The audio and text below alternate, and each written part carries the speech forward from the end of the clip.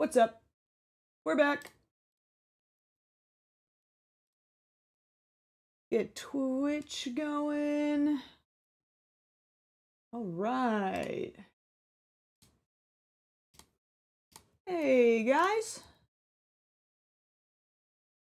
How is everybody doing? It is about to get cold in Texas. It is about to get very cold.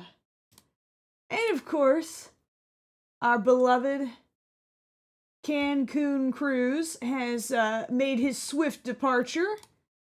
Glad he's going to be warm. That's always great. Always great.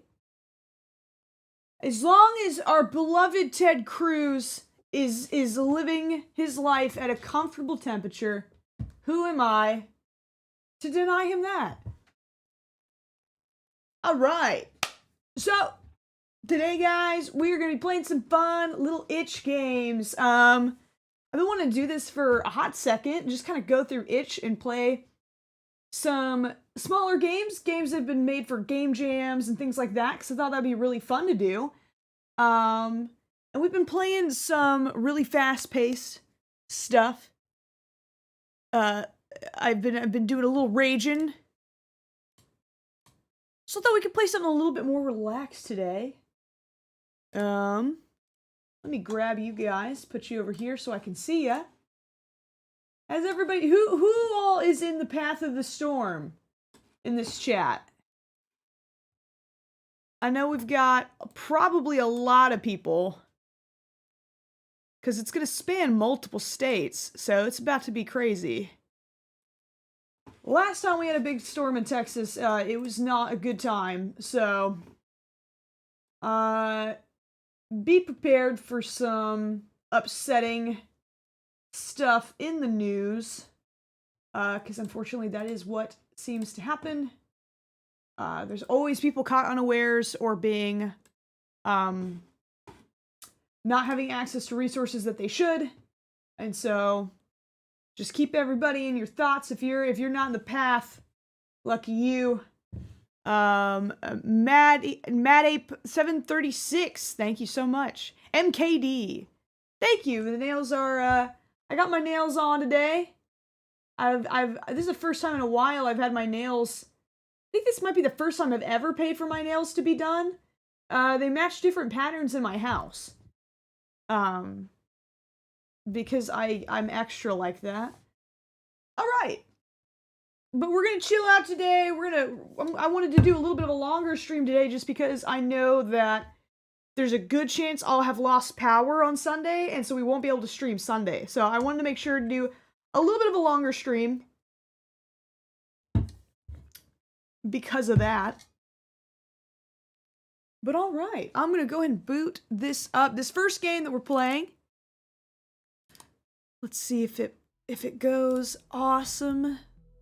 Awesome. Let's see. Let's full screen this and see if this works. I'm gonna turn up the volume. There we go. Now I'm turned up. All right. So this first game we're gonna be playing is called "Don't Eat the Cashier," and based on the everything I've seen about this game, it's gonna be horny. It's gonna be a little horny. So just a warning about that up top. But the art for this game looks adorable. I also noticed that it already has developed a little bit of a fandom on Tumblr, which for a game to already develop a little bit of a following at this stage, especially when made for a game jam, and to not even have a Steam page yet, that is incredibly impressive and good on them. That is awesome. So I don't know much about this game, but I thought the art looked really fun, and it's very different from the type of game we usually play. So I thought we could just hop in and see what's happening. So without further ado, let's see if this cashier get 8. I'm a lib, so they them. You pronouns are they them. Don't remind me. Choose body type. I feel like this one's slightly closer. Yeah. What do we choose in types of diabetes? All right. Cool. All right. It's chill. All right, let's see. What's your name? My name is Cal. All right.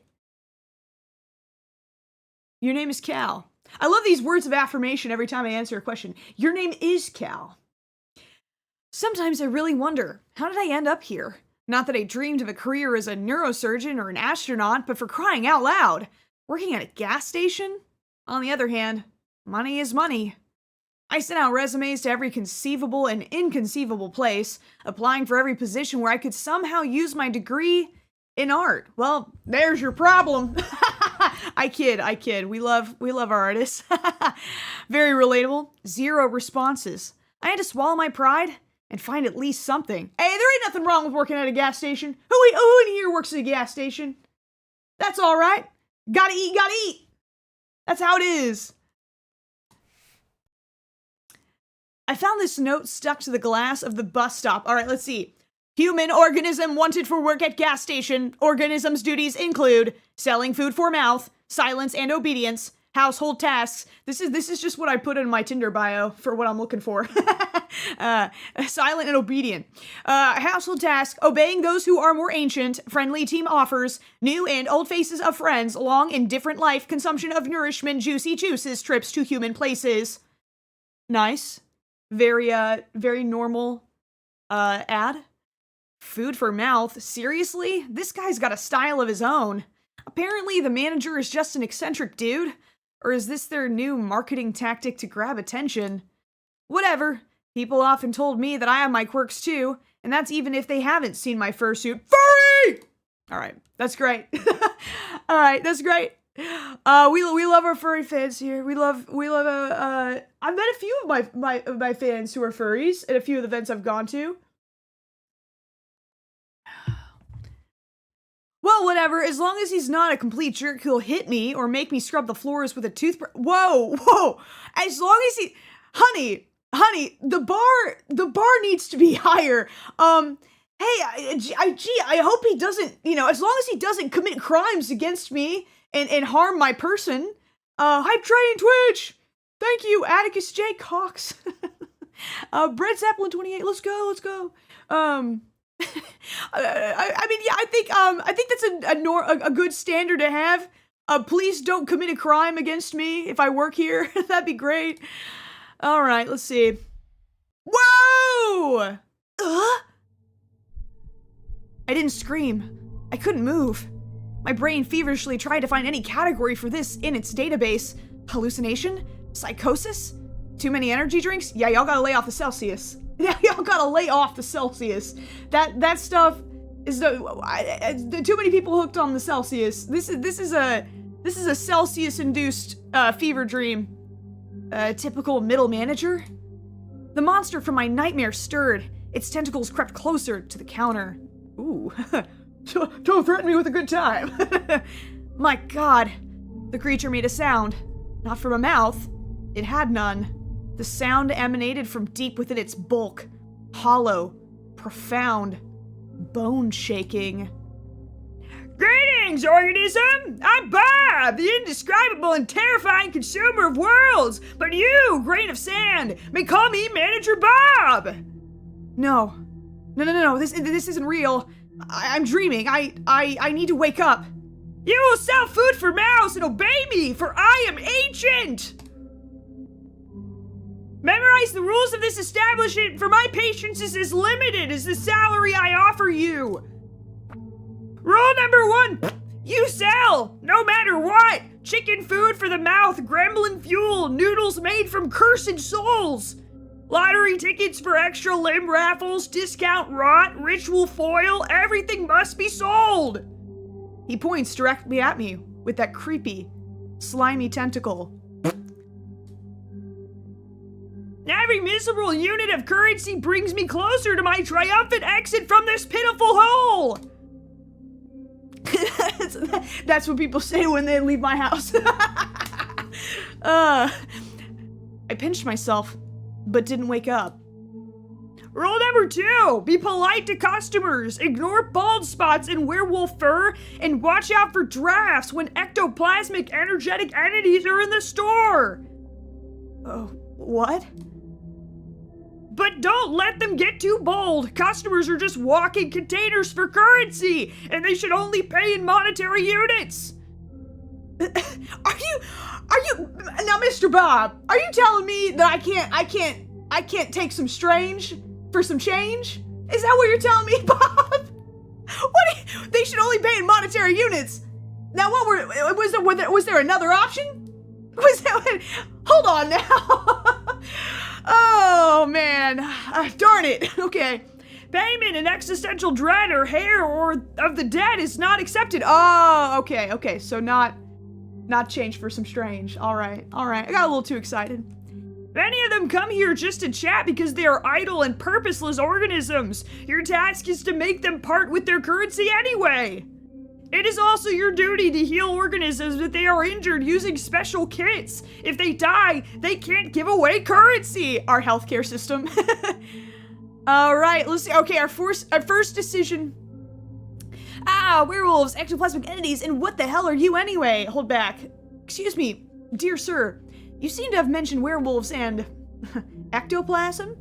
Let's be chill. Let's act nonchalant about this. It's whatever. Like we've seen it before. My voice is as polite as possible. I managed to compress my primal screaming panic into a tight ball and shove it deep down. You know what? Who needs therapy? That's a winning strategy right there, all right? That's a winning strategy right there. Hype, Twitch, hype, yes! Thank you guys. Werewolves, and that's not to mention that you yourself are a giant meatball with tentacles. Damn you. I shall answer your question, curious polite organism. Werewolves and ectoplasmic entities are just a few examples of the many insignificant life forms that frequent this establishment. What unites them is that they are all slaves to consumption, just like your kind. Nice, thanks, Bob. Thanks for reminding me. As for my nature, I am your immediate supervisor and the guarantor of your future financial prosperity. I'm at a gas station for monsters. I got a job with Cthulhu for minimum wage. Cthulhu, now that's gotta be a microaggression. This is all you need to know. No, only I decide what I need to know. That really is all I need to know. I fear any more knowledge will surely drive me insane. For the first time, something resembling approval flickered across Bob's mini-eyed face. Hey, if there's one thing I can do, it's suck up to an authority figure in a choice-based video game, alright? Alright? That's what I can do.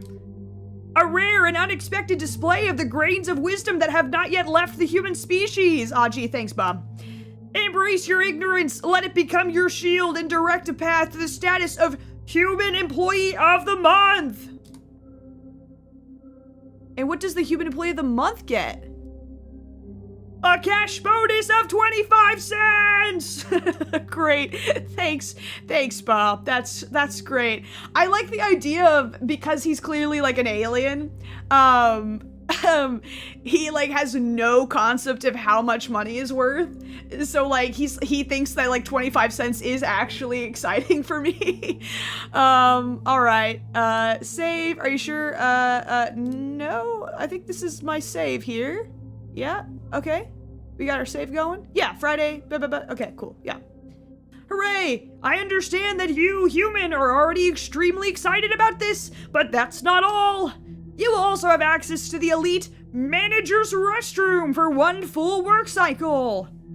During its use, there is only a 7% chance that you will be transported to a dimension of endless pain, suffering, and unimaginable torment. Truly generous. He suddenly places a jar in front of me on the counter. And the last rule, remember, organism, this tip container must be filled with money by the end of your wake cycle. If the bottom of the jar is visible, you will clean the sanitary rooms with this object in the dimension of absolute horrors and suffering for 2,510 years. I couldn't take my eyes off the fork, the potential tool of my eternal servitude. At this moment, my mind fully capitulated. Yes, I was hired by a multi-eyed cosmic architect squid. Yes, my clients will be non-humans. Yes, I'm being threatened with a fork and eternal toilet cleaning. How could anyone clean anything with a fork. The same will happen if you even think of escaping before the end of your work contract. My ocular sensorium perceives the subtlest of matters. It will detect you in any corner of this pitiful planetary sphere. Crap. I'm stuck here. I'm in a trap. Do you understand, organism? Yes, sir. Acceptable! Goodbye, organism. Good luck in your currency acquisition and button pressing. Could you show me how exactly do I press the buttons? Point at the buttons on the vending machine. Yes, I think sure. I pointed the sticky buttons on the vending machine. Bob's central eye looks at my finger, then at the machine, then back at my face. The creature sighs. A tentacle extends from his body with torturous slowness. With the drama of a pianist playing the last tragic note, the tip of the tentacle presses down. Click. Bob waits expectantly. Got it. Your capacity for learning is phenomenal. This concludes the briefing. Remain as polite an organism as you are. He didn't turn around as a human would. His tentacles simply shifted his entire mass in another direction with a soft gurgling sound, and he waddled across the linoleum. Finally, he left me alone. The silence of the gas station was broken only by the hum of refrigerators containing juicy juices and the buzzing of the neon lamp above my head. I stood in the same spot, as if rooted to the ground. My breath returned to me in sharp, uneven gasps. My hands were shaking. Thank you, off-brand boners. How appropriate. How appropriate the timing. Awesome. Thanks, thank you, Twitch. Twitch is going off today. Let's freaking go. Hype, hype. Alright. Y'all got me a reward. Thank you, guys. What did you get me? A little frog. That's very cool. Thank you, guys. Woohoo. Okay. My hands were shaking. The tip jar, which I needed to fill to avoid ending up in a dimension of ancient horrors, still stood proudly on the counter. I also love that Bob doesn't understand what a tip jar is. Like, Bob thinks that, like, the tip jar is just, like, part of the... But it's, like, for me. So he really wants me to earn money for... I guess. Okay, so, what just happened? Option 1. I've gone insane. That's the most logical conclusion. Prolonged stress from job hunting, malnutrition, nerves, anxiety, a disrupted sleep schedule. My brain just malfunctioned. Yes, that's it. I'm going to wake up on my couch in my dingy, rented apartment. I pinched myself again, and nothing. I scanned the room once more. It smelled of gasoline and old coffee. It was still absurdly real. And that meant everything he said. It was all true. Werewolves, vampires, tips, the fork. A hysterical mix of laughter and a scream of terror welled up in my throat, but I held it back. I needed to get through this. I needed to... Uh-oh. Uh-oh. Oh no, don't tell me. That's the first customer. Bells? What the hell? Me when I enter the establishment? The jingling of the bells on my stupid hat? As I walk into the establishment. Oh no! Shit! Where the hell did this clown come from? It's a great effort not to look away from those red eyes burning in the pitch black darkness. It's a jester! Its face is obscured. Go ahead, y'all go crazy. Just go crazy. I know you are. I know you are. I don't even have to look over there. I know you are. It's a great effort not to look away from those red eyes burning in the pitch black darkness. Is he amused? Is he wondering if I'm tasty? I sure hope so. Bob didn't exactly give any guarantees that I wouldn't get devoured at work. My brain, still recovering from the encounter with Bob, was frantically trying to figure out how to break this ringing silence. You can't just appear with the sound of a creepy piano, sir. Isn't it strange that I work at a gas station for a couple of bucks, yet you are the one who wears the jester's hat? That's kind of funny. Good evening, sir. What would you like to purchase? Please don't eat me. I'm just a miserable, tasteless cashier. This is funny. I like this. Let's do this. That's quite witty. That's the first joke I've heard in this wonderful place, and it wasn't disappointing. It's so amusing that I might not turn your cash register into you, and you into the cash register. Now, I don't even want to know what that means. He's hot. All right. I'd also rather not become a tester today. I still need to sell a lot of juicy juices today. All right, so he wants us to be funny. Yeah, the chat's like, oh no, he's hot. Oh no, he's hot. All right. Yes, let me use the cash register for its intended purpose. What would you like to purchase? I'd also rather not become a cash register. Thank you. I still need to sell a lot of juicy juices today. And even in the face of existential transformation, you're still talking about your duty, your juicy, juicy duty. But have you considered the option of the cash register itself? You have a unique opportunity to do so. Just one word. I don't want to know what the cash register might tell me, considering everything it's seen and how sticky it is. My god, another crazy person with a strange way of speaking. And it seems like he's in the mood for a chat. So, what a beautiful, charming soul like you doing in such a dreadful, dirty island of misfortune. Or rather, what is a place like this doing with such a charming soul as you? Oh wait, where are my manners? I suppose I must introduce myself.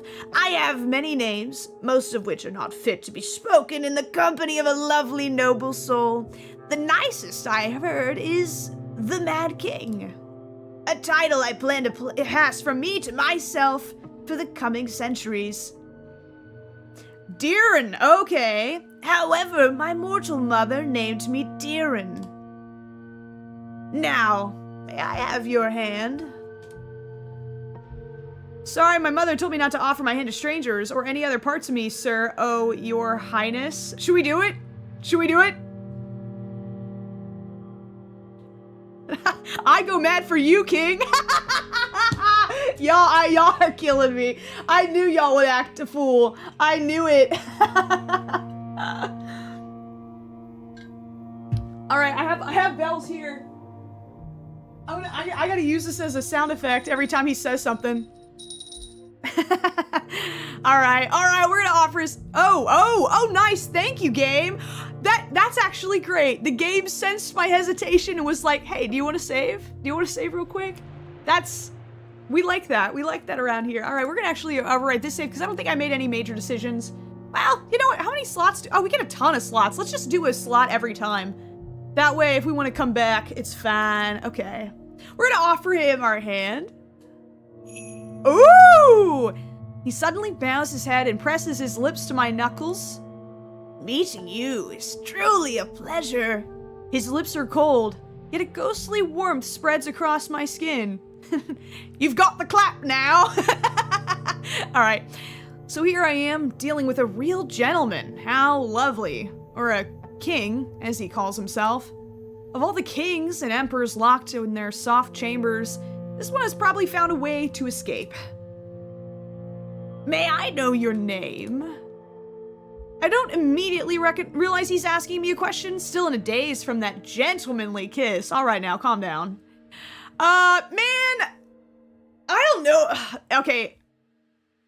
I low-key, I like this answer because if there's one thing I know about the Fae, you don't tell them your name, because then they can use it to have power over you. But we're gonna play along for now. This is cute. My name is Cal. I'm also Monarch, the Monarch of the gas station. Let's play along. He seems to like us being a little goofy. So let's see if he likes that. A monarch, your majesty. Forgive my outrageous ignorance. I did not recognize the sovereign of this noble kingdom of oil and discounted juicy drinks. You are a monarch with a wonderful sense of humor, as am I. There's nothing better for subjects than rulers who appreciate a good joke. Many believe that absolute power makes a ruler's sense of humor more sadistic. But as far as I'm concerned, they just never had a good, entertaining time impaling people. I humbly bow before you, your majesty of the midnight shift. Sorry, I didn't send envoys ahead. Oh, he's loving this. This is a man who likes to roleplay. Okay, all right. Apologies not accepted. You'll have to be escorted out of the... I grant you a royal pardon. See, that's flirty. I like that. I grant you a royal pardon. Yeah, let's play it up a little bit. A pardon from the lips of the monarch themselves. How my wounded soul rejoices. I am redeemed, reborn in the light of your mercy. He likes that shit. He likes that. Reborn in the light of your mercy. This act of mercy will be sung by the poets of my realm, those who can still rhyme rather than just wallow in alcoholic oblivion. How about you repay me by buying a little something? How about that? You know, my company has an especially interesting effect on the artistic types, as I've discovered. Nothing surprising there. It seems I've gone mad myself, or halfway there. Maybe it happened around the time I decided to become an artist. I am indeed exchanging silly jokes with some mysterious toothy entity as if it's nothing. An entity? Oh, I forgot which voice I was doing. I just kept going. Yeah, we're swapping jokes with the crazy jester, an entity that kissed my hand. Maybe I just adapt to this new profession really quickly? Or perhaps I had a stash of nerves of steel in a bag. I can't shake the feeling, though, that this clown is about to explode himself. Or blow me. I hope so! Alright. I feel like my brain is turning to jelly. Ooh, okay, we gotta make sure we gotta pull out. All right, we had a little fun. We gotta pull out real quick because he's playing us a little bit. We gotta play a little bit. We can't play too much now. And I don't understand when we'll finally get to the point. Actually, it's not all that bad. We gotta be careful now. I think we gotta be careful now. We gotta pull out of this a little bit. We've been talking for 5 minutes, but it feels like an eternity. And I've got to somehow squeeze a tip out of this guy. I'll squeeze a tip on that guy! Ah! Stop! This game is, the dialogue in this game, it's like handing a Rubik's Cube to Albert Einstein. This is like, I can't help myself. I can't help myself. It's too easy. It's too easy. It's like putting Bluey in front of an adult. I'm like, it's just handing it to me on a silver platter. I can't. I have to exercise restraint. I'm sorry, chat. It's all right. We're gonna get through this and not lose my mind. Two utterly impossible tasks when dealing with a regular person, let alone another cosmic entity. So, let's finally get to the purpose of my visit. Finally. It's completely unknown to me. Oh, for crying out loud. There's nothing interesting in the assortment of this pathetic shack, except for you, so I'm buying your time. Let's have dinner. I'm sure you must be hungry. Oh no. Allow me to create a more pleasant atmosphere for us. Oh! Uh-oh! I'm shivering from a gust of icy wind. He just teleported half of my gas station to a radioactive dump. Or a radioactive dump to my gas station? And the jar is gone. My frickin' jar! Put it back the way it was in the jar. It looks like my rental apartment, but it seems to smell less now. What a wonderful place for dinner. Radioactive cockroaches on the menu. Let's act chill. My dear, I suspected your life hasn't been easy, but was it really that bad? You know what I just realized? You know what I just realized I just decided to do for him, like, instinctively? I immediately went for Mark Hamill's Joker. As I was doing the voice, I was like, what is this voice? Why did I just have it right in the back pocket like that? It's freaking Mark Hamill's Joker. God bless. Best voice of the Joker ever. Don't worry, I won't abandon a liege in distress. Just say the word and I'll relocate you to one of those incredibly cozy dwellings. I'm sure the local cockroaches won't mind, and together you can fully enjoy the scent of atomic decay. However, I can't go along without familiar landscapes. Already ruined lands make me melancholic because of all the fun has happened without me. Disgusting. Allow me. Ooh, all right. What? Look at the frog! Why does that frog have titties? And why is it so bad?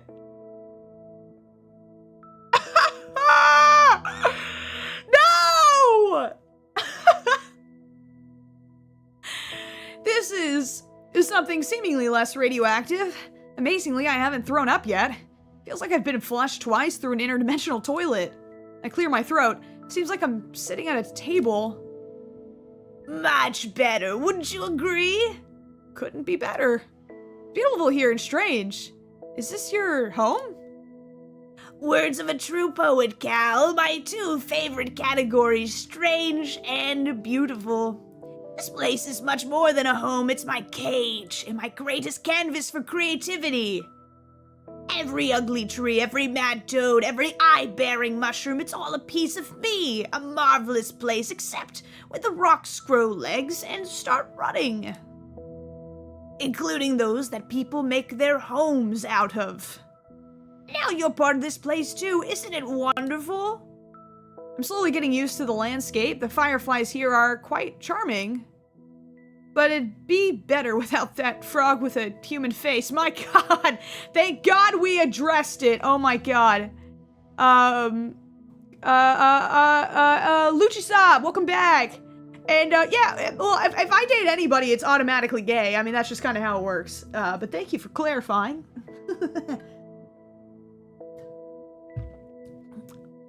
Alright, the frog notices me too. It lets out a sad croak and then looks at me with an expression of deep, existential despair.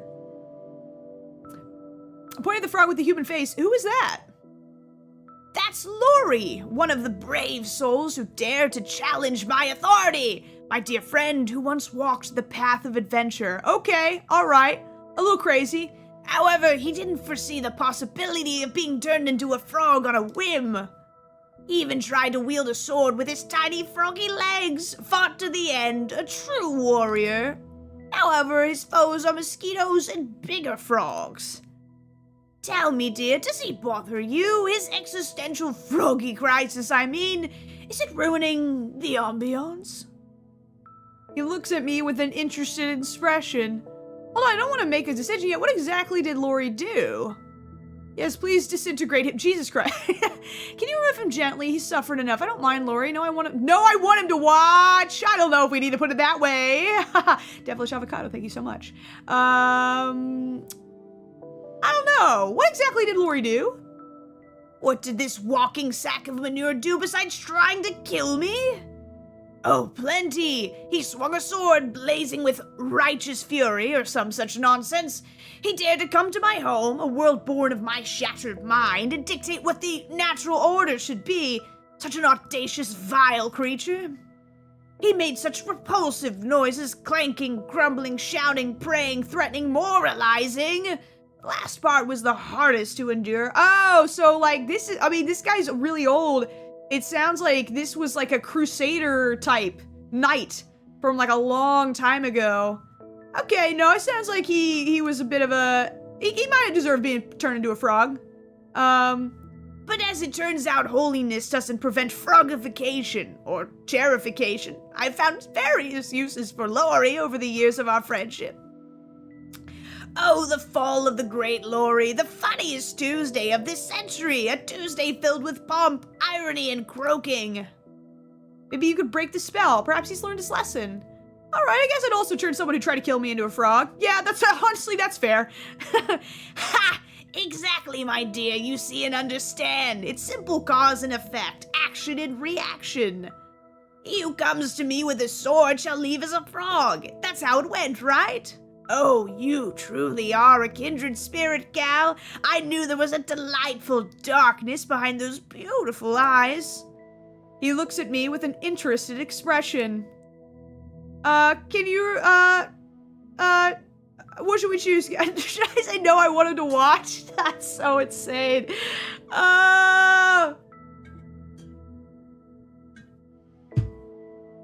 What should we do, chat? What should we do? What should the choice be? I don't want to be disintegrated. Can you move him gently? No, let's not disintegrate him.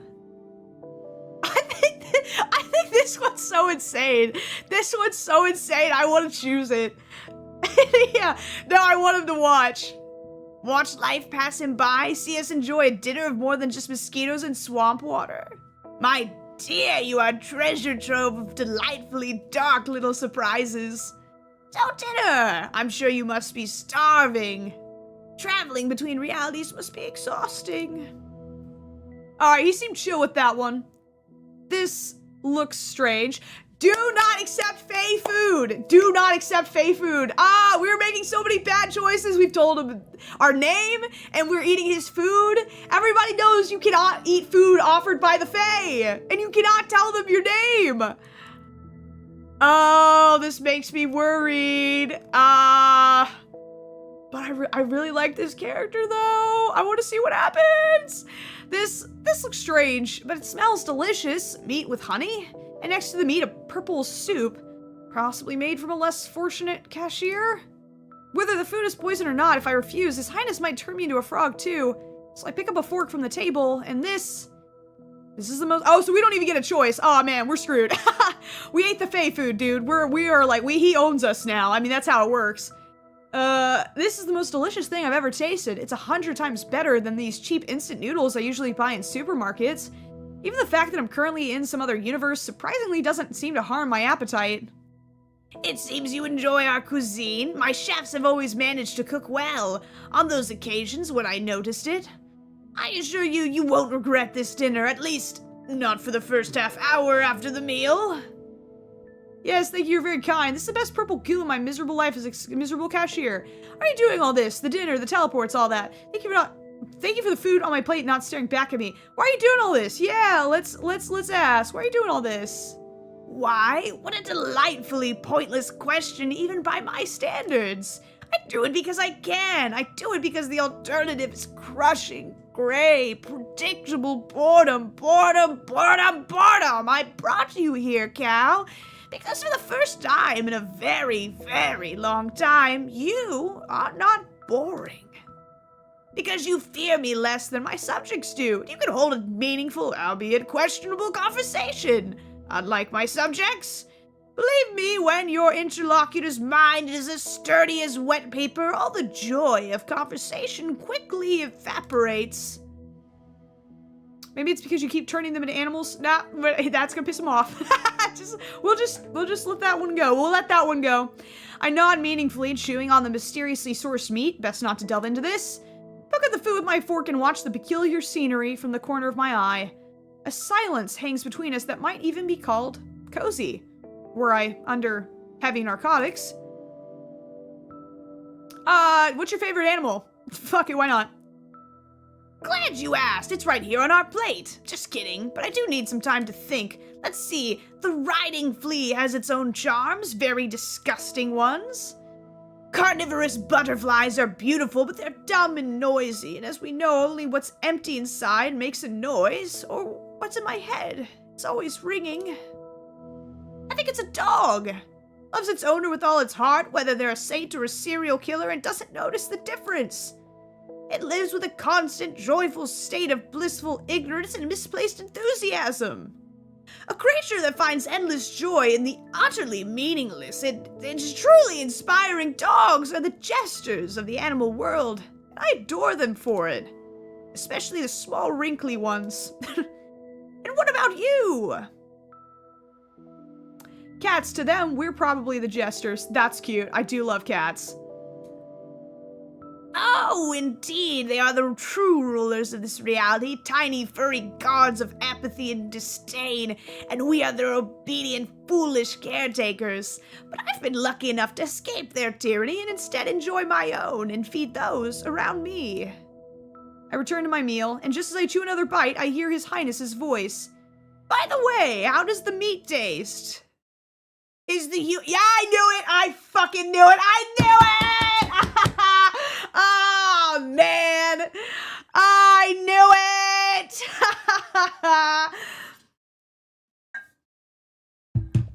Of course it's human. Of course it is. You don't accept food from the Fae. Is the human flesh tender enough? Now, he could be messing with us, but my fork freezes halfway. We're gonna pretend like we're gonna be nonchalant about this. Vomit, why the hell is there human flesh on my slate? Swallow with difficulty. Oh, do you think, should we play a power move? Should we pull a power move right now?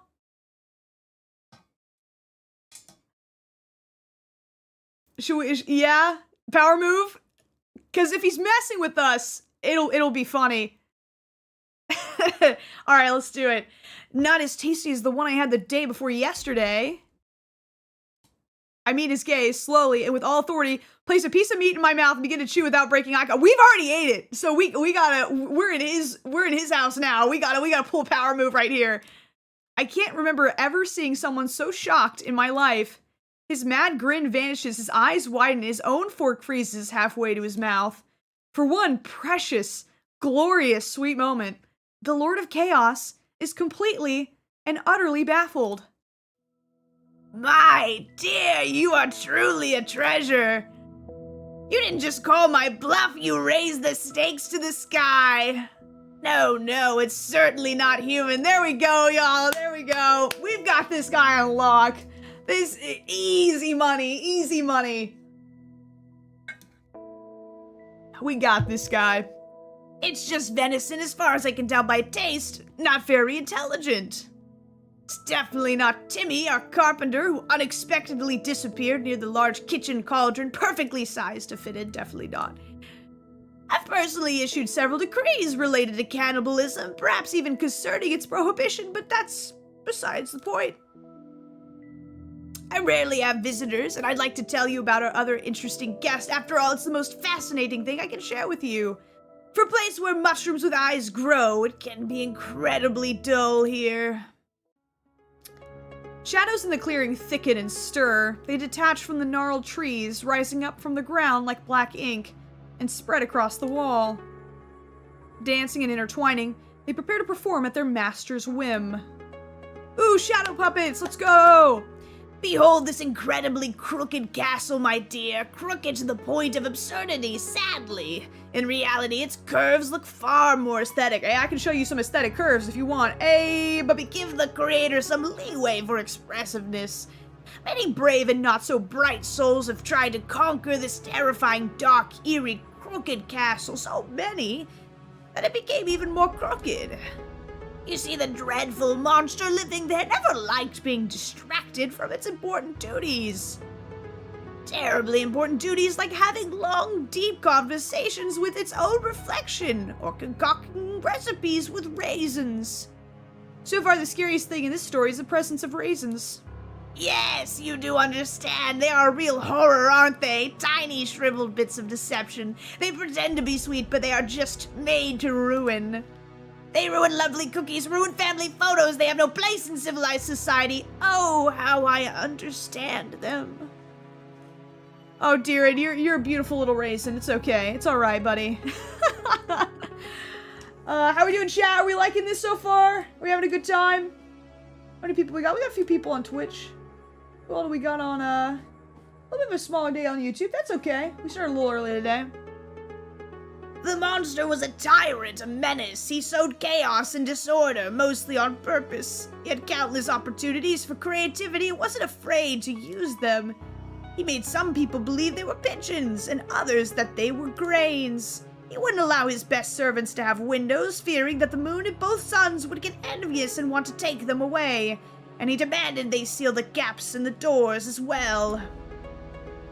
He locked wizards who came to him for magical gifts in a giant laboratory and promised them power if they invented a kettle that could boil everything except water. Did they eventually invent the kettle? Who won, the pigeons or the grains? My lovely liege, it wasn't a war, but rather a true paranoid masterpiece, a ballet of survival. For a glorious week, my ballroom was the stage for a feathered, cooing apocalypse. Pigeons flocked into huge proud groups, occupying high places on chandeliers and bookshelves. Grains learned to hide under rugs, pretend to be lifeless, and attack only when the pigeon turned away. There were alliances, betrayal, a seed that fell in love with the pigeon. Nothing topped this story that year, nor was anything worse. But I digress.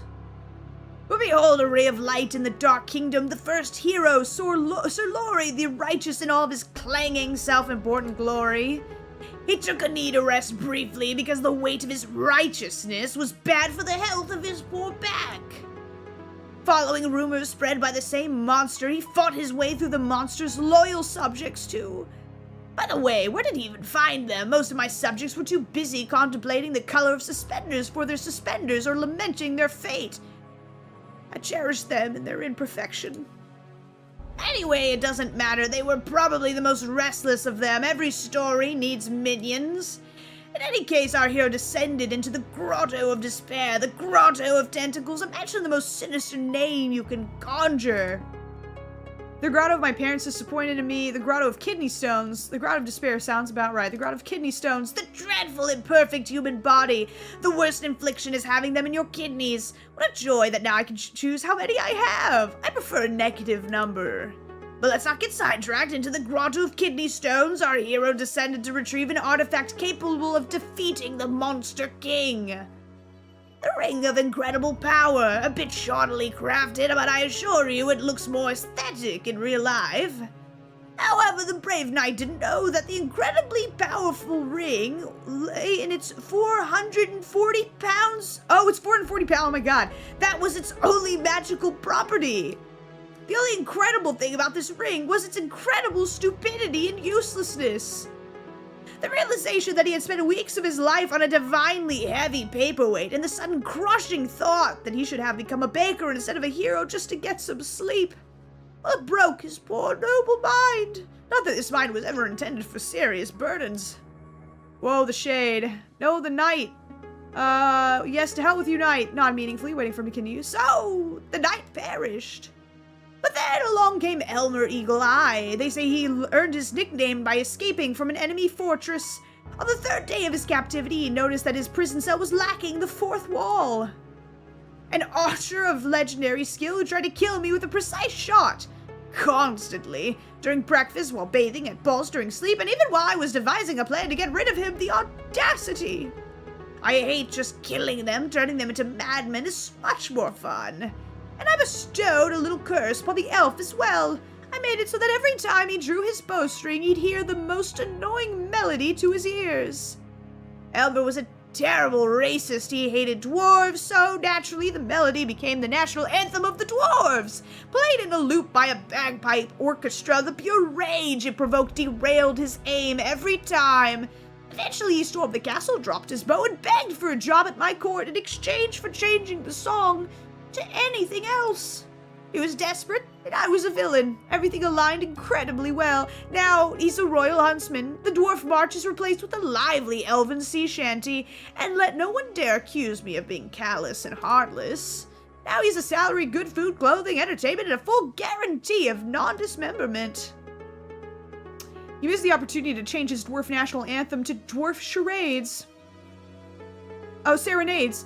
Cal, where were you before? Hoarse odes and comparisons to long stalactites. Endless rhymed verses about the shrine of a beloved's beard. It's a refined, devilish thing. Why didn't I think of it myself? To torment a man not with the sounds of war and patriotism, with the clumsy, heartfelt caterwauling of a species he despises, turning a love song into an instrument of pure, heart-wrenching agony. Brilliant. Well, I'll steal your idea for the future. And finally, the witch, and a classic giant hat under which you could easily fit another witch. She tried a different approach, seduction. She attempted to charm me, to gain my trust, to become my spouse, a fatal miscalculation. She didn't consider the fact that I never trusted big hats, or people, especially when both come hand in hand. And those who wear suspenders and a belt at the same time, a person who doesn't even trust their own pants, certainly doesn't earn the trust of His Highness. And again, I don't trust His Highness either. I don't trust myself, especially the left side of my brain, especially on Thursdays. But back to hats. I hate big hats too. You are my kindred spirit. These hats are so pretentious, so self-assured. They block the view, get stuck in doorways, and always hint that the wearer is compensating for something. Usually lack of magical talent or pitiful personality, and that's on a good day. You, my dear Cal, have impeccable taste in headwear and consequently in everything else. It's a scientifically proven fact. He loves us. We're killing it. Meanwhile, the witch was quite overt in her murderous intentions, jingling with all of her concealed weapons. Why does a witch need so many hidden blades? She must have been very bad at witchery. In any case, she now resides in my dungeon. And you see, I haven't decided to do oh, are we gonna have to decide? I haven't decided what to do with her yet. Her fate is a blank slate, a story yet to be written, so I offer you the pen. I simply adore random choices. Give me yours, Cal. What punishment befits her? What? Does he really want me to decide what to do with a real person? Can I even save her? Doesn't matter what I choose. Everything here follows his whims anyway. As long as I play the circus monkey, I have a chance to get out of here alive. Oh, that's right, we are trying to live. Yes. Haha. Maybe I should just entertain him? Damn, what should I do? I mean... what do y'all think? A lot of people are saying to free her. Oh, people are yeah, let's save. I'm curious. Let's save. Because I'm curious. I think it'd be... people like the hat idea. The hat idea is funny. A lot of people want the hat or the spare option. I'm curious. It's split. I think we're doing the hat. I turn her into a hat, a small one. The one who lived by a big hat shall become a small hat. The irony is so absurd, it's beautiful. So be it. Let her be a small cap of eternal regret. She tried to get into my head and now she can barely cover it. A brilliant sentence. Something's missing from this tale. You never told me about the monster itself. Dear, who cares about these monsters anyway? Insist, I do. If monsters are the muck, then I'm the pig, you see? I'll be rolling up all that. How eloquent. All right, I must admit this will be my first performance like this. Darren sounds a bit bewildered, it seems. Allow me to just toss my mind up and see how it lands. You see, the monster was originally much more modest and less majestic, but we all have to start somewhere, right? Then my head suddenly became a bit crowded. First whispers, then arguments, then full-fledged discussions that had to be participated in and involved inanimate objects, guests in a jar, doors, closets, even in cookie jars, every container a potential foe, and I was surrounded by containers, to be fair. Sometimes they told funny stories. But why was I afflicted with this curse? Pondering it drives me mad, even more so. It seems the question is meant for me. Were you cursed for arrogance, greed? Did you touch a cursed artifact, maybe some ring of yours? Does your family have anything in common with the Habsburgs? We're not calling him an incest baby. Let's not do that. Did you touch a cursed artifact? Dear, I'm afraid you've confused cause and effect. It's I who drive rings mad, not the other way around. Any poor innocent artifact I happen to touch might start screaming uncontrollably or trying to ask those around it about the meaning of their lives. No, I'm afraid it's a bit more banal. It's all about rotten blood. Too pure, I beg your pardon. Oh my god, he is an incest baby. Oh no. Oh no. Okay. My great-grandfather issued a decree forbidding death from old age. In a distant aunt believed a colony of sentient mold was living in her walls, claiming her inheritance. Oh no, he just has a really bad... Okay, he's not incest baby. He just has a lot of crazy people in his family. But I always thought that I would be spared this fate. I had to be temporarily isolated to avoid embarrassing guests at royal balls, with the young prince pointing at noble lords and saying, "Ha ha, the gnomes finally got out from under my bed." What a misfortune for the entire family, except for those in line for the throne before me. My death would have solved many problems for my family, and indeed many of my own problems too. I made a decision. We made it, to be precise. There's already a whole council of us by then. However, Chaos had other plans, a god, a goddess, a cosmic clerical error, I don't know, something ancient and terribly bored found itself a new source of entertainment. Oh, is this Bob? It looks like a little bit like Bob.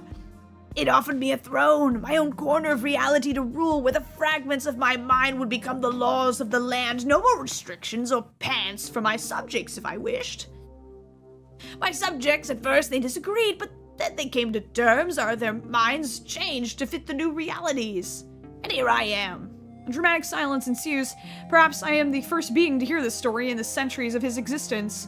I must choose my next words carefully. Will you give me a tip? I really sympathize with you and all your multiple personalities, so you're still in a cage. It must be rather lonely here. Shake your head. How can you just lock a family member? It's how it's unthinkable. Thank you for your story. I want to save. I'm going to save. I like this. Let's probe a little bit more. So you're still in a cage. It must be rather lonely here. No, Cage is more like a playground with surprisingly silent infants. But I don't blame them. I have the best shovel. It's no wonder I embarrass them so much. Or maybe it's because I love to create explosions. Tell me, have you ever been exploded? Or don't tell me. Let it be a surprise. Do you really sympathize with someone who dragged you into this dimension to tell stories and feed you purple goo? People never cease to amaze me. Touch his hand! Touch his hand! Following a strange impulse, I reach out to his hand resting on the table. His gaze slowly follows my movement, lowering to our hands. This time no commentary. Instead, his thumb begins to trace patterns on the back of my hand with surprising tenderness. Let's go! The shadows finally dissolved into nothingness. I just turned a living being into a hat, or rather, became the catalyst for it. I wonder what kind of nightmares are warranted in such a case. I'm afraid royal duties await me. Our time is up. I shall send you back, Cal. I rise from the chair. Horny! I feel pressed against my back! One of his hands grabs me with the crook of my elbow, while the other hand gently rests under my chin, tilting my head back until my ear is just a couple of centimeters from his lips. I'm not reading, y'all. Softcore! But don't think for a second that this is goodbye. It was merely an overture. Hot! His voice, usually so mocking and calm, now sounds eerily sinister. A cold thumb lightly strokes the line of my jaw. I try to suppress a shiver. You were a very interesting, incredibly curious guest, possibly the most curious one I've had in centuries. And I found that I don't want our acquaintance to end here. Smash! Okay, I'm sorry, guys. It's terribly unfair that you've learned a couple of my secrets and revealed so few of yours, isn't it? I can't tell whether he's flirting or threatening. Both, perhaps? A bird trapped in a cage of bills, failures, and endless anxiety. How high could you fly once the cage is opened? Your shift will end, the sun will rise, and you'll want to head home. Perhaps on something more elegant than a bus. Maybe in a carriage of polished bones. We'll meet again, Cal. Very, very soon, and next time, I won't let you go so quickly! We did it. We did it. We did it. We did it. We did it. We did it. I squeezed my eyes shut.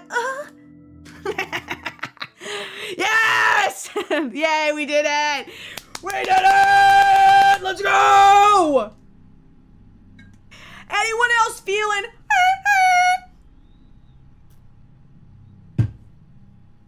I think we got it. I think we got it.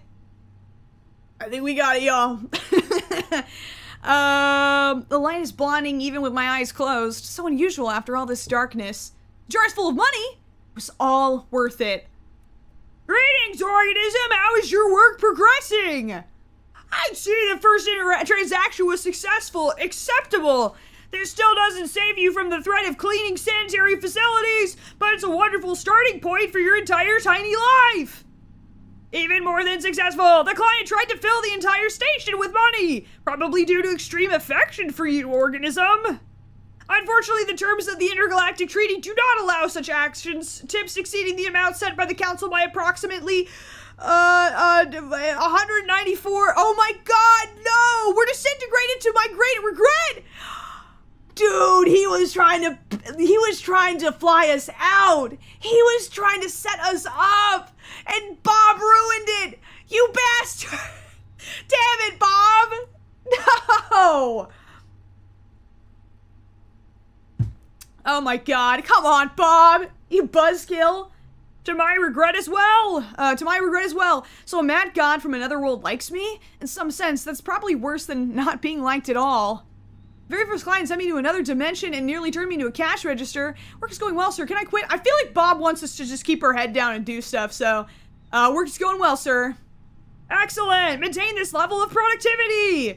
You may be rewarded with an additional 5-minute feeding break for if you can find food. Rejoice in my generosity. Continue working. I am experiencing a positive emotional reaction. I am proud of you, and I will be even prouder if you acquire even more currency. Your tactic of a jesting, carefree organism is clearly paying off.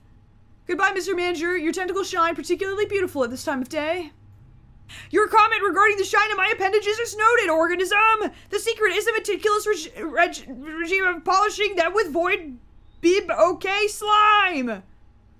Goodbye. Oh, Bob. Oh, sweet, sweet Bob. Cock blocking our sugar daddy. This sucks. Come on, Bob. You can't be doing that to us. He slaps across the floor to his office. Okay. As soon as Bob's rhythmic wet slaps, really, devs? Really, devs? Fade away. A deep silence descends on the station. On one moment, I'm in a surreal forest, dining on purple goo with the mad god. God who liked me so much that he offered me a ride back to his world in a carriage made of bones. Next moment, I'm being praised by a multi-eyed tentacled monster. They can all get it, as far as I'm concerned. Maybe these are all just my deathbed hallucinations. Going insane, some part of me enjoys these mad adventures. God, give me back my bills, my noodles, my... Hell no, this is fun! I'm an adrenaline junkie. Disgusting. Now I have to deal with that too. In the midst of my contemplation, terrifying sounds emanate from my boss's office. Unfair bills! Unacceptably large numbers! Of course, what else could accept him so much if not that? Steps. Another visitor. This one decided to come in through the door for a change. Oh, who is this? Alright, he seems unwell. I hope he doesn't knock over my shelves of shampoo with jojoba oil and delicate lilies on his way. Oh, damn. He's not just unwell, he looks like hell. Literally, all the skin on the left side is torn off from his jaw to his temple. I swallow nervously. Okay, just gonna let it go. What kind of meat grinder Stop! Swallow, grinding on meat. Stop, Dev, stop! It's like dangling candy in front of a child. You can't do this to me. Fuck! Okay. That's alright. I gotta stop swearing. I gotta be appropriate. I'm gonna get demonetized again. Okay. What kind of meat grinder has this guy been through? He looks like someone who could rip me apart if he doesn't like what he hears. I need to be careful if I don't want to become the next victim. You look at the Terminator at the end of the second movie, buddy. The Terminator just wrecked my entire floor. How's life, sir? Well, it's hard to imagine how the other fighter looks. When will the Lord take my sinful soul? Break down in tears. You don't want to work here anymore. Well, it's hard to imagine how the other fighter looks. I like that one. He lets out a gurgling, raspy laugh. You don't want to know what the other fighter looks like. Honestly, I really don't want to know. My inner archive labeled, I don't want to know this, is at risk of bursting from overflow tonight. Sorry, some of the lines are so, it's giving so, like, kind of corny millennial sometimes. I gotta do the thing. I gotta do it. Words clearly come to him with great difficulty, which is probably not surprising for a man without half a face. He clears his throat, but that doesn't help much. I need blood. He tried to smile. It would be charming if he still had all the necessary muscles for that. Now will haunt me in my nightmares, among other things. The client pauses again briefly to clear his throat. Mine? Don't kill me. I'm already having a bad streak in life. We don't do transfusion here. There's no IV drips, just discount rot. How about tomato juice? Strong vintage. Let's be cute and quirky. They like it. They seem to like it. Are you fucking... Okay, no, he doesn't like... Okay, we got a different vibe. We got a different vibe here. All right, we can't be goofy no more. Are you fucking kidding me? I'll turn you into a pack of juice if you don't hurry up. Suddenly leans forward, boring into me with his remaining eye. Go and find me some goddamn blood. Go and find the damn blood. All right. A strange pressure builds in my head. The edges of my vision blur. An unyielding command blossoms in the center of my mind. Oh, he's using that vampire mind control. I don't know why, but I feel an incredibly strong urge to find blood. Right now. My kind is covered in blood, but still hungry. Maybe he fought with something inedible, or is it his own? I found myself in a storeroom, a tangled labyrinth of shelves reaching up to the ceiling, stuffed with boxes, crates, and mysterious cans. All right, this guy doesn't like to joke around. We can't be joking around with this guy. All right, we had our fun little time with the jester. Now we gotta be serious. In the corner, something rustled and snorted suspiciously. So, where could the blood be? I need to think fast. It's not gonna wait forever. Right now, I'm at the very beginning of this crazy place. Scream, Bob, where's the blood? And go to the food for mouth section. Go to the section, excuse me, supplies for self-propelling gearbox. Go to the section foaming body washes for leather rags. Go to the section items that inspire pensiveness. So meds or food? Should we ask for Bob?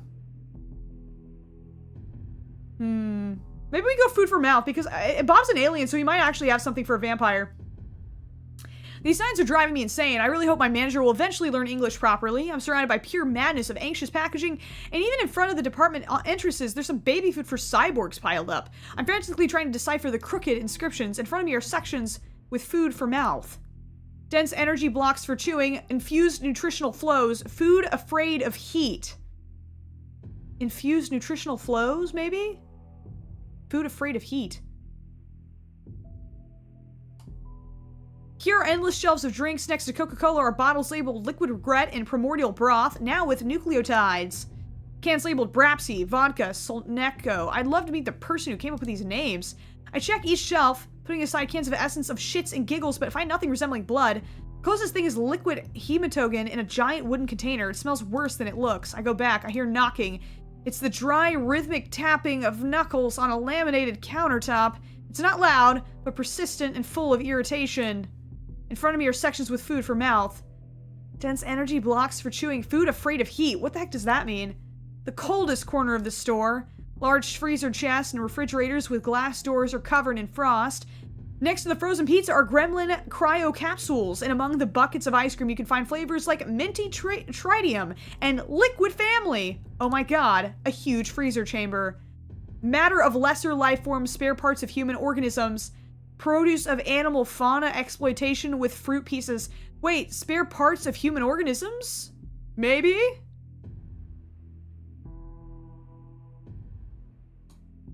This section reeks of formaldehyde and horror. Glass jars filled with murky liquid sit on the shelves where exhibits float. I'm trying to think about one of the containers holding a name tag that reads Kevin. Take blood of human organism Kevin. Yes, there we go. Taste of unfulfilled dreams and unwarranted expectations. Ooh, we got different flavors here. Take blood of homeless organism homeless. High content of cheap alcohol and tuberculosis. Okay, we're not gonna give him the homeless person's blood. Take blood of human organism Michael. Taste of efficient resource and artifact accumulation. Which one should we do, Michael or Kevin? I feel Kevin?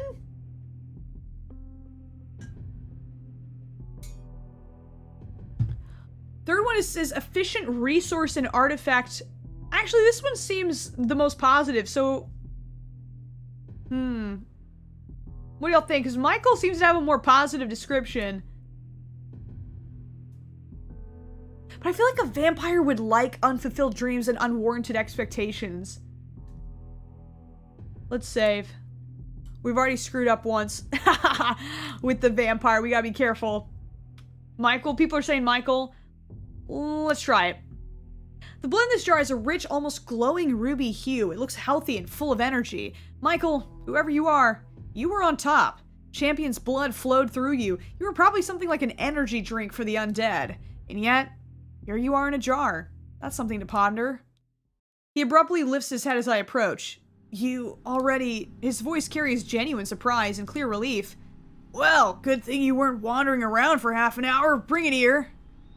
My client finishes the jar and then grimaces. Ugh, for crying out loud, what the hell is this crap? He reads the note on the jar. Michael, you were a lucky guy, Michael. Too bad I can't kill him a second time. Tastes like a happy family, a successful career, retirement accountant. This jerk probably never even had cockroaches. At least he's now liquid Michael in a jar. He chuckles quietly. Yeah, there's something to that. Cool that you found human blood. Good job. You're sharp. Glad to please you, sir. I'm glad you no longer want to eat me. Feel free to ask. It took longer to get to the rat. Should we joke? Nah, glad to please you, sir. I'm glad you no longer want to eat. Feel free to ask. What should we say? I don't know. This guy doesn't seem to like the jokes as much. Ah, screw it. Took longer to get to the rat. Really? You're wrong there, Sunshine. The closest was your carcass. So you can thank your lucky stars that you're still alive. You're clearly tastier than a rat. In a way, that's a compliment. I'm gonna wash my dirty face. Don't get bored. Alright. Okay, this guy, we gotta play nonchalant with this dude. This is the nonchalant king right here. While he's not here, I have a perfect opportunity to wipe away the blood stains. Just scrubbing a pool of blood on my first day of work. An interesting story for Reddit. A wonderful tale. I'm doing just fine. Nobody has eaten me. Damn! He's looking so much fresher with the second half of his face, although his expression still resembles that of a constipated owl. I was expecting him to be more of a DILF. I'm surprised. He's kind of young. But I guess he's a vampire. But I don't know. I was wanting a little... not enough wrinkles for me. That's a little bit of a bummer. That's okay. I'll just stand here for a while, okay? Take a little break. Besides, there's nobody here with you right now. And just so you know, if you try to contact the werewolves, I'll take your head and crush it like a walnut. Cool. I'm David, by the way. Vampire, as you may have already guessed. This guy. What an incredibly interesting way to start an acquaintance, especially that part about the walnut.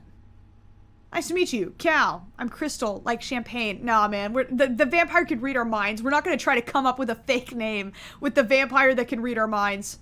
Nice to meet you, Cal. Okay, Cal. I knew Cal once. They used to trade kidneys in Venice Beach. They were a good one until they got packed up. He's trying to provoke me, deliberately sharing the dirty details of his life to see how uncomfortable I can get. No kidneys for you. I suppose I'm also selling some kidneys now. Check the catalog. Yes, exactly 10 categories. Catalog? Do you seriously have a catalog? He leans forward, genuinely intrigued, peering into the catalog. Gremlin kidneys? Is that a delicacy? Why does it say both delicacy and fuel and animal venom? Is it a universal product? Want some? I don't know. I really don't know anything. I'm scared. It's a universal product. Want some? I do. Looks like I found my best customer for today. Now I have a vampire here, and he's regenerating. Wonderful. Main thing is not to accidentally blurt out something wrong. I need to be friendly. Are you sure you're a vampire, not a chupacabra? They drink blood too. Since when do vampires wear leather jackets? Don't you guys prefer capes and ruffles anymore? Thank you for not eating me, David. In reality, you're still a bit shaken from what just happened. Sure, thanks for not eating me. David lets out a quiet chuckle. The guy clearly expects people to be afraid of him. He might have looked lost when he first arrived here, but now, seeing my fear, he obviously feels right at home. It's not over yet. Although... you're too bony. So you think I'm skinny? And I'm sure you love to eat all that cheap crap, like instant noodles. People like that, their blood's just not tasty. Only if there's nothing more interesting in that blood. So you don't like glutamate and cholesterol? They're the tastiest things in the world. So, sir, let's get one thing straight. I'm not food, I'm not for sale. So does alcohol affect vampires too? And other things? What? Got any suggestions? Of course, we have a fantastic deal on Solneko vodka today. Only $10 for a case. After work, would you like some mouthwash? These confuse me. After work. It's crazy. It's crazy.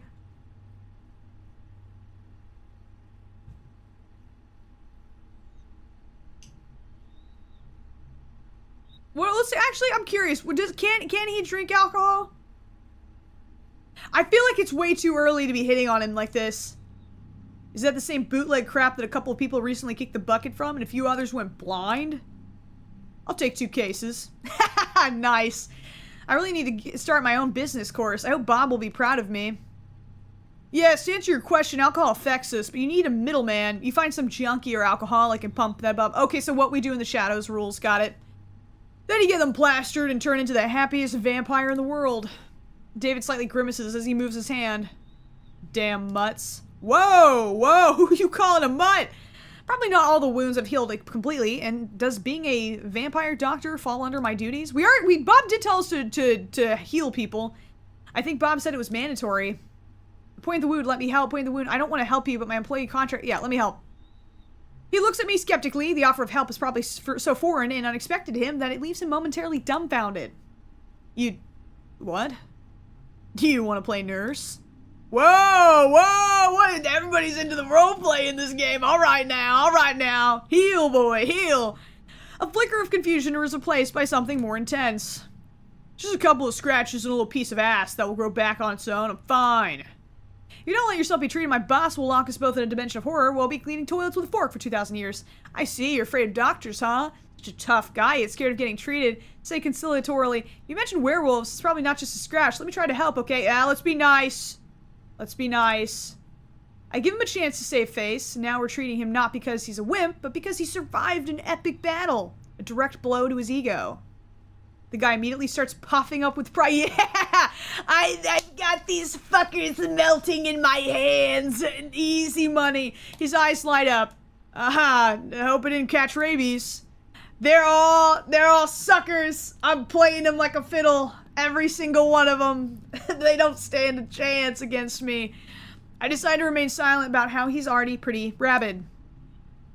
Four gets one in a narrow alley. You know, there's a myth about werewolves being damn noble, unlike us bloodsuckers. Well, that's a load of crap. One of them was hiding in a trash can, ready to jump out at me. My heart would have definitely stopped dead if it even still beat. It would have just ripped apart from a freaking heart attack. I'm afraid I'll never be able to take out the trash again without fearing for my life. Judging by that distant look, he's plagued by flashbacks of what he's been through. David awkwardly moves his injured arm. Alright, hand over your first aid kit. I'm sure this won't be the last pack I'll have to take down. There are way too many stray dogs around these days. Damn you, go ahead. Get out your band-aids with Dr. Chakula or whatever you're selling. Whoa!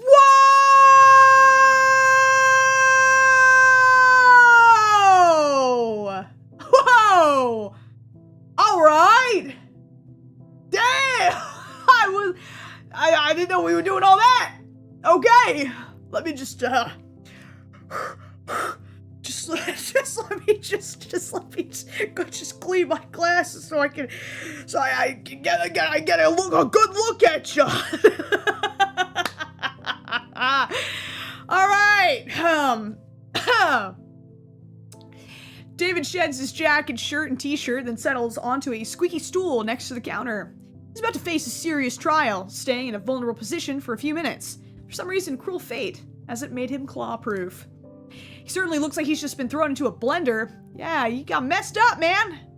Judging by those bullet scars, he has quite an interesting past, or maybe he was attacked by werewolf cowboys with guns. Most likely the former. By the way, I didn't know that corpses have doctors too. I thought the only doctor available to me now is the coroner. Damn, he's trying so hard to be tough. Let's break down those walls, man. Let's break them down. Let's...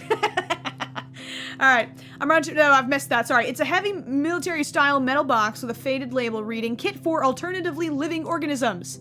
What nice, inclusive wording.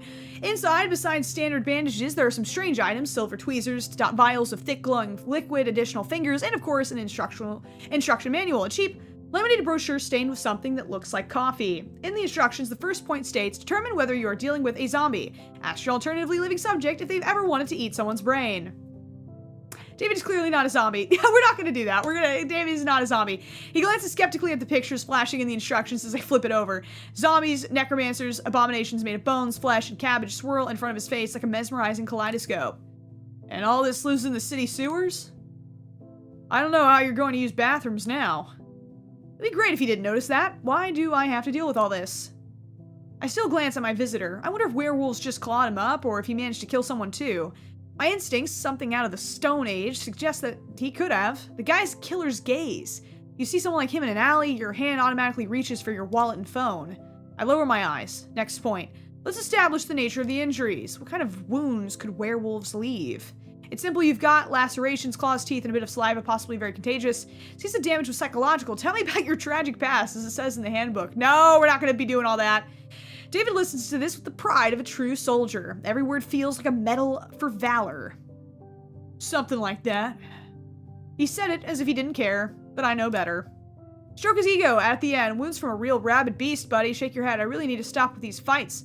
They won't lead to anything good. Stop medical discussions and move. Should we do it? So,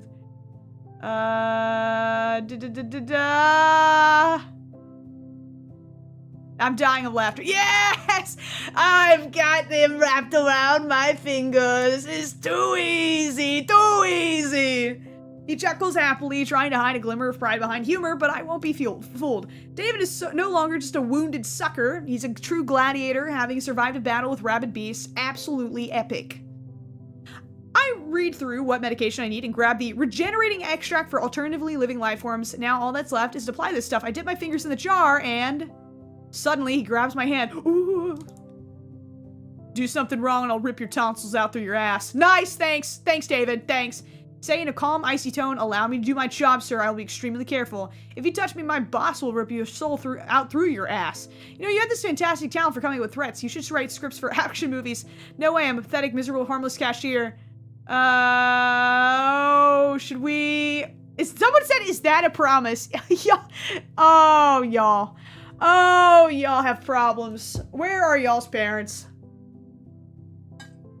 Alright, I think he's comfortable enough now we can be a little cheeky. He is so lame, it's adorable. That is a great way to put it. He's so lame. He's so deeply lame that it's actually charming. Well, I suppose it's just a matter of experience, probably. I love stupid jock characters so much. Yes! Okay. And you, well, watch what you're doing, or there'll be, consequences. It seems he just heard the best compliment of his life. Of course he did.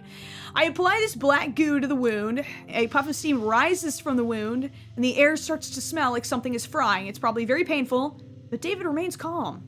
Not a single complaint, which is surprising. I hope it's not from your squid manager. Well, we all hope for that, buddy. Pour a little more goo on him, restore some justice. Be more careful. No, we're gonna be nice. We're gonna be nice.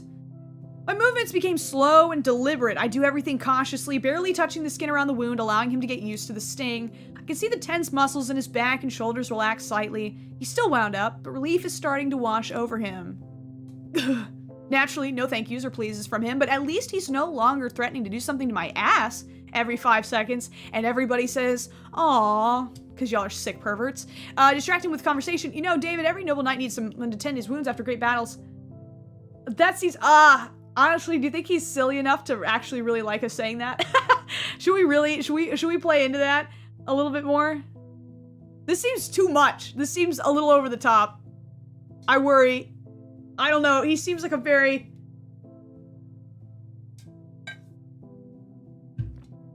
Should we do it? Should we do it? I think, oh, you're right, we can save. I love save scumming. I'm a piece of shit. I love to save scum. I'm playing video games with my precious time. I'll cheat as much as I want. All right, we're gonna try it. What are you talking about? You see, he's such a dork. He's such a dork. He loves it. Okay. What are you talking about? What night? What battles? I fought in an alley stinking of urine against a bunch of dirty werewolves for territory on the outskirts of this godforsaken city. They tore my pants. They tore my pants, and I had to take a new pair off a junkie who was lying in a puddle nearby. What am I, a knight of what? The knight of torn pants? As long as they're not stained, well, you get it. Say with the pomp of a medieval wizard, you're a wolfhound knight. He likes it. He's such a loser. He likes it. Oh, go to hell. Yes. Yes. I am the puppet master. I know exactly how to play these games. David says this almost affectionately. It seems we're making progress in our relationship. I finish up. Surprisingly, the wounds really are healing. The scars won't beautify this man. Why are you doing all this? Question is asked in an astonishingly serious tone. He's driving me crazy, even more than the clown from earlier, it seems. I just want to help, lie, you want tips, and to go home, play The Sims, watch stupid shows. I just want to help, truth. You're an angel of mercy from the dirty gas station. These are my work. We are an angel of mercy from the dirty gas station. We're doing good things. We're doing great things. Everyone's saying one. Well, this one person really wants us to do one. No, we're nice. I feel like we are. I just want to help. We like these guys. I don't want to lie to them. Why?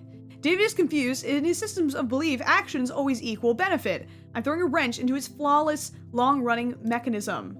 I can't watch someone suffer. Let's just say I have certain fetishes. Oh. No. That feels weird. No. Oh, no, I don't think so. No, I think that's a bit much. Wow, God bless your noble heart. He shifts awkwardly. Clearly, he's uncomfortable and unaccustomed to being the object of compassion, so he immediately hides behind yet another sarcastic comment. But what can I do? I feel sorry for every little kitten on the street. Sometimes I even feel sorry for especially large, nasty, troublesome kittens. Must be tough living with someone like that, huh? I bet you have 40 cats living in your apartment. All of them are strays. David reads me like an open book. It's amazing that he can even read at all. Yes! Big stupid, big stupid. We love him. We love him. Most of the time, help isn't altruistic. People always want something in return. Money, a favor, for you to take them off the hook. Helping people for no reason is like throwing shit against the wind. I will break you, you big stupid man. I will break you. Alright, moving on. Screw this. Honestly, don't care what's going on in your head. This is the most unconvincing lie I've ever heard in my life. He clears his throat. Thank you. What? Am I hearing things? I thought he didn't know such words. I'm even afraid to breathe so I don't scare off this rare, exotic display of politeness. He says that word as if he's pronouncing it for the first time in his life. I wouldn't be surprised if that's actually the case. Just a couple more seconds and he's back in front of the counter. So the client is fed, cleaned, and healed, and yet he's still here, not putting any money on the counter, and the tip jar is lacking. I look at him. He's supposed to be full of energy, but instead he looks lost. David is deep in thought in that dark, gloomy little place that occupies his mind. Are you planning to pitch a tent here? I wouldn't say no. I wouldn't say no. Whoa! We can only hope. We can only hope. All right. Can I do anything else for you, sir? Cautiously step back. Have you decided to eat me after all? This is the best place to crash, buddy. There's a vampire hotel too. All these are options are terrible. Are you planning to pitch a tent here? David snorts, hearing the impatience in my voice. What, already tired of my company? Sugar! Ah! Alright. I leave when I want to leave, and I don't want to yet. Curious about one thing. I haven't talked to a regular human in a long time. Not sugar. Oh. I wonder, by regular human, does he mean by extremely natural essence? I'm no vampire, werewolf, or thieving gnome. Whoa, why the gnomes gotta be thieving? Whoa, whoa, whoa. Or does he mean my lack of a criminal record and absence of drug or alcohol dependency? Okay, bragging about being a loser? Alright. Or maybe he's looking for the perspective of an ordinary worker, a working class person, a gray collar? Does your face always look that funny when you're thinking about something?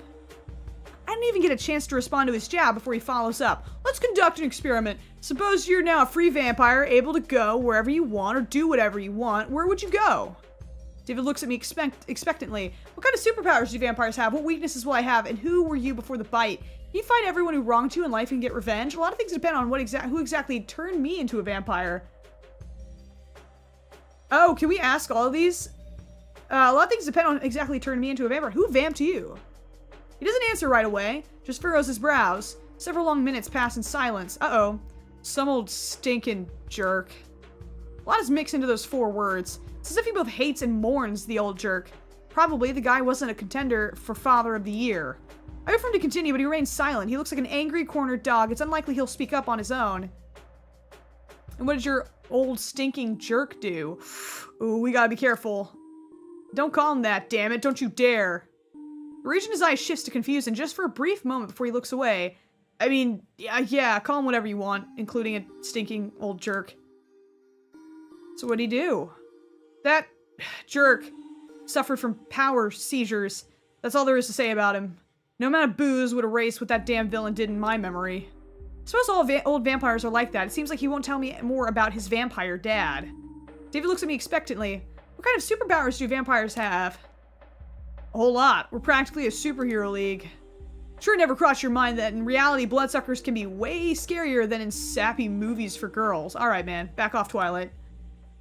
Looks like he's watched Twilight. Interesting. Some of us not only drink human blood, but also capture people to experiment on them. They turn human bodies into a real nightmare of flesh and bones. Dr. Moreau couldn't even imagine. And there are vampire sorcerers who can rip your soul out of your body and make you work for them for eternity. Literally. Seems like I already have one of those sorcerers. His name is Bob. He's checking his bills. There he is. I wonder what inner strength it took David not to flinch. And there are those who can make your head explode, literally, with just a glance. But not all of us are such wicked bastards. We don't even have to kill a person to eat. Just drink a little, instead of gorging yourself like a pig at a trough. But some don't care. They just drain all the blood and splash it everywhere. So he's a vampire with standards. He's a vampire with standards. The forensic team is baffled why the person turned into a sprinkler before dying. He seems to enjoy talking about how cool vampires are. And which of those do you have? Which of these do you have? Let me guess, none. Can vampires open beer cans with their minds? Back to him. Let's let him brag about himself a little bit. He seems to like that. I've got a decent list of what I can do. I'm not complaining. Imagine it. You've never get tired. You can party all night long. Fuck all night long. Damn, alright. You're stronger than 10 thugs combined. Alright. Damn, alright. Alright. Well, except for 10 werewolf thugs. That might take some effort. If you want to shrink down and fly somewhere, you can turn into a tiny bat. Your reflexes become 100 times sharper. You feel everything. You see everything. You can hear a rat piss a block away. I don't want to hear what rats are up to. Let them continue. And finally, you can make people do anything you want. Absolutely anything. You're sure the last one is due to your vampirism and not just because you're scared you'll beat him up? David lets out a sharp, raspy laugh. You're right. Most law-abiding citizens avoid me by 100 miles. It's a working strategy in most cases, but sometimes you need a subtle approach, you know? The word subtle from this guy sounds almost comical. It's one thing to scare someone shitless. They give in just to avoid being harmed. It's another when they act with full confidence that it's what they want. They don't even realize they're just vampire pawns now. Thank you, Gaming with Raw. Welcome back. Yes, I think I get it. He pulled that trick on me too. David smiles, but this time the smile is strained. These are the words of someone stuck in a web of artificial connections and ass-related threats. Fear and supernatural compulsion aren't the best foundations for a strong friendship. David, you're a creature stuck in a web of artificial connections and your whole life is based on lies. I can enchant friends for myself. Wonderful. Or make someone give me their wallet. Dude, should we be for real with him? Oh, damn.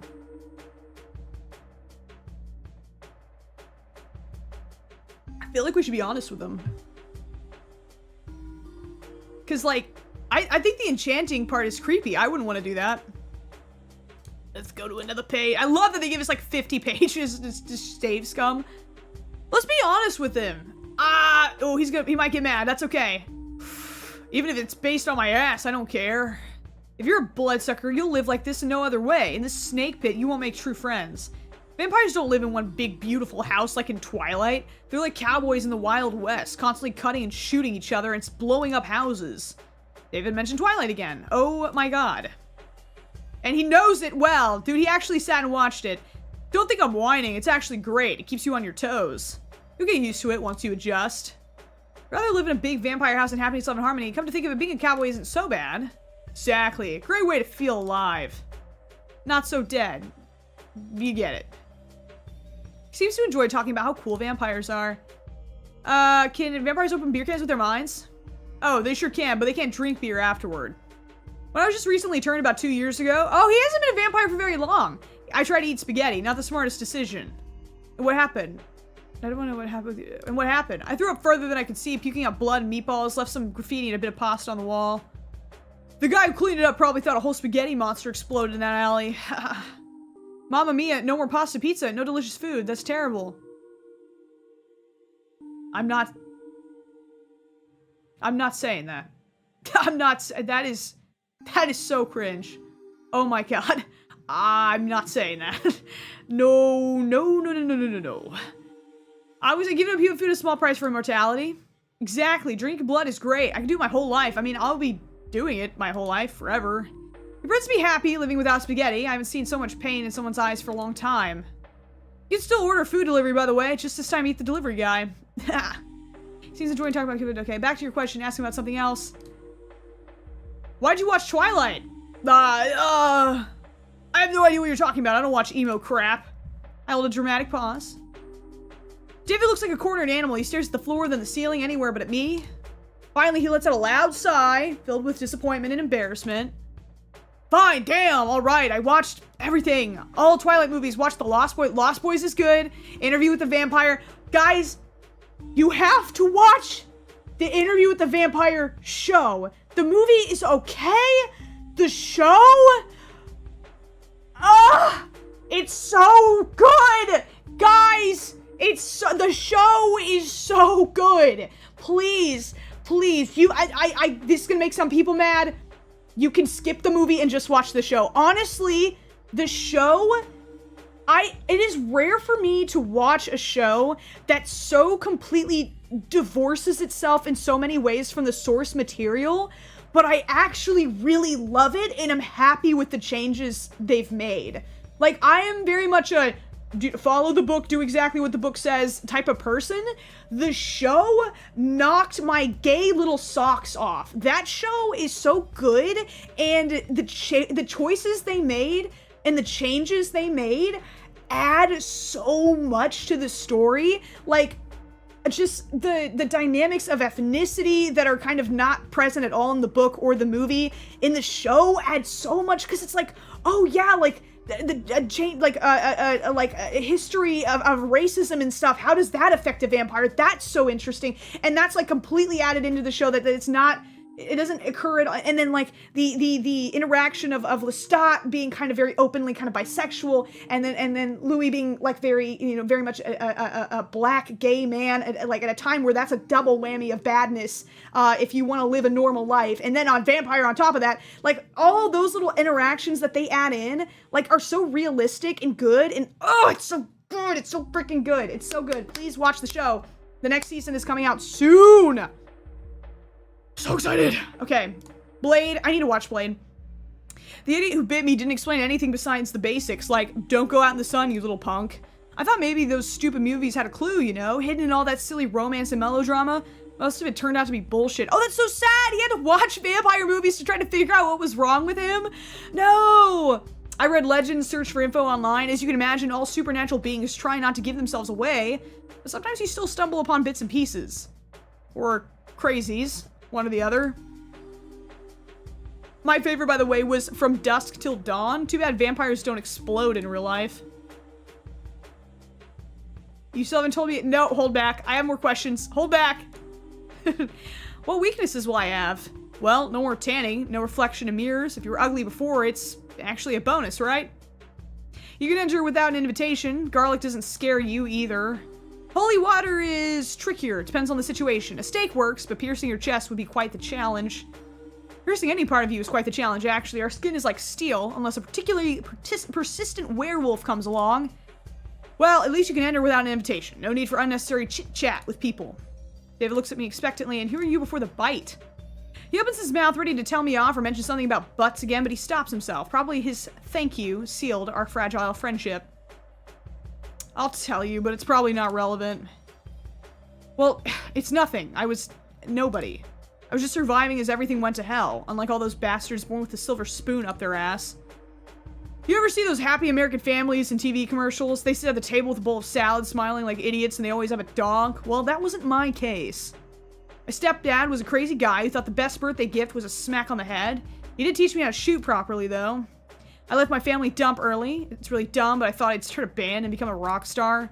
But as they say, wish in one hand, shit in the other. See which one fills up faster. At first, I've never heard that one. That's new for me. At first, I worked wherever I could, then found some guys to do some shady stuff with. There aren't many ways to make a living in the Los Angeles area. Can't exactly work the cash register, right? Alright, that's cruel, but whatever. I'll let it slide. I'll let it slide!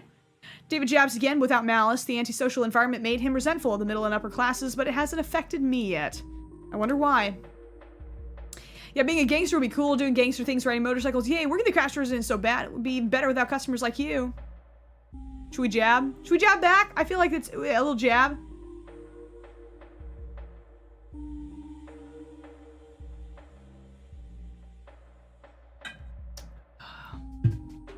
The gay one?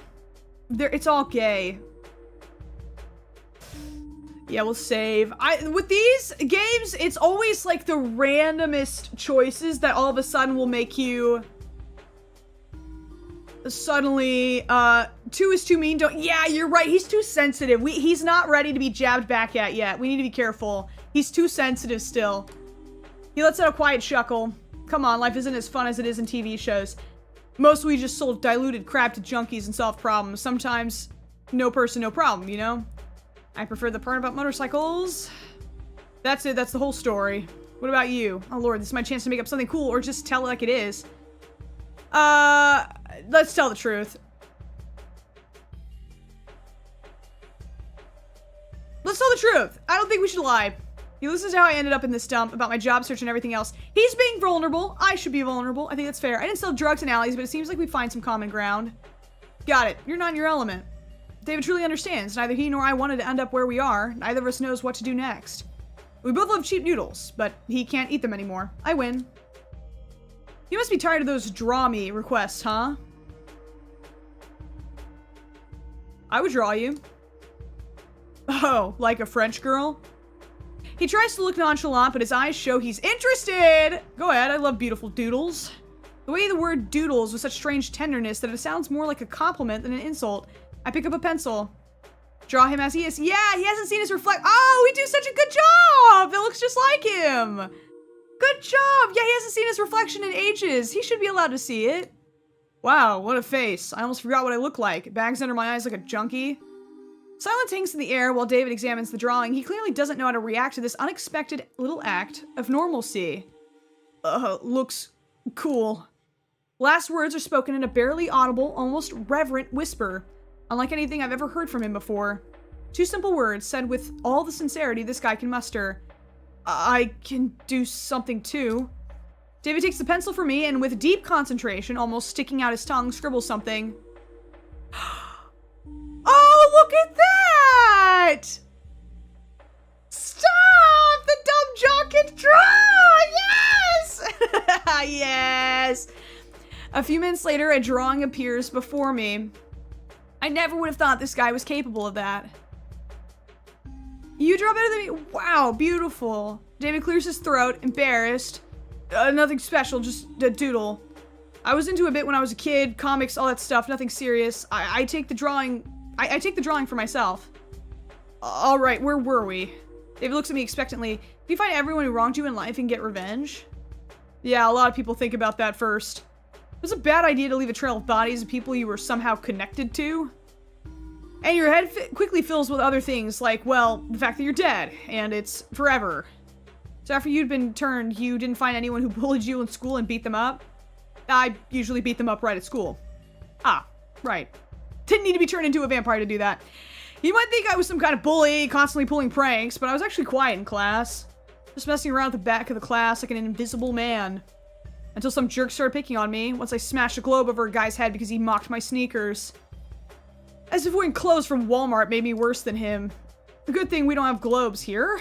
David looks at me. I'm ready to tell you my decision. Excellent. He leans in a little closer, when suddenly... Oh no, is that a werewolf? Are things about to go down? Oh my god.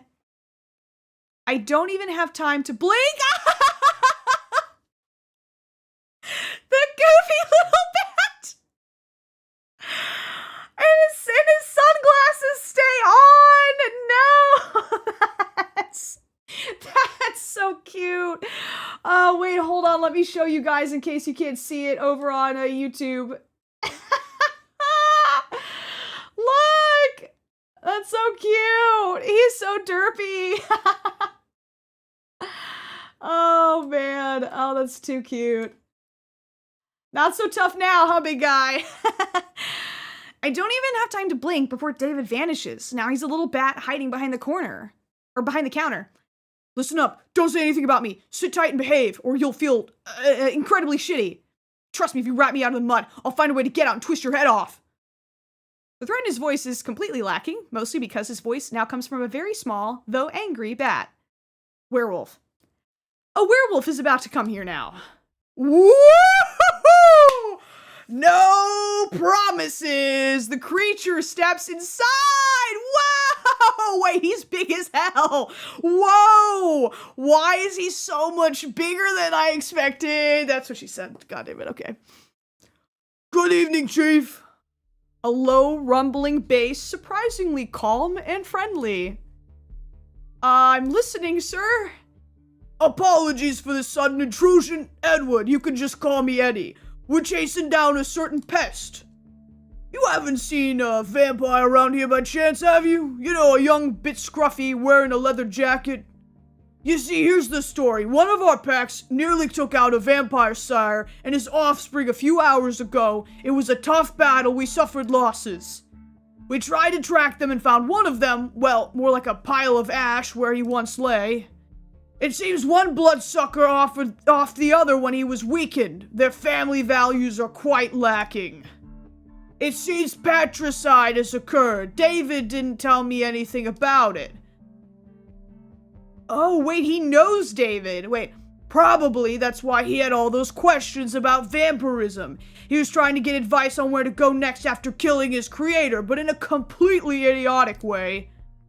You see, Chief, vampires are parasites in the body of our society. They drink blood like mosquitoes, but unlike mosquitoes, they kill their victims by draining them dry. They languish in boredom with their immortality and thus destroy human destinies, play with them, torment them, and derive a semblance of pleasure from their suffering. They are devoid of true feelings. I look at David, devoid of any feelings. He's shaking all over. So I would be extremely grateful for any help. I kinda like this option. Don't give David away. Blackmail David. The little bat is so angry at me. No. We'll save. Let's try. We're not giving David away. I feel like we should blackmail him because we need the tips. We need the tips so badly. No, maybe he will tip us out of the kindness of his heart. Let's try.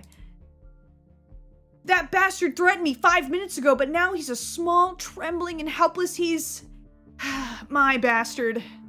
I hope not. I force a smile and say I haven't seen anything. A quiet, peaceful night. He is filling the entire store. He is huge. Eddie examines me closely. He's probably catching a faint scent of blood, but my calm demeanor throws him off. Strange. Well, okay, if he shows up, just give a whistle. We won't be far away from here. Good night, Chief. A werewolf goes off to his important wolf business. David crawls out of his hiding spot. You could have turned me in. He stares into my eyes as if trying to peer into my soul and understand what it's made of. And that would have been the sensible decision. I'm glad you're not one of those sensible ones. David says this with genuine relief in his voice. He's grateful to me, and now doesn't quite know what to do with that gratitude. Ahem.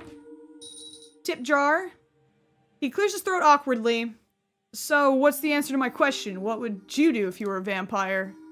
His gaze reminds me of a lost fighting dog. Without a master, he's restless and can't find his place. What an advisor he picked. May the Lord help him. I take everything life has to offer, travel, entertainment, new experiences. The world is full of wonders, and when you're immortal, all doors are open to you. I love this. This is good. Let's do this. This is great. This is how I would actually feel. He chuckles. Oh, still waters run deep and all that. Pity the road of adventure led you to a stinky gas station. Maybe you're right. The world isn't limited to this lousy town. He says this quietly, almost to himself, looking out the window at the dark, empty highway. As if he's just remembered there's something beyond his cage of alleyways and gangland showdowns. Here, for future adventures. David is about to turn around and leave when he suddenly stops. He pulls a crumpled piece of paper from his pocket, scribbles a number on it, and leaves it on the table next to my hand, but just as I reach for it, his hand covers mine, pressing it to the table.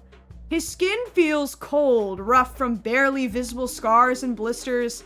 This grave-like chill sharply contrasts with the warmth of my own hand. We're collecting them like Pokemon cards! All the boys are mine! Yes! I feel a slight tingling, like static electricity. Call me if you need a ride from work. I've got a couple ideas for what we could do before dawn. See ya. Ooh, okay. Alright! Let's go! Oh, baby! Oh, baby! We got him! A couple ideas of what we could do before dawn. Oh my. Okay, alright. Alright, David says goodbye and leaves. The gas station sinks into absolute silence. One after another, baby! Well, That was quite an interesting encounter. They all want this cookie so bad. They can't keep their hands off of this cookie. A ride after work, I sure hope so. I really could have turned him in, but I didn't want to. Hang the drawing on the wall! Ah! So cute. For someone obsessed with ass-related threats, surprisingly, his hands are quite skilled. I know that's right. Now I also have a date invitation from a guy who wanted to make me his dinner half an hour ago. I don't even know what's worse, this or the offer to go home in a bone carriage, though something tells me that if I accept, I might not return home at all. A girl can only dream. A girl can only dream. I survived another visitor. It seems I'm starting to get used to this job. Wiping off the sticky residue. From what? The sticky residue from what? What sticky residue? Okay, spilled soda. It was just spilled soda from the counter. I suddenly hear the crunch of gravel outside. Hooves? Oh man. Oh, wonderful. This is great. This is very good. Okay. This is definitely not another vampire. The stranger leans against the counter, trying to look casual, but the way his tail twitches betrays his nervous tension. Hi. He clears his throat. Oh, fuck, what was that? Oh, I missed what he said. No, my parents are not. Oh, I guess he asked me if my parents are... Wait, can I go back? Oh, more games need to do this. Yes, give me a back button in case Hello, sunshine. My name is Victor. Aren't your parents pirates by any chance? Oh, he's about to try to do some corny ass line. Should we let him? Should we let him do? You mean there are rich pirates who could pay a ransom for me if you kidnap me, please, or don't? Aren't your parents farmers by any chance? So, sir, my parents are not pirate friendly. Waiting for mean, are they rich pirates who could pay a ransom for me if you kidnap me, please, or don't? No, that's too. No, this feels like a racial microaggression. This feels bad. Frowning and waiting for him to finally say what he's going to buy. No, sir, my parents are not pirates.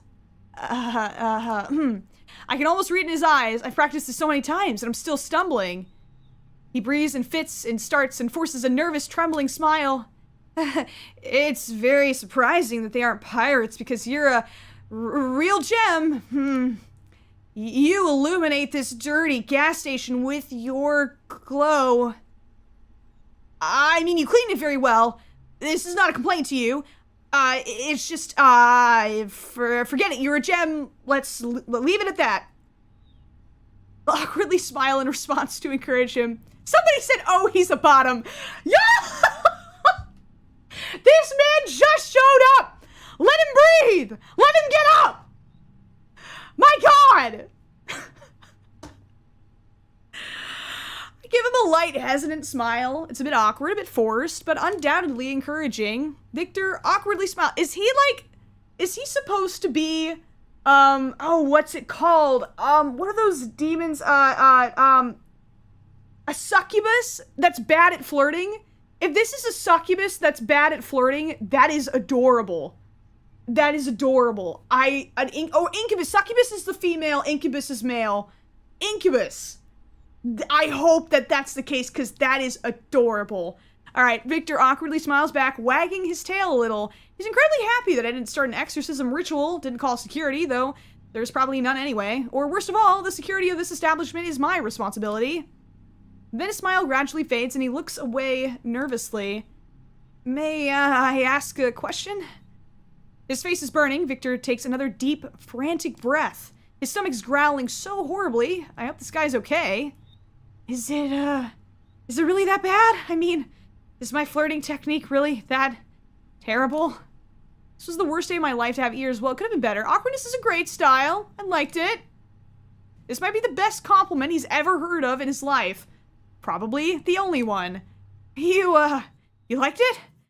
His voice mixes surprise, disbelief, and a shy glimmer of joy. I'm glad you like awkwardness, because I have plenty of it. You probably noticed. Right off the bat. Is it really written on my face? Actually, I initially chose this tactic to charm you. Of course, everything went according to plan. He coughs shyly and mumbles something to himself. Then he shifts his gaze back to me. Actually, I'm here to acquire...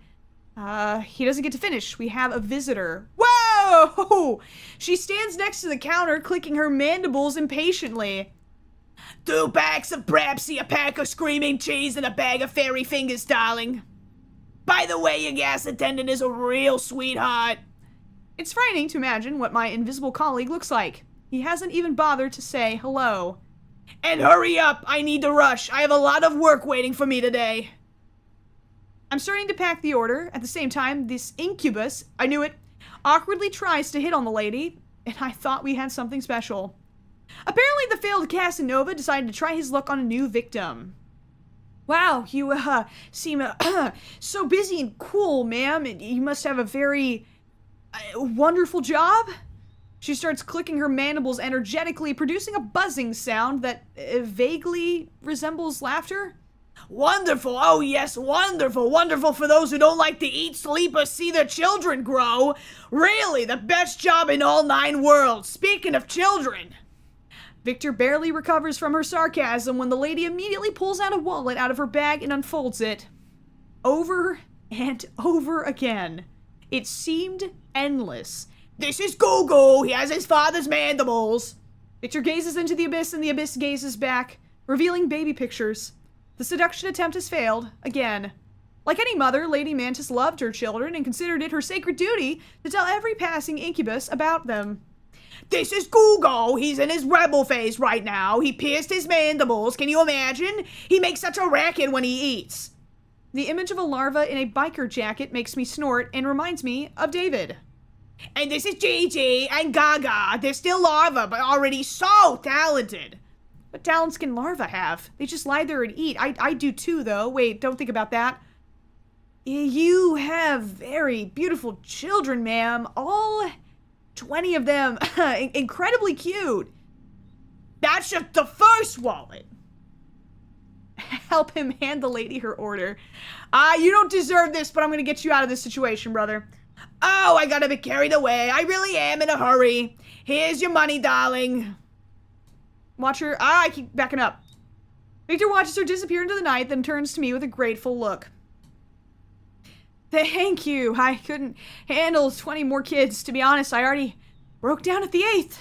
And I thought looking after a cat was hard. The lady left very little in tips. Probably all her money went to her children. A single mantis who works 2 jobs, who loves her 20 kids and never stops. Victor suddenly remembers he came here to buy something. However, my visitors rarely recall that. I need a book. Victor scans my stinking supernatural realm of discount rot and chocolate bars.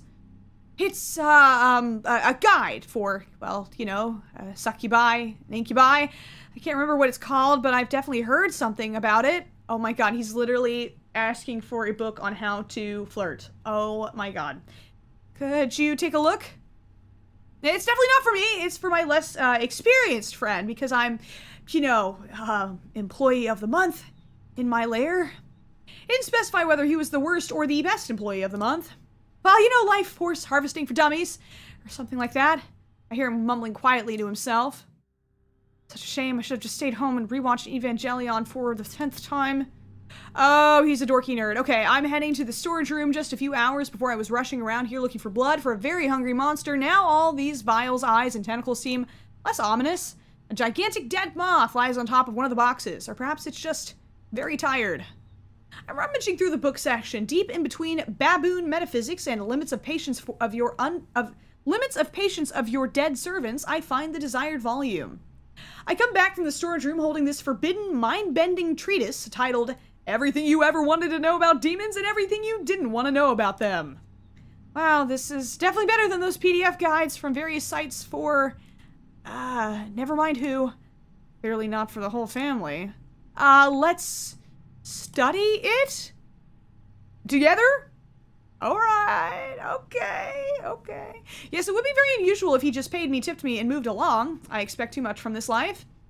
But in fact, this will be an entertaining educational lesson. It certainly won't be unnecessary. And the guy looks like those pictures are enough to make him faint. The sooner this is over, the sooner I can send him on his way. We find a cozy spot next to the counter. I pull the grimoire closer.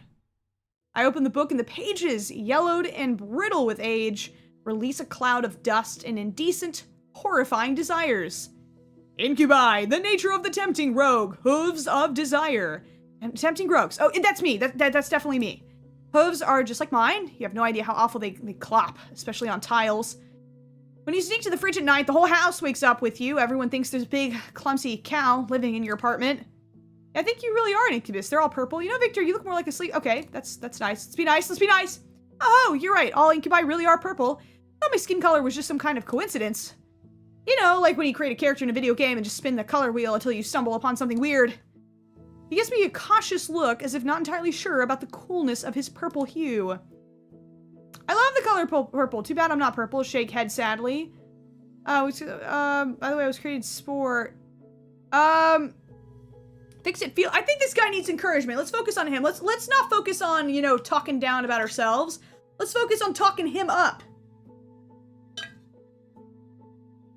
I love the color purple. Too bad I'm not purple. His face immediately brightens with a smile. Yeah, well, I think it's pretty cool too.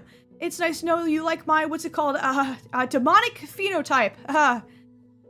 Victor turns his attention back to the book and runs his clawed finger down the lines. Incubi, appreciators of the vibrant hues of the soul, they draw power, not from blood or life force, but from the pure, potent energy of mortal emotions, and although a refined bouquet of positive emotions is the preferred ambrosia, ambrosia, what a fancy word, a practitioner can also sustain themselves with more coarse, fickle energies of negativity, despair, horror, and humiliation provide a quick, albeit unpleasant, rush of power. It's no wonder that now, after an argument with someone in the comments, I feel like I've eaten a few raisins. Judging by the expression on his face, he clearly isn't cut out for horrors and humiliations. His limit is probably arguing on 4chan. Also a kind of source of horrors and humiliations, but still it's a bit different. An incubus can, albeit less effectively, form a symbiotic connection by feeding off a single consenting mortal vessel. Monogamous incubus? That's kind of charming, actually. The mortal vessel, in turn, can absorb some power from the incubus, among other things, their immortality.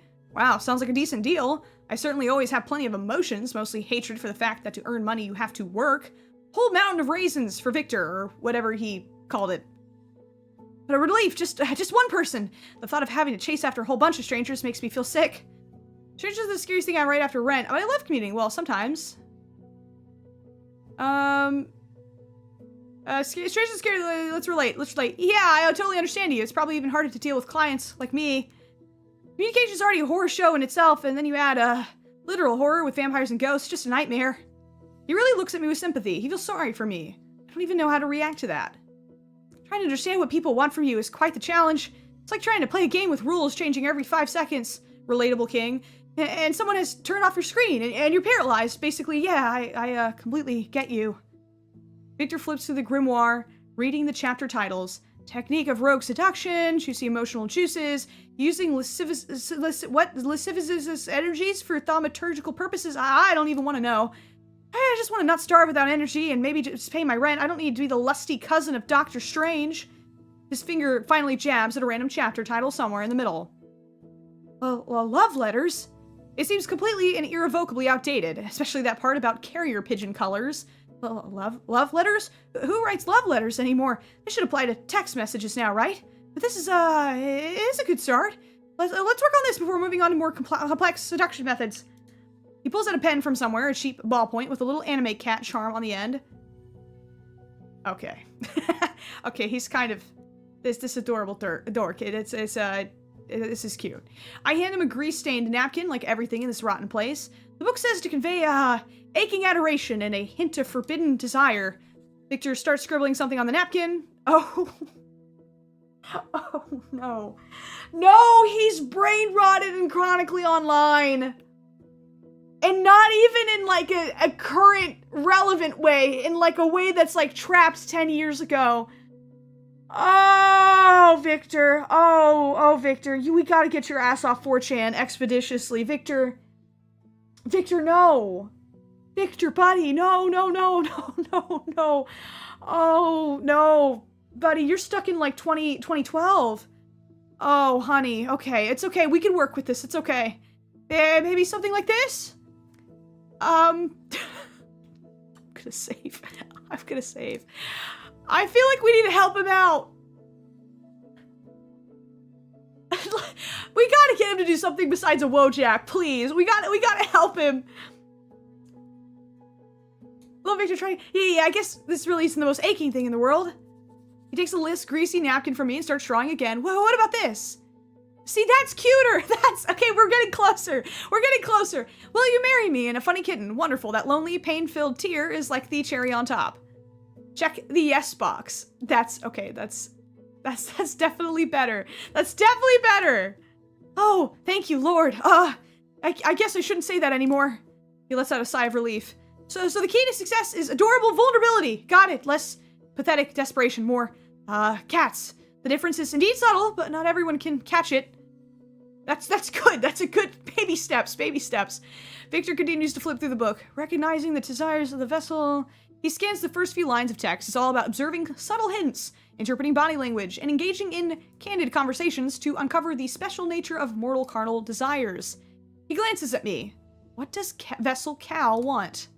Vessel wants money. The vessel wants stable mental health. Vessel wants fame, love, and adoration. The vessel wants to become the new Sandro Botticelli. Vessel wants a simple human sofa and cuddles on it. Vessel wants to leave work as soon as possible. Let's not linger, young man. The cuddle is cute. The cuddle is a little cute. I think we do 4. I think that's cute. Oh, great! And pizza, right? In his eyes is genuine sympathy and an understanding of every delicate string of my unfortunate, lonely soul. That's honestly quite a simple desire. I think if the criteria for the second person on the couch aren't too strict, I could easily help. Oh, you're so cute. Though sometimes I comment too loudly on what's happening on screen. I hope that's too. That's me as hell. That's me. I have a really bad habit of talking through TV. Guys, there's a reason I went into commentary. I talk like when I'm streaming games, like what you guys see me doing while I'm streaming games, I would be doing the exact thing if you guys were not here. Like, I talk out loud when I play games, when I watch TV, when I watch movies. It's really bad. I don't do it at the movie theater because that's evil, and I'm not an evil person, and I don't do that. But if I am at home engaging with a piece of media, I am running my mouth through it basically nonstop. So I can relate. Sometimes you just can't help but make a stupid comment 10, 20, and 5 minutes, maybe, especially when you know some facts about the movie. We continue to study this villainous seduction manual. The art of verbal seduction and slippery flattery. To surprise, Victor finds no mention of the fact that pirate compliments work on living people. We examine the first paragraph where words are labeled as keys to the treasure chest of the heart, and flattery is described as a powerful aphrodisiac for the ego. It's all very dramatic, but the main idea is quite simple. Say nice things, don't say unpleasant things. This is definitely outdated. If I tell someone that his eyes are double gateways to the champ's Elysees, I'll definitely get sprayed with pepper. And this, good lord, when I kiss you, I tremble like a paralyzed beggar? How is that even supposed to work? No, that's too much even for me. Victor clears his throat, his gaze slides over me, trying to catch onto something particularly attractive about my appearance. You have, very elegant ear shape. No, you! Do I? Thank you, they're very nimble now. There's no instructions for when someone compliments you back. Probably, don't blush, that's something I didn't manage. He takes a deep breath, gathering his courage for another compliment. Actually, I think you have a wonderful sense of humor. Like, nothing can really get to you, right? Most people would scream, run away in horror, or fall into a true existential crisis. I'm the main joker of this greasy gas station. Should I be proud or horrified? That wasn't bad. Smile, that wasn't bad. No, that's a good compliment. Complimenting someone's sense of humor. Honestly, if I'm being for real, like, I do have to say, very specific compliments about my appearance can be nice. Like, if someone compliments my nails or, like, my hair or something that I put a lot of effort in, that's great. Other than that, like, compliments about appearance don't, I feel like, hit that hard. They kind of can come across as generic. But when someone, like, specifically points out a little thing about your personality or something that you like about yourself or make a lot of effort, in yourself, it is actually way better. I think it sticks with me more than like, oh, you look so great today. Oh my God, you're so pretty. Which is great, and especially if it's from a woman, I'll take that. I'll take that. I'll take it. Don't get it twisted. I will take it. But I do have to say, when someone picks out a certain thing about your personality to compliment, ooh, that hits like crack. It's great.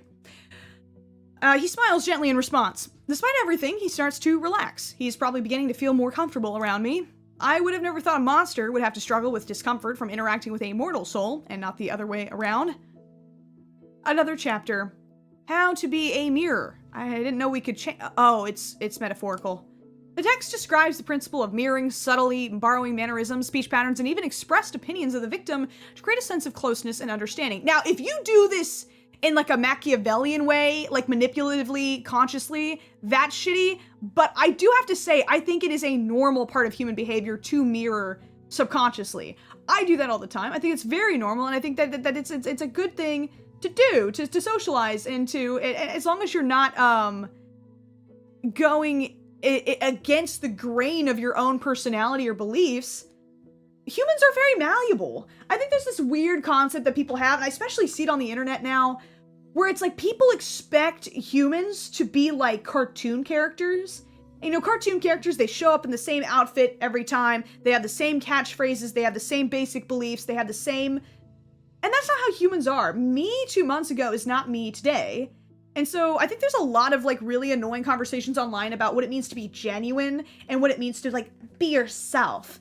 But yourself changes constantly. And we are all just little pieces of all the different people that have touched our lives. And I think that's a beautiful thing. And I think it's also really important when we talk about people who have made mistakes in their past or have done things or have radically changed their views. People are not one-note cartoon characters. And I think mirroring can be a really cool thing, but obviously, much like anything else in socially, it can be used for bad. It can be used manipulatively, but that's anything socially. You can take any good thing, like a compliment, for example, that can be manipulative if you wanted to. The path of least resistance to gaining mortal attachment. Oh no, what about all that stuff about just be yourself and everything will work out? My mom lied to me, didn't she? With similar interest, what do ordinary people like? Football and the weather. Definitely not anime and Dark Souls. Definitely not anime and Dark Souls. I should make him talk like this. Based on all the fucking lines. Discussing the brilliant soundtrack of Silent Hill with people is a bad idea, that's for sure. I can't, he's so cringy, oh my god. All right, practice. The book says that practice is the key to success.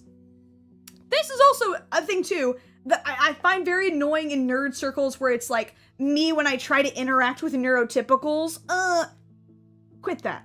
Quit that. We're all human. It is very easy to still be your very normal, authentic self, and also just be a good person that's willing to compromise in conversation. There are too many people in the nerd spaces that I like to be in online that have almost this sense of superiority, like, I don't watch sports ball, I don't do small talk, and it used to be like a source of comfort for people that were more awkward, but I feel like in nerd spaces over the past 10 years, there's been this weird shift where all of a sudden, it's like, it comes from a place of really awful like superiority, and like it sometimes get like, I'll get a post where it's like me when I try to interact with boring neurotypicals. Way to announce that you're probably the most boring, uninteresting. Oh, you think you're so special because you watch anime? Newsflash, asshole. Everyone watches anime now. You're not like, it's so nerd elitism. Thank you. That's a great way to put it. That it went from like the early 2010s of like people who were genuinely socially isolated and trying to make relatable online content for other socially isolated people to now all the way in the 2020 somethings. People basically borrowing all that language and then like using it like in this weird way to like, and it's like, these are the same people that will call everybody posers just because they like something that happens to be popular. These are the people that will like try to gatekeep in like fandom spaces. It sucks. It really, it's very outdated. It needs to go. We're leaving that in the 2010s because it don't hit the same way, because now everyone's chronically online and everyone's nerdy. We can't be doing that anymore. It's weird and awkward, and it just makes you an unpleasant person to be around. I love hanging out with people who have different interests than me, and there's a subtle way to kind of, like, let your nerdy interest filter into conversation naturally. Because another thing that'll really annoy me, people like, oops, when I enter a conversation and I info dump instead of, hey, that's a genuine flaw that you can work on. When you info dump at people and you don't make the attempt to let them come into the conversation and share with you, that's something to work on. That's not neurotypical versus neurodivergent. No. That's just learning empathy. Hey, I'm going to talk a little bit about the thing I like, and then you talk about the thing you like, and then you ask me about the things that I like, and I ask you things. Calm down, y'all. We need to just calm down. We're not that different from each other. We're not that different from each other. Sorry, I've just been thinking a lot about this the last few months, and this is has been a really good opportunity for me to get this off of my chest, because it is really starting to irk me. All right, but Victor, we're gonna help Victor figure this out. Play along with me, please. We just met. Oh man, they all love to roleplay, don't they? Beautiful, immortal soul, I have appeared to you in half dreams so many times. But I finally decided to find you in reality. I won't let you go so easily again.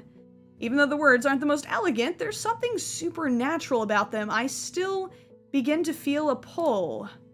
Oh, I'm about to pull is what I'm about to do. A shiver runs down my spine. Come on, you don't have to pretend to get closer to someone or make friends. I'd love to talk about Silent Hill soundtrack. Give in to the feeling. Let's just leave it at that. Ooh, wait. Save.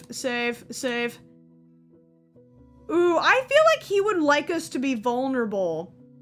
Because I do think the way that the book is telling him to do it is a very manipulative, lie to people and, pretend that you like the thing that they like. I think we should be real with him. So far, being very real has gotten us very far. Oh, he liked that shit. Victor's carefully crafted seductive expression shatters into pieces. His eyes widen, he blinks several times, and his gaze ignites with pure delight. You really want to talk about Akira Yamaoka's industrial soundscapes? And how they create an all-encompassing sense of psychological horror that reflects the protagonist's inner turmoil? Because, the use of trip-hop instruments in the Silent Hill 3 soundtrack is criminally underrated. Criminally! Yes, mortal, your interest in such esoteric melodies is quite intriguing. He chuckles softly, but you're right, pretending is very exhausting. You can never truly be close to someone if you're always pretending. Though, I don't really need to do that, do I? I just need juicy, sweet emotions. Well, who am I kidding? I'm the pathetic incubus in the world. I need more than just that. He's slowing through the treatise a bit longer before letting out a sigh. His stomach growls again. It seems he could use an emotional snack. I think we've covered all the important stuff. I suppose it's time to wrap things up. He starts to rise from the floor. Wait, how did it happen that no one explained anything to you? Even I had a briefing, a 2-minute one. I'll tell you, but promise you won't laugh. I promise. Relief washes over his face. Yeah, wonderful. I accidentally sold my soul on the darknet. This is so stupid. So he's just a weeb that accidentally sold his soul and became an incubus. This is cute. This is so stupid and cute. I love this. Oh my god. He holds a dramatic pause. Go on. Fuck, I was an idiot. I dropped out of college back then because of constant stress, moved into a tiny dump, and barely left my apartment. I was scraping by with some freelance work. Sometimes I chatted with various anonymous folks from 4chan, people without names, gender, or age. And then he got groomed. He got groomed by the supernatural. And then I stumbled upon a stupid ad. What did I have to lose? Definitely not a demon 7566 in the chat offered me a chance to escape loneliness. Later, after I turned into this creature, he told me he did it for laughs. He left no instructions, just wrote, "Get good" in the chat and deleted all contacts. The idea, oh my gosh, the idea. Okay, a bit odd to joke about grooming. Okay, no, we're not gonna be doing that. Come on now. We're not gonna be doing that. We joke in this chat about all kinds of horrible stuff. There are a lot of people in this chat that have genuinely had bad experiences. And what we do here is we joke, we laugh in a safe space, and we make sure everybody's chill. I do temperature checks every once in a while to make sure we're chill. It's okay if that's not what you like, then I'm probably not the streamer for you. That's okay. That's totally okay. But everyone here knows my vibe, knows how much I care about making sure they're safe and happy. But it is a reality that lots of people go on the internet and they do get groomed. And honestly, there's so many content creators like me who do take advantage of their position and do groom people that I do feel like I do have to joke about it every once in a while because it is just a very real thing in my line of work. And it's very important for me to always call it out, joke about it, talk about how shitty it is, and then move on and not let it have power over us. But no, we're not doing the side eye like, okay, this isn't TikTok. This isn't TikTok. We're not doing all that. All right? Everybody here in the chat who watches and listens, they know where my heart is. They know how I feel about things and how often when we're playing games where situations like this happen that I do joke about it and I do call it out very explicitly. I know that there's younger people in the chat who might actually be in some of these situations and they need to have that stuff explicitly called out and made fun of so that we can move on and have a good time. So, I get it if that's not your cup of tea. If that offends you, that's okay. There are plenty of other streamers out there who will not make as coarse and crass of jokes as I do. And that's okay. Go hang out with them. That's fine. No problem. But this channel where we're a little crass and I'm a little bit rough around the edges. But people here know that I'm chill, and that's why I have a little bit of a license to do that. It's because I've taken the time to build that trust. All right? No hard feelings. Just chill out. We're good. We're good. We're good. All right. Let's get back to it. You left no instructions, just wrote get good in the chat and delete all content. It is hilarious to imagine supernatural beings just trolling random humans on the internet with all of their immortal time that they have. He was curious to see if I could handle it. His chance to escape loneliness turned out to be putting me in an incredibly deadly situation. He lifts his eyes to me. This memory is a fresh wound for him. Before I can even respond, he jumps up from the floor. It is interesting that both the vampire and the incubus are very recent turns. The only one that's like the werewolf might be old, but I don't think that old. The only one that we've talked to that's like really ancient entities are like Bob, and then our jester lover from earlier. He lifts his eyes to me. This memory is a fresh wound for him. Before I can even respond, he jumps up from the floor. But I've already wasted enough of your time. He clops his way to the counter. Well, to be honest, I didn't really understand much. Those chapters are so strange. He lets out a quiet chuckle. You know what? It was great. I haven't had this much fun in a while. I think I even ate properly. Finally, positive energy, I mean. Thanks for the lunch. I'm not sure if I need to pay for that too, but I'll leave some money just in case. His tail twitches awkwardly. I haven't really interacted with people since college killed my will to live. Relatable. It felt strange not to feel like such an idiot around someone. Thank you. Thank you very much. He tosses some money into the jar, then takes a deep breath and adds, and maybe someday we could, hang out together, not as less and just play some silly games like friends. Why not? Oh, I don't know. Wait. Oh, we're gonna go for it. We can make it a date. Okay, be weird, be weird, be weird. A date? His tail starts wagging wildly, knocking over 3 bags of chips, a can of soda, and a bottle of Gloomy D. Everyone needs to dose that Gloomy D every once in a while. Of course, I'm ready. He struggles to rein in the flow of enthusiasm and takes a frantic breath. See you then. Goodbye. Bye, Cal. Good luck on your shift. It was nice to meet you. Great. I'm collecting all of them. The gas station returned to silence, broken only by the hum of refrigerators and my own 2 loud thoughts. So a crazy god, a vampire thug, and a shy incubus walk into a gas station. Sounds like a start of a really bad joke. My life is a joke now. Great. I just wanted to pay my bills. I didn't sign up for interdimensional quarrels and therapy sessions for the undead. But on the other hand, I wasn't eaten, and I wasn't turned into a piece of furniture. By the standards of this night, that's a resounding success. I cautiously glanced at the door to Bob's office. There was a low, guttural humming, like like a giant disgruntled computer tower was working inside. The clock on the wall indicated it was the end of my shift. With a heavy sigh of relief, I began closing up the place. Finally, I walked to the front door, inserted the key into the lock, and was about to turn it when suddenly... Organism! I jumped in place, nearly dropping everything. Organism, your performance has exceeded all of my algorithmic predictions by 47.3%! You are not just an organism! You are an efficient, flawless machine for generating currency! I am feeling an emotion your kind describes as managerial pride! If you keep up the good work, the possibility of receiving a 25-cent bonus will become not just hypothetical, but quite real! Go, organism! Restore your energy resources and return for further exploitation! What a relief. He vanished as suddenly as he had appeared, leaving nothing but ringing silence behind. I stood for a few seconds, processing what I'd heard. Then I slowly turned the key in the lock. Click. First shift completed. I survived. And now I can do anything, which means... we got all of them! Yes! Yes! Baby, if you think I'm not gonna sit here and go through every single one of their endings right now... We even got Bob! Ah! Stop! Baby, we're just gonna work it down the line. We're just gonna work down the line. We're gonna go down the...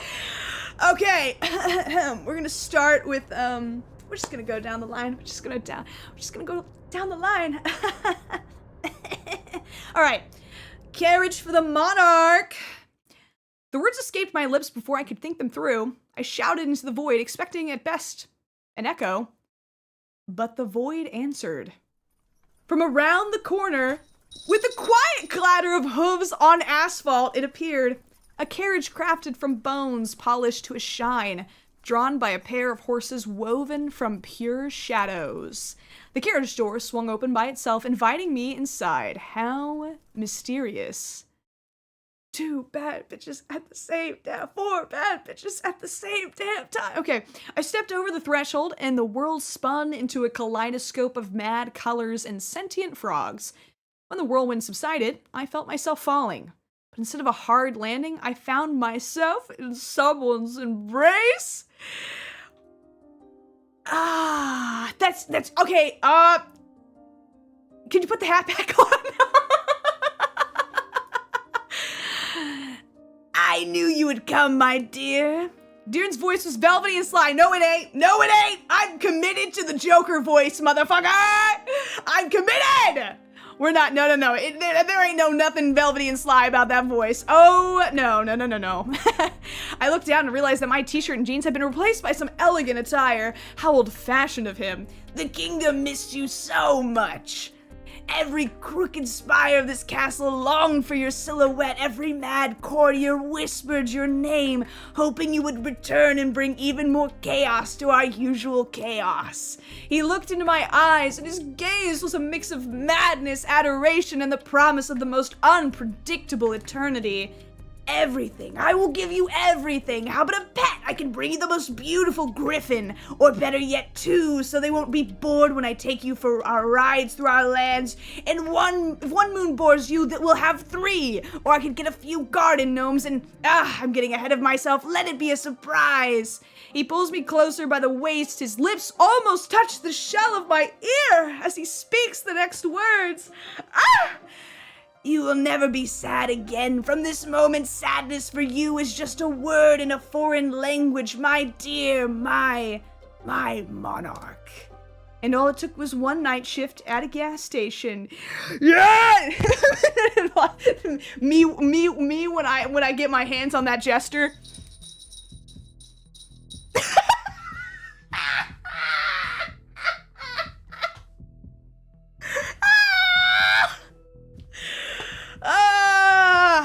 Okay.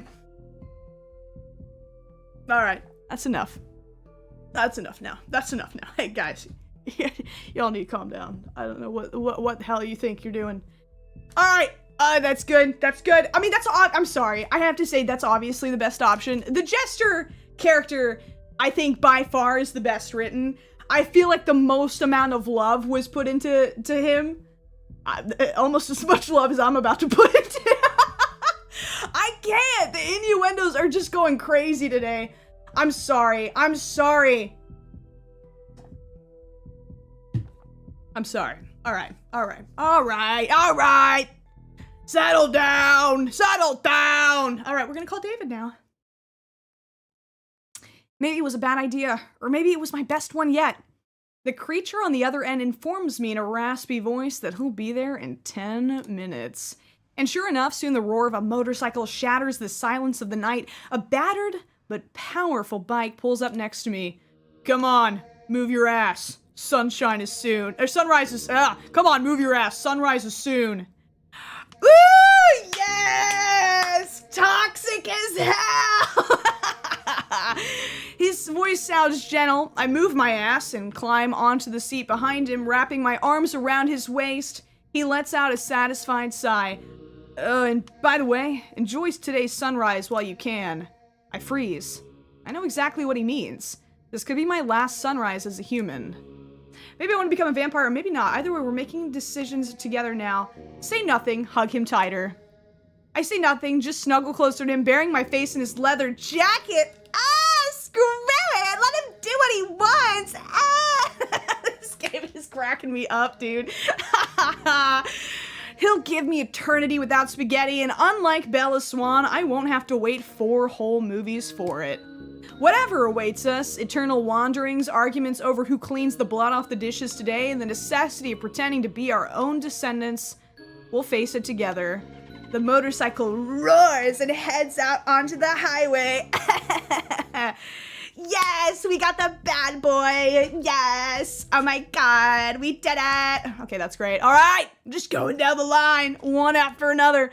All right, this is cute. Victor, all right. Victor promises to come faster than the wind. True to his word, when his car pulls into the parking lot, he nearly knocks over a trash bin. My bad. It's an old, well-maintained car, clearly inherited from his grandfather. Inside, it's warm and smells nice. His apartment is exactly as I imagined, a bit cluttered, but cozy. Oh, very cute. Very cute. And soon I get humiliated by the very first boss. Victor, sitting next to me, laughs. It's not that you're bad at this, as you say, it's just that I'm a nerd with a whole lot of free time.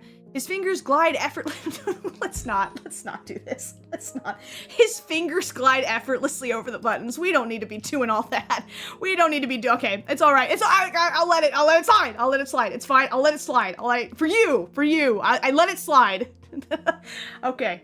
I felt at ease for the first time in a long time. No fear, no tension, just 2 people playing video games. Rest my hand on his shoulder. It's very cute. Yay! He freezes for a second, then a blush appears on his violet cheeks. He coughs awkwardly, but doesn't pull away. Instead, he gently leans his head towards mine. Cal, you've made me so happy in just one evening, and I'll do everything I can to make you happy. I close my eyes, listening to the quiet clicking of buttons. Sorry, it's so corny. Okay, an incubus partner. My partner is an incubus, and he's better at Souls-like games than I am for now. Jesus Christ.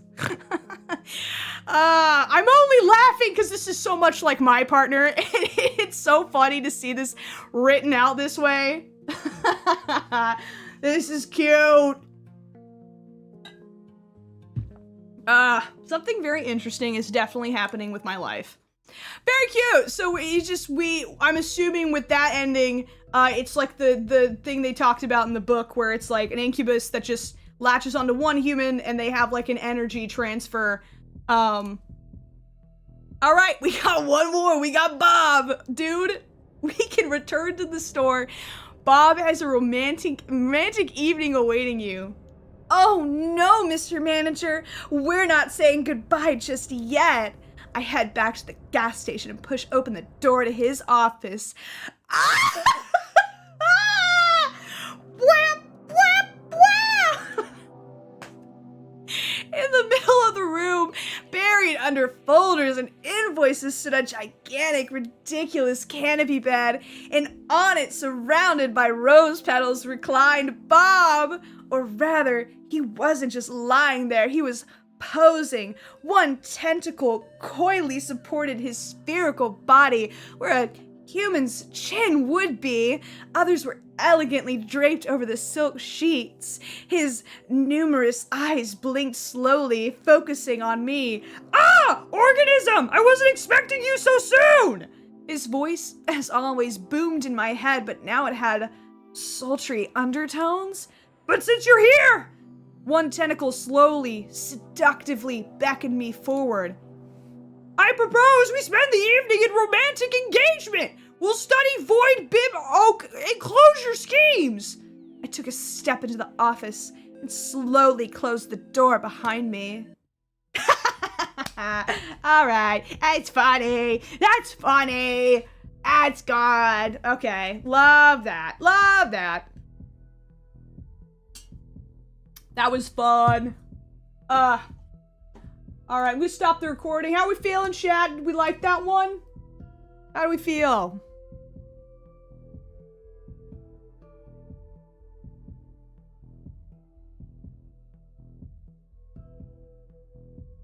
Oh, wait. Somebody said do the go home option. Oh, I didn't even think about that. We did have the option. We did have a boring option we could do. I'm so curious what happens if we choose the boring option. Wait, good point. Return home. No, I've had enough adventures for one day. The bus arrived surprisingly quickly. I climbed into the half-empty cabin and collapsed onto a seat by the window. Outside, the waking city rolled by ordinary people heading to ordinary jobs. None of them selling discount rot or fending off vampires. My pigsty retreat never felt so homely and cozy. The familiar creak of floorboards, the smell of dust and cheap coffee, all seemed heaven sent. I didn't even bother with dinner. Just shrugged off my clothes and fell into my bed. Soft, familiar, free of tentacles and ectoplasm. No monsters, no threats, just silence and pleasant, nightmarish dreams. All right, there you go. There you have it. All right.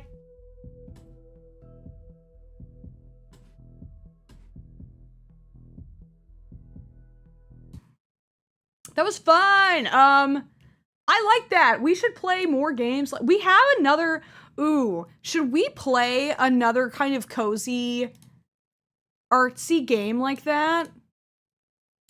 I have another one that's kind of the same vibe. The animation looks so cute. I think I'm gonna do it. Should we do it? Should we fucking do it? Let's fucking do it. All right, I got another game here. Let me download it in like 5 seconds real quick. But I think it's fun to go on. I mean, not only are most of the games on itch like free, which is great, but it's also you get to see games in such early stages of their development, which is so fun. I love to see the bones. I love to see the fingerprint on these things, man. Makes me happy. I really feel like I'm engaging with something like a person did. For real, yeah? Alright. This is a game that I just thought looked so frickin' cute. But I know that if I advertise it as alive, a lot of people might not go for it, which I think is not fair, because I think it's adorable. This is called Who Done It? And it's like a one-chapter mystery game that's out. I know we got a lot of furries in the community. I felt like throwing him a bone.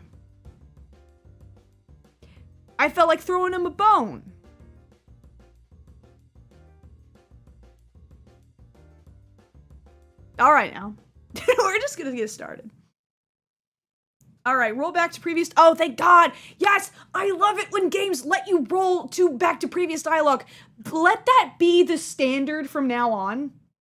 Games should let you, if it's too easy, especially with decision-make games, to accidentally skip a page. So I love it when games let you go back, because sometimes you miss it, and it's just, it makes me sad. Okay, start skipping dialogue, hide the user info, pin a dialogue line. Okay, interesting, alright. I have no idea how long this is gonna take. Okay, so, last night.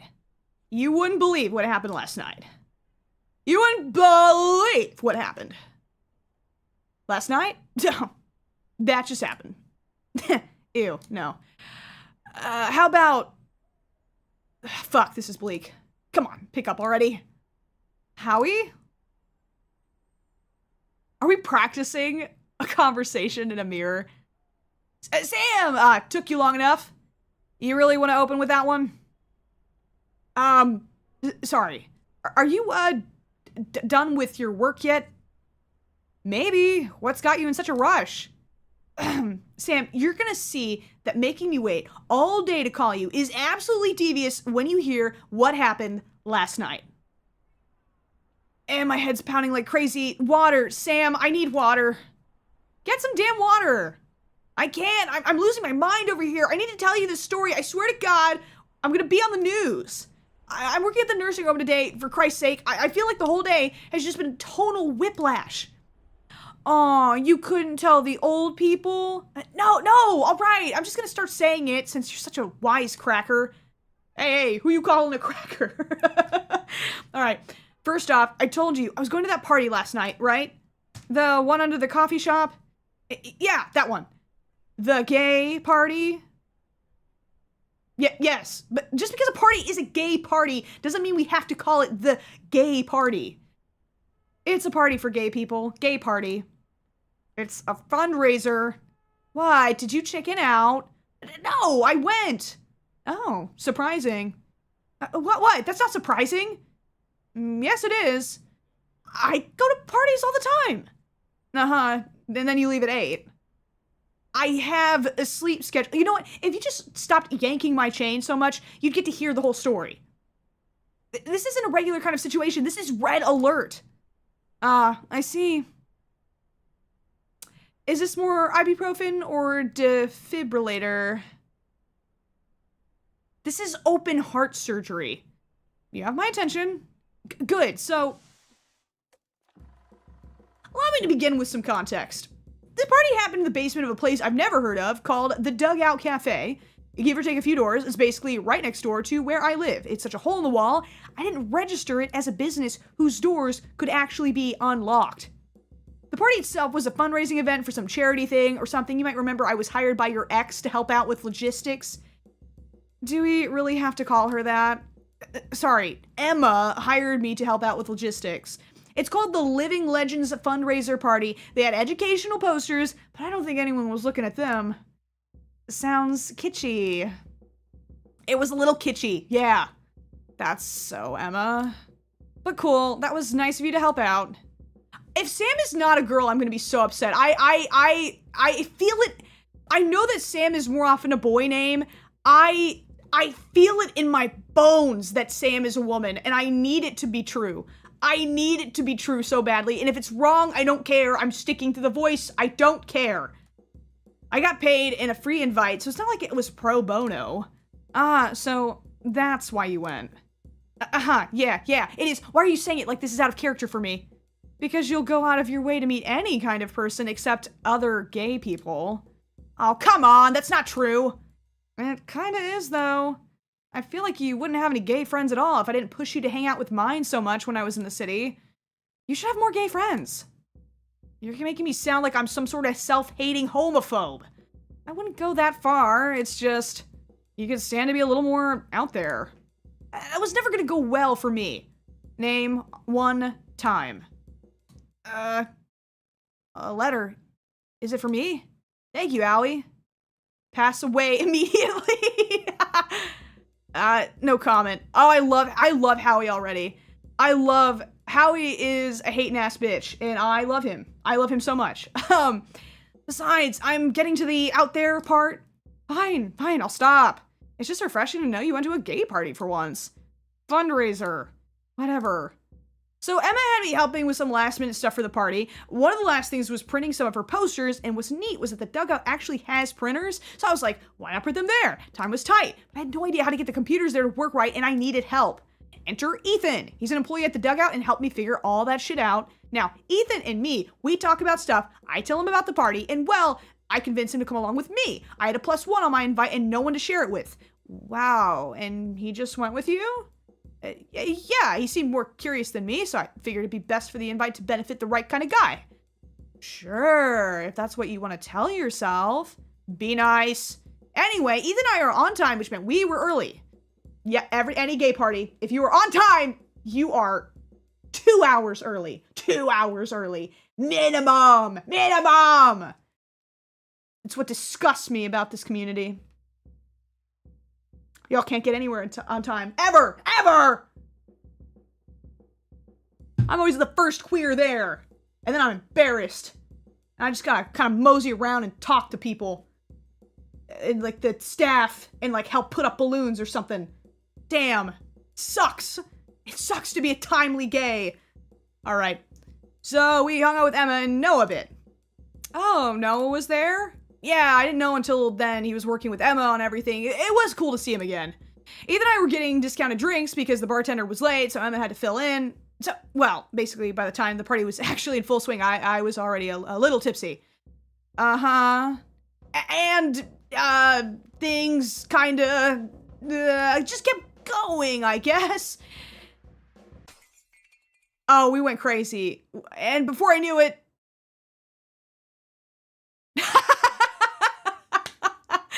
I love the style of this game. This is hilarious. It was morning and I was lying on the floor inside of a closet, pants undone, head pounding, back hurting, and something stuck to my face. Oh my god. What the fuck? Eh? You had sex? Well, yeah, ain't that crazy. The even weirder thing was, wait, hold on. I need us to back up. You don't remember? I didn't necessarily say that. Howie, oh my god, that sounds dangerous. Are you okay? Yes, I'm fine, completely fine about it. Oh no, Howie! Are you sure? You're not hurt anywhere, are you? Holy, Sam, give me a little room here. I want to breathe. Everything's fine, I'm fine. Okay, you say that, but wasn't that your first time? Oh, Howie! Howie, no! Oh my god! Oh, we're starting on a dark note! Oh, Howie! Oh, Howie! Oh, no! Oh, no. Thank you, Sam, for being a good friend. Don't let him just gloss over that. Yeah, it was. So what? Howie, what? You're sure? Yeah, of course I am. How are you sure? Because I remember it happening, mostly, anyway. Yeah, mostly. Howie, do you even remember consenting? Yes, I do, Sam. You're certain? 100%. And him? Did you make sure he was okay with it?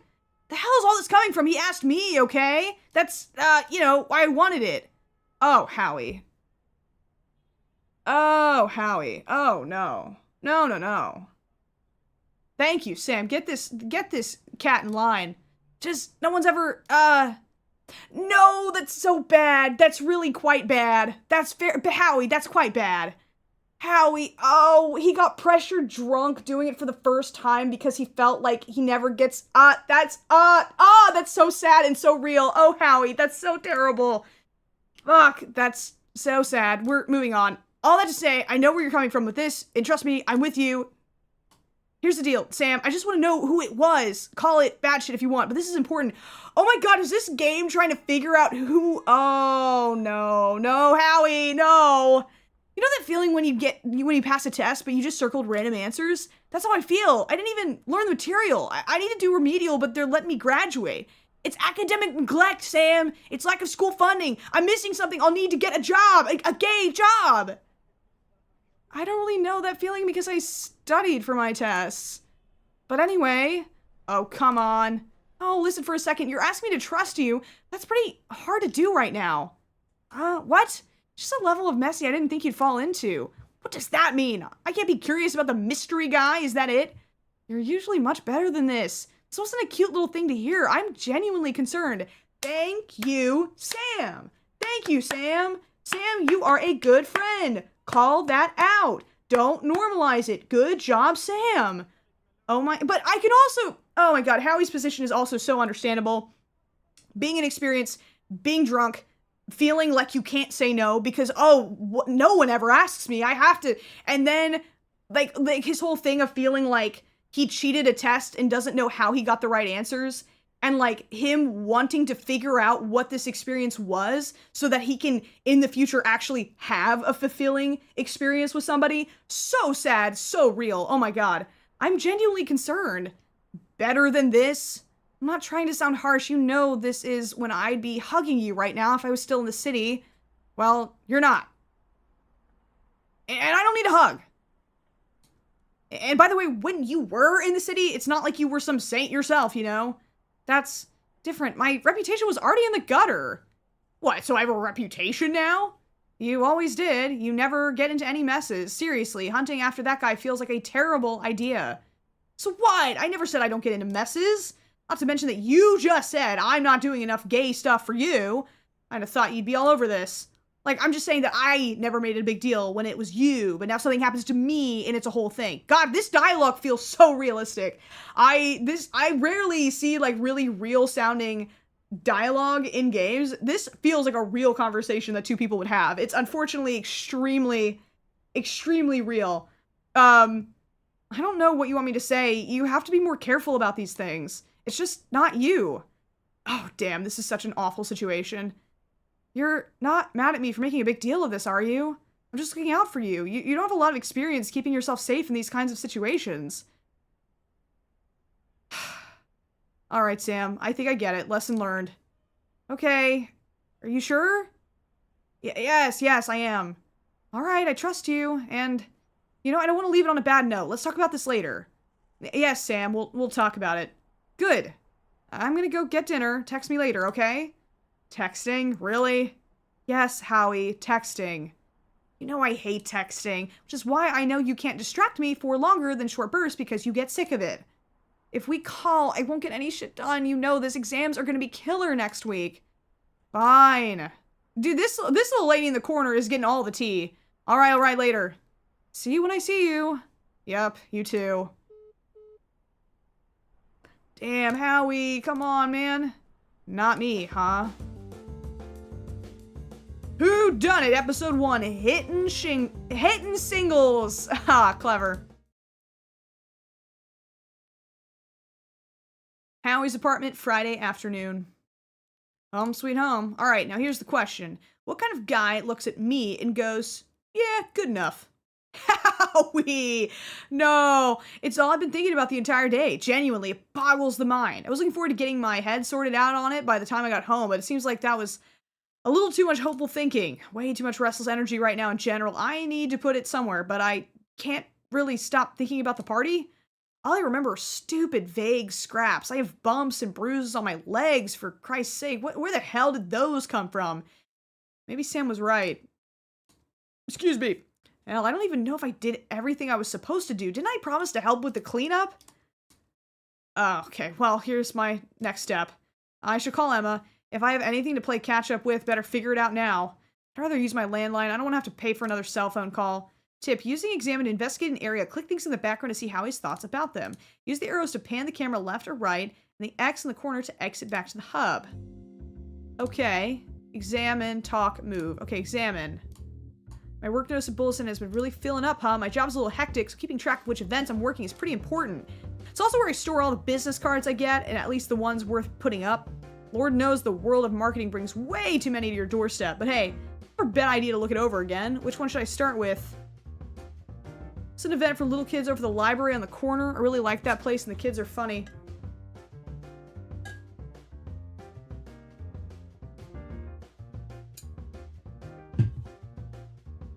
Guys, do we like this game, or do you think we should save it for another time? This seems like it might be a long one. I'm happy to save this one for another day if we want to do something shorter. Up to you guys.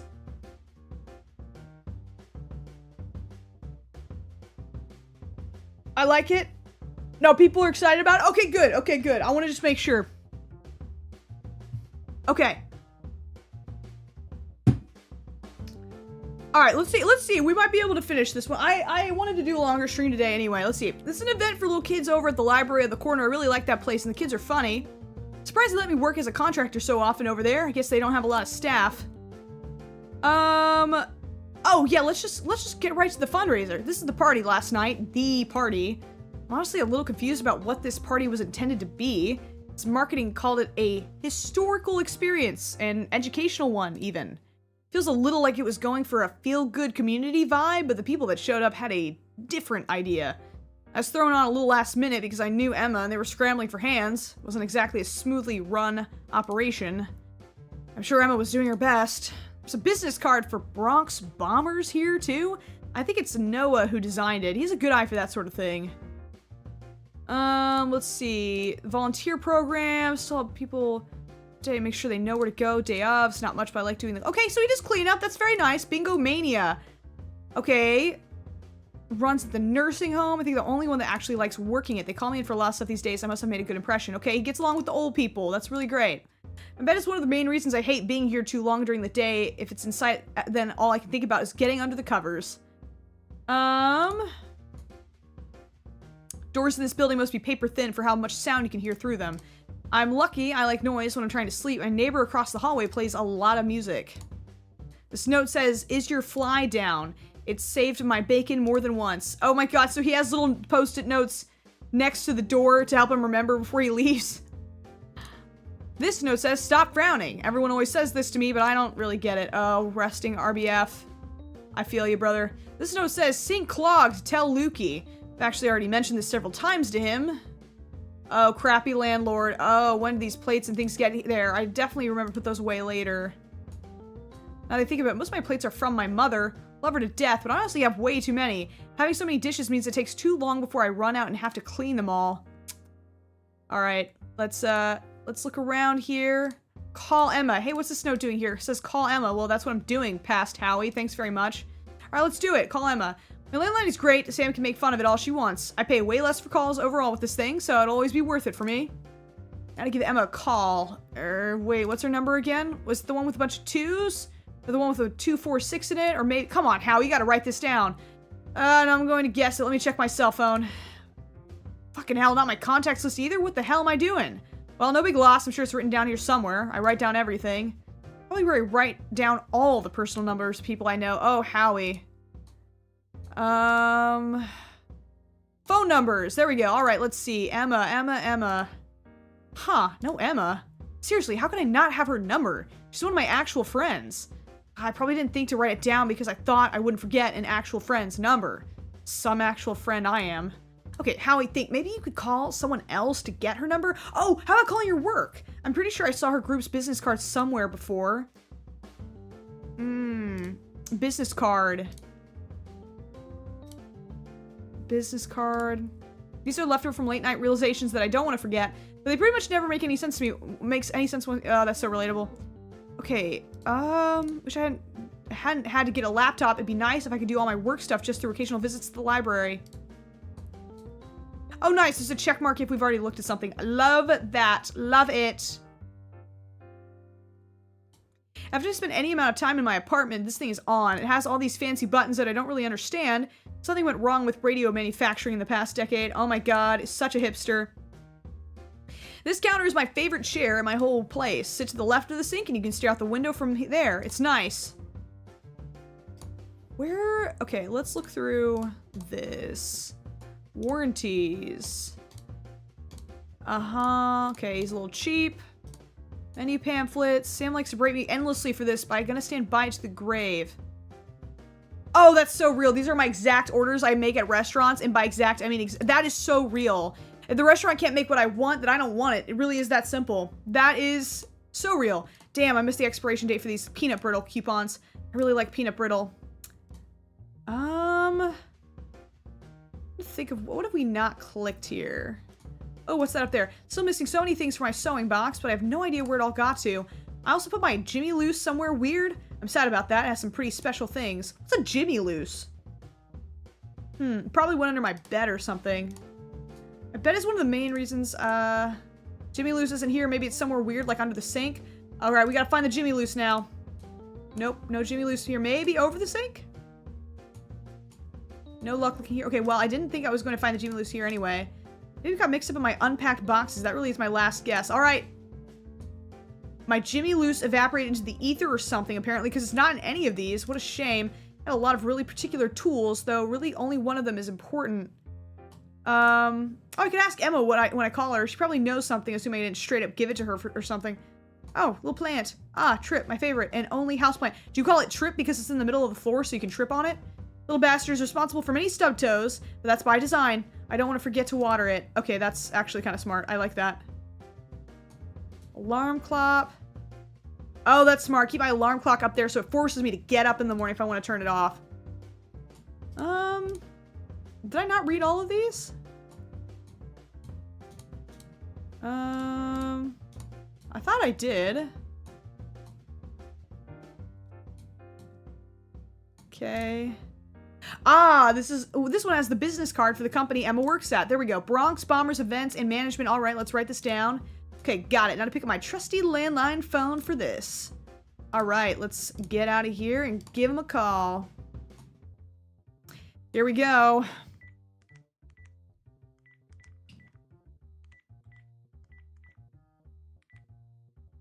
Take your time, Howie. Take your time.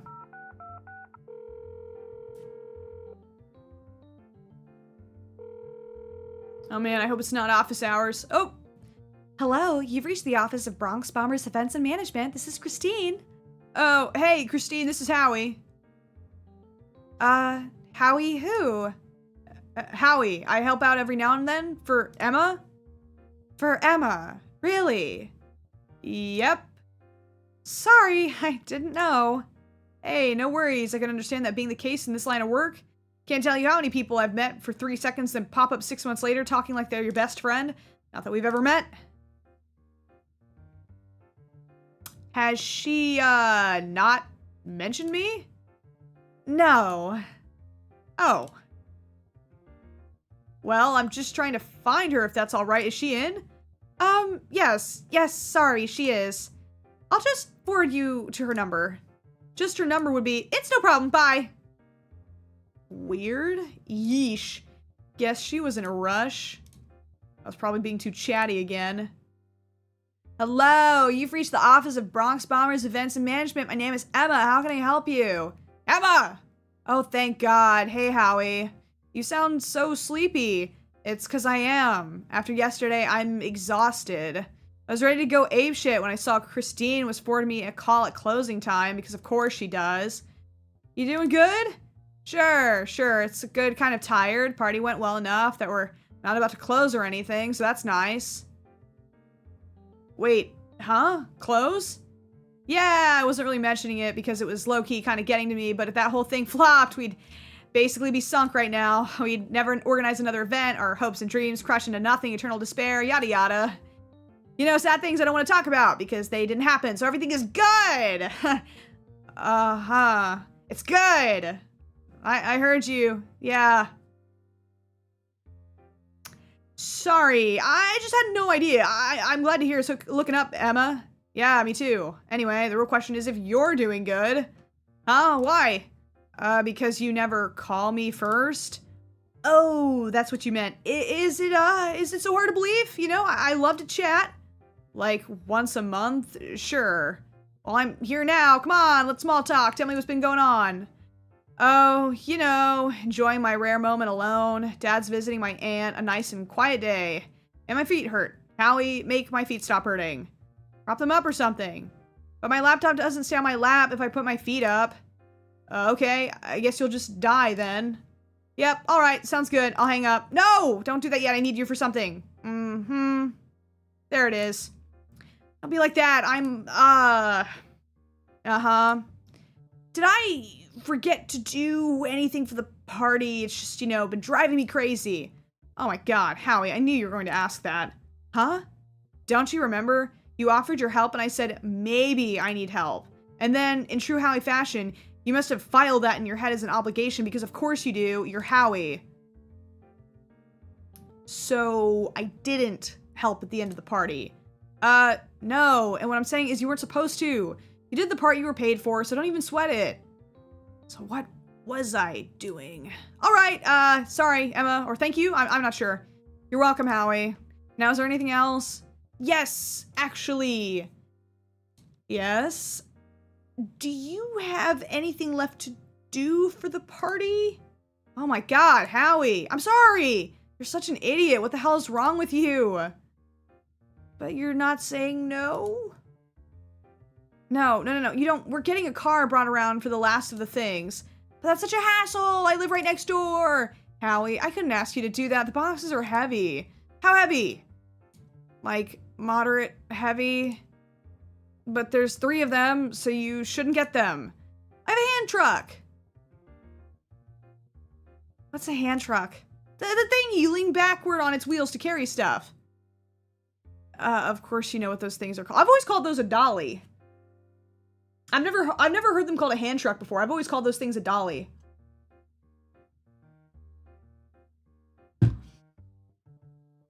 Of course you know what those things are called. Alright, fine. You can go get the boxes. On one condition.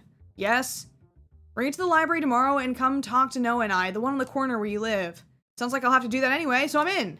No. The condition is that you have to actually hang out with us. You're friends, you know? Instead of being a little hermit man. Thank you, Tuesday's daughter. For how long? Bitch, it's an open check. You don't get to know. Alright. Condition accepted. I will hang out with my friends. Good. Are you two hanging at the library? Not super sure, honestly. You really wanted to meet up tomorrow for some work stuff for some reason. But it's whatever. Paperwork hasn't killed me yet. I'll just ask we go to the library near you, and boom, now you don't have to go far with the boxes. You come in the morning, we'll probably just be chilling with coffee or something, so don't feel like you're interrupting. I mean, are you sure Noah's okay with it? Yeah, why wouldn't he be? He likes you. Well, that's good. Now is Noah?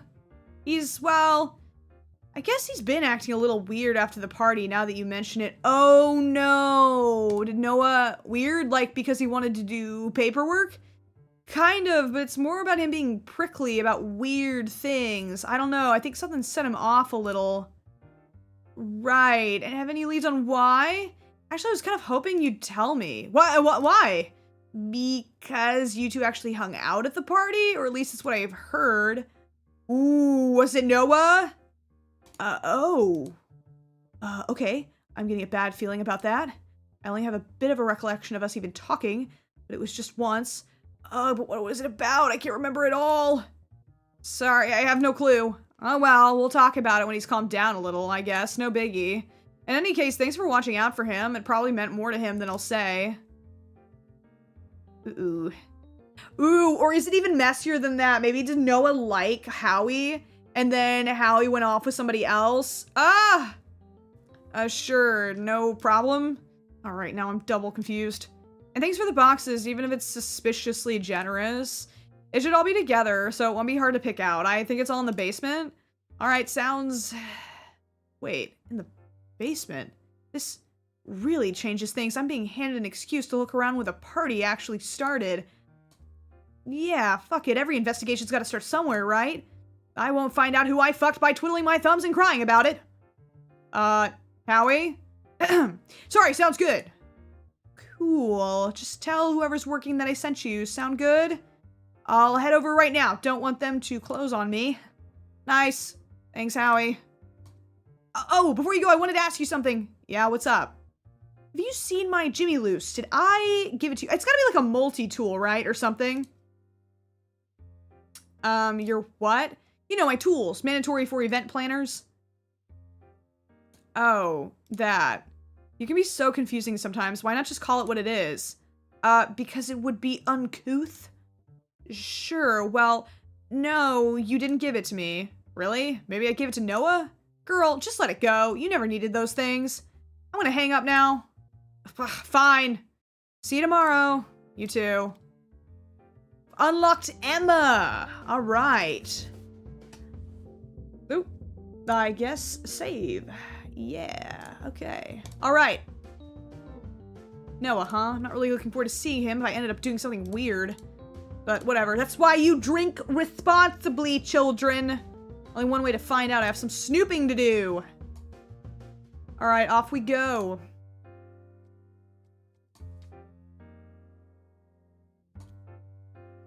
Oh, I like this little map system. That's fun.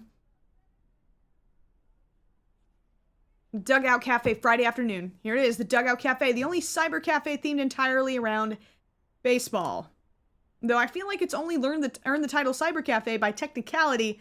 Those computers were not very robust, especially for a place right down the street from a library. Ethan's gotta be here. He's the only employee of the place, as far as I'm aware. Should be a walk in the park. But enough about that. It's time to snoop. Get Emma's boxes, but mostly snooping. What up, what up? Hello? Gosh, this place looks so weird. What an odd cafe. Huh. Okay, small hitch in the road. No Ethan. Alright, what now, genius? Not sure there's all that much up here that'll be quite as helpful unless I really like watching baseball, but I guess I can't be too picky with what I consider my clues. Time to figure something out. Now, Ethan's gotta be around here somewhere, right? Alright, let's look around. Let's look around. Single plastic plant. It's choked with dust. This place is awful. Store's open, so someone has to be around here somewhere. Really want to ring it. Yeah, ring it. Let's see who comes out. Oh, sorry, 1 second. What's up, Ethan? Oh, Howie? I wasn't expecting to see you today. Did you really have to smash that bell so much? Hey, shop was open, but no one was around. People could have stolen whatever they wanted. Well, people probably have. Not a lot of valuable things here besides what's on the walls, mostly just junk. I didn't even notice that bell was ever there. I've never heard it in my life until now. Aren't I just a fountain of new experiences? After last night? Yeah. Right. Ha. About that, the party, I mean, how are you holding up? My head still hurts. Mine too, tell me about it. Still, did you have a good time? Can I get back to you on that? Oh, sure, did you just get up or something? No, I've been working my normal shift.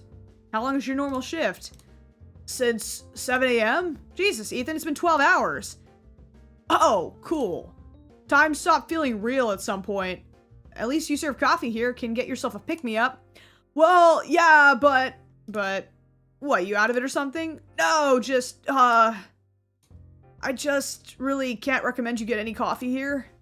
What kind of barista tells a guy to not buy their coffee? The kind of barista that doesn't know how to make coffee. You don't know how to make coffee? No, I know how to make coffee, it's just, well, I know how to make normal coffee. Well, anything more complicated than an instant coffee machine, and you're probably better off going somewhere else. Seriously, there's no way that what I'll make is any way worth its cost. Isn't the customer who should be making that assessment? What coffee do you want? Thank you, ZZ Personnel. Now, I'm actually here to pick up some stuff for Emma, the one who organized the party last night. Oh, that. I forgot where there was even stuff left over. That's good then. Yep, then that's for me. The stuff. It's in the basement? Oh, yeah, it is. Can I go down there? Is it open? Oh, it's open. I just came out of there. It's unlocked now. Why was it locked if you were down there? Force of habit, I guess. No big Did Ethan get locked in the... Is that so? Did Ethan accidentally lock himself in? Wait. Yep. Anyway, feel free to get your stuff. I'll just be here, around, if you need me. Right on. Even for coffee? Howie, do you actually want coffee or not? No, I'm just messing with you. Phew. Okay, love Ethan. What's got him acting so uptight? Could it be the party? Man, if that's the case, something really must have happened in the water last night. Anyway, the basement is open now. Let's keep looking around while I have the chance. Anything I think up, I can throw at my first witness. Yeah, that feels like a good enough system. Click the talk button to present any discovered topics or profiles you find. Access other areas like the basement. Click the move button. Okay. Crappy computers. Jersey. Fake jersey. No smoking. The health and safety letter grade is an A, surprising. Does that mean we're in New York? Because I know that only certain places in the country have specific types of letter rankings for health and safety. It's not really inspiring confidence when the sign is stained as badly as this one, though. There's a signed picture of a portly man with a baseball player among these posters. One of them looks familiar to me, but oddly, it isn't the baseball player. Is this a store owner? Out of order. It's always been out of order. So many TVs playing baseball, I can't even figure out which one has their sound on. Aren't cafes supposed to be calm, relaxing atmospheres? And these are so close to the computers, too. These are the ones I used to print out those posters for Emma. It's actually not a bad printer at all. It can do longer format prints. It's just like costs a lot per print. And even just booting up the computer hit me with the minimum charge for an hour. Hey, what's up, Toad King? Big snowstorm this weekend and I'm excited. Man, I hope it's okay. We got batten down the hatches over here. It took me an hour anyway, I guess. I'm no good with computers. I'm glad Ethan was there. So it's the only sort of nice thing behind the counter. Wait, one of the nozzles is wrapped up entirely in duct tape. Oh, God. Yeah, this place is a dump. Thing looks outdated as hell. Practically a slab with buttons on it. I kind of want to buy something just to see how it prints the receipt. Chip mugs. Huge stack of baseball caps. What the hell are they doing with all those? Ethan's wearing one of those. Topic found. Hat. I wonder if that's just like the employee uniform, maybe. These prices show a lot of confidence in the quality of their product. Okay, overpriced, crappy coffee. It's baseball all the way down. Let's watch the game when the real entertainment is happening in the stands. The crazy shit people sneak in. The hecklers drunk out of their mind. The kiss cam. A good baseball game is one you don't remember. Feel bad for the guys actually playing the game. Real. America was a mistake. Oh, God. Okay. I think we got everything. Let's... Oh, feels pretty heavy when I nudge it with my foot. I'm not going to undo the tape, though. Okay, heavy box. Ethan gets to use this work every day. A salon door. Wi-Fi. Okay, the talk button. Hey, pal. How'd you feel if I asked you some questions? I know you said you're not doing all that great. It's fine. I think I prefer the distraction right now. What sort of questions are you asking? You'll see once I find my notes app. If you're a health inspector, I think you're like legally required to tell me or something. Relax. I said you'll see. Ah, found it. Here we go. Topics are a good way to prompt specific discussions while profiles provide general insights into people and their relationships. You can switch between topics and profiles. Oh, okay. Party. Yeah, chatting up a little bit might be good. Let's get something from it. How do you like the party? Which party? Oh, come on. Last night here in the basement, gay shit, gay party, that party. Wasn't it a fundraiser? Just answer the question. I don't know, honestly. I guess so. I remember having some fun. That's good. Why are you being so meek about it? I don't know. It wasn't really my scene, I guess. I drank a bit too much. But I did have fun at the same time, I think. I don't think I would have been drinking so much if I wasn't. Wasn't so bad in the end, then. Honestly, it was. I'm feeling pretty bad about it all. It was a mistake to go. Huh? Really? Yeah, really. I wasn't pressuring you, was I? No, you weren't. Listen, it's fine. I told you before I was going to be there anyway, since I was there to close. Right? Wait, were you scheduled to close at a late-ass party, but we're also opening the next day? I need the money. But you're right, it was a dumb idea. Okay, that's not exactly the kind of thing I was expecting, but now I'm concerned. Man, what happened to this party, dude? This feels bad. If I make the drinking thing its own topic, I can get him to expand on that a little bit more. Yeah, drunk. Let's see. So, how drunk did you get? Well, you know, I don't. That's why I'm asking. A real rager, yeah? You don't sound very sure. Well, I guess it's because I'm not. I'm glad you weren't keeping track, because I haven't had that much in my life. My head really hurts. Though, never mind, sorry. What's wrong? I don't know, it's just... Sorry, I think it's a little awkward to tell you. Hey, pal, I ain't gonna judge whatever it is. I think I really drank way too much last night. I don't think I remember much after a certain point, like of anything. Shit, him too? Were they slipping things in drinks at this party? This sounds bad. Uh-oh, him too. Fuck, Ethan, I'm so sorry. What are you apologizing for? They're my own bad decisions. Yeah, but I was supposed to be your backup. Nah, man, it's not your fault. We just met. You don't know what's going on with me or anything. Still, I don't think either of us were very responsible last night. You too? Yeah, my brain's pretty scrambled too. Dang, well, it actually helps me feel a little bit better about it. I'm pretty sure I fucked up a lot last night. Oh? It's nothing. If we do this again, we're stopping each other after 3 drinks, yeah? Deal. Get an accountability buddy if you think there's a chance you might overindulge. So Ethan doesn't remember last night either. That's interesting. Oh, who am I kidding? That's terrible for me. I thought he was going to be my witness, and now his testimony is all called into question. This is such a mess.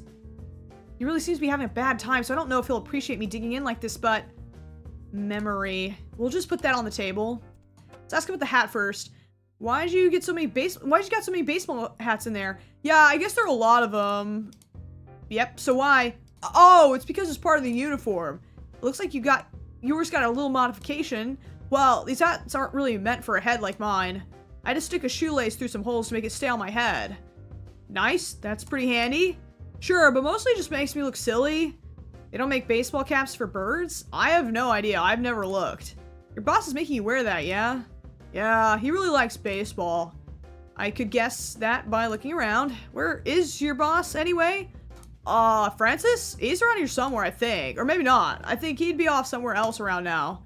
You think? It's a little hard to keep track of him, honestly.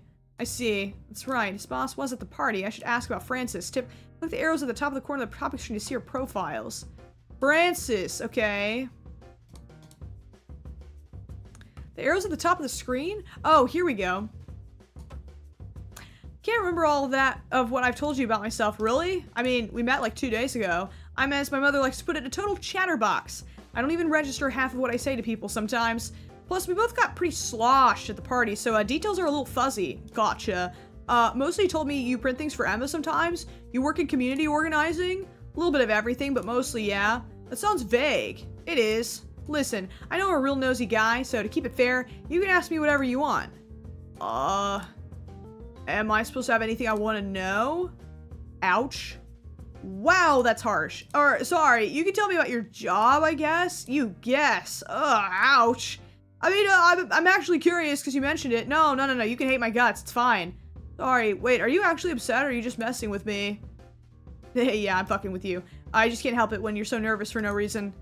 Aha, okay. Sometimes it's a little hard to tell, but maybe it's just me. Oh, my bad. I'm basically never actually upset, just for future reference.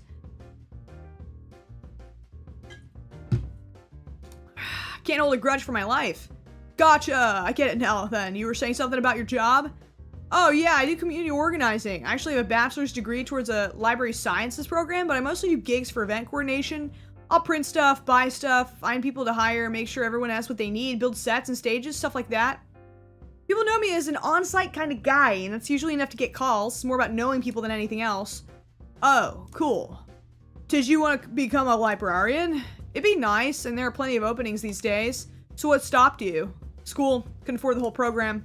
Got that bachelor's degree, then ran out of road for the master's. Relatable. You too, huh?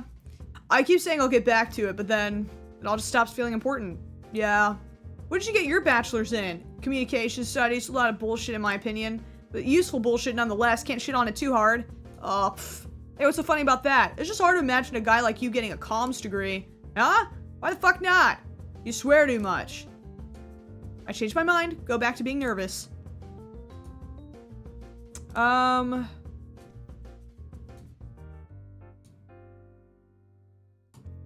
describe myself. Now just ask what Ethan. Ethan, tell me about yourself. Oh, like what? Start with hobbies. Hobbies. Sorry, it's questions like these that make me suddenly forget everything about myself. True, it's hard to sum yourself up in a few bullet points. Well, part of the problem is that I haven't really had time for hobbies in a few years. Or the energy, I guess. I have free time, but I don't really feel inspired to do anything with it. Dang, sorry to hear that. How much do you even work? I take every hour I can get. No, friends you hang out with? Sort of, well, maybe not. I guess I hung out with my coworkers at my last job, but that stopped. When you left the job? Yeah. So that's it, you got coworkers? Guess it sounds pretty sad when I say it out loud like that. I used to hang out with my friends from high school occasionally, but I don't now. Now, lately... And now I don't even have coworkers. I'm the only employee here. Not Francis, then? He's not the kind of guy you hang out with, let's just say that. Especially with someone like me. Do you live with anyone? My parents? I tried living somewhere else, but it didn't work out. I'm starting to feel like not much is going very well for Ethan. Nothing against living with her parents. I've always been curious about what it's like, but it sounds like he's stuck in a rut. How about your boss, Francis? What's he like? Quiet, distant, grumpy? I don't know. I can never tell. Why do you want to know about him exactly? He just seems interesting. This whole baseball, internet, coffee shop shtick provides one with a lot of questions. Well, I guess that's true enough. He's a pretty private person, though, so there's not much I can really share. What got you keeping secrets for him? What? No, man. I mean, like, you know, it just doesn't tell me much in the first place. Right. He really likes baseball? You know, I had an inkling. You don't know anything else about him? Not really. How's your relationship with him? He's a good boss? Good enough, sure. He pays a little more than he needs to, so I appreciate that. His job isn't very, like, demanding, usually. I mostly just watch an empty shop and read books or something. He's pretty hands-off and asks me how my day's going, you know, things like that. Makes you wonder why he bothers with such a dead store. Yeah, but, well, it's probably more about those basement events for him anyway. On that note, I kept thinking it was weird to see him at the party. Is it really that weird? I think he's always around when an event is thrown in the basement, but he likes to stay up here in the cafe. Except this time he's walking the floor, even having drinks. So no, it's not weird that he was there, but it was weird that he was actually partying. He even told me that you two actually spoke. Right, yeah, we did. We did? Is that weird? Honestly, yeah, really weird. How come? Not that I know him super well or anything, but he never really talks to anyone, even if people try. Kind of just get the vibe that he's either always in a bad mood or really doesn't have the time for small talk. Huh. Not to bet you that I didn't really think this would have been his sort of scene. The same way it wasn't yours. Sure, I guess. I'm a little, embarrassed about him knowing I was there. Relax, I don't think he'd care or else he wouldn't be hosting parties like that. Yeah, good point. So you don't know if he's, you know. You know. I don't. Playing the same team, so to speak. Oh. You're gay, aren't you? Why don't you just say it? Why don't you? Aren't you also gay? Ugh. I have no idea what he is, Howie. He never talks about family or his personal life or anything like that. You don't get any vibes? I really don't think I'm the right judge for that. Shame. Francis, this makes me really wonder what he was to say about last night. Based on how Ethan put it, it's pretty notable that he talked to me at all. I wonder what was different about our talk. And if we did more than just talking? Shame I haven't seen him around anywhere just yet. I guess it's pretty late. Okay. Talk about Emma? What do you think of Emma? The short one. All of you are the short one to me. Okay, well, she's the really short one. No, I know what you meant. You introduced us at the party. Good, just don't say how she's short around her. She'll start jumping. What does that mean? Anyway, she's nice, right? Oh, sure, she was really easy to talk to. Talked a lot at the bar until she broke off to do her job somewhere else. Nice, what about? Clothes, actually, nothing big. I was really good with those, picked a good topic. Yeah, gave me some good tips. Oh, that was kind of it, though. Sounds good to me. You should come hang out with us sometime. Okay, yeah, I'm down. Definitely feel like Em would be a good influence on him, better than I would be anyhow. Okay, memory. Let's be careful. I'm a little concerned about your memory. Yeah, is it like really bad if that happens? Should I go to a doctor? No, just eat something with a shit ton of fat, I guess. Oh, alright. I forgot to eat breakfast, be honest. Am I gonna die?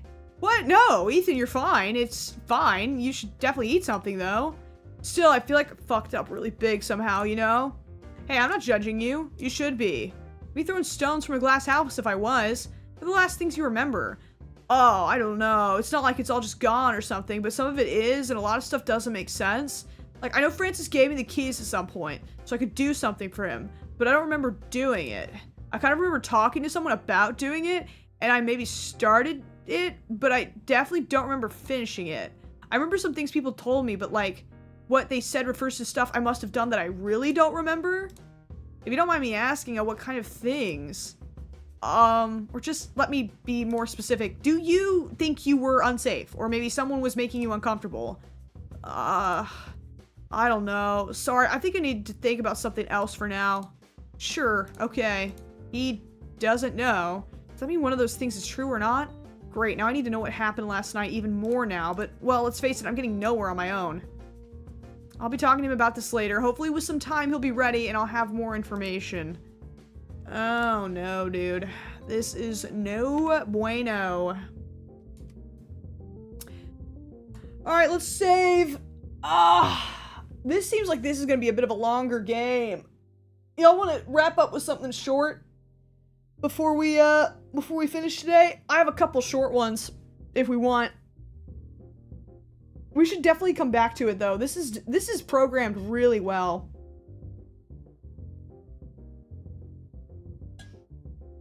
No, this party is definitely very sketch and something very, very bad definitely happened. Alright, let me stop recording real quick. Let me find something. I think we have a few things here that could be fun. We save, we're gonna go ahead and exit. Alright.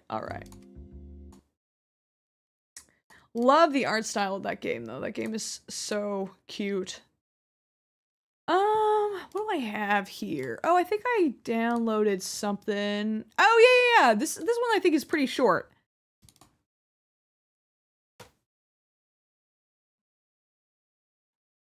Let me see if it boots up. I just got this one. All right. This is a little game I found recently called Drive Me to Hell. As opposed to and of course you have to take the highway to get there.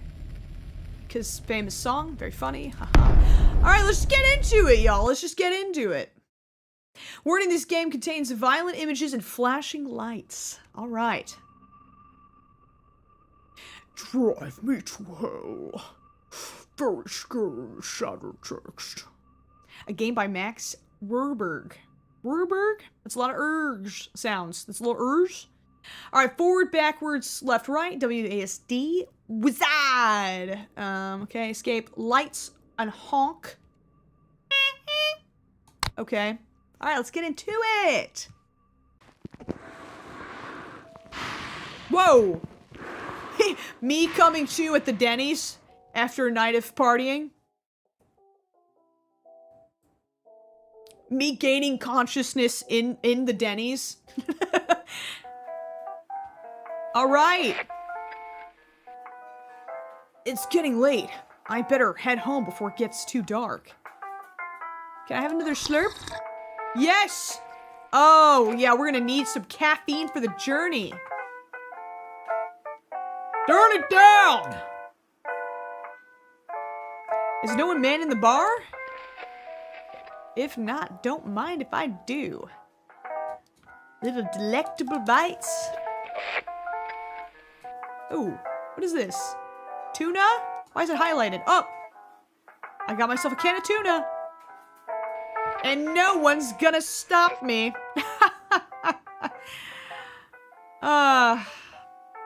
You gonna finish that? I mean, of course you're not. Look at you. Sorry, my bad, brother. I'm out of line. I'm taking your tuna and you can't do anything about it. What is this slurping? Diner open 24 hours? Quit that slurping in front of the child. It's broken. Okay, well, you know, worth a shot. All right, we've acquired our can of tuna. Woo. And off we go. A little tuna for the road. Crack open a cold one, and by cold one I mean can of tuna. Off we go. Woo!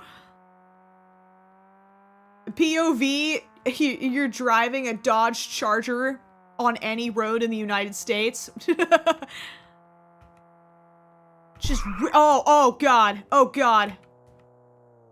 the passive-aggressive suggestion. Hey, dummy, it seems like you're struggling to drive. Perhaps you need to turn on the headlights. The only explanation is that you can't see, because surely otherwise you would not be that bad at driving. Oh my god. Lore-accurate Dodge Charger on any road in the United States. Oh, we gotta be clocking 100 right now.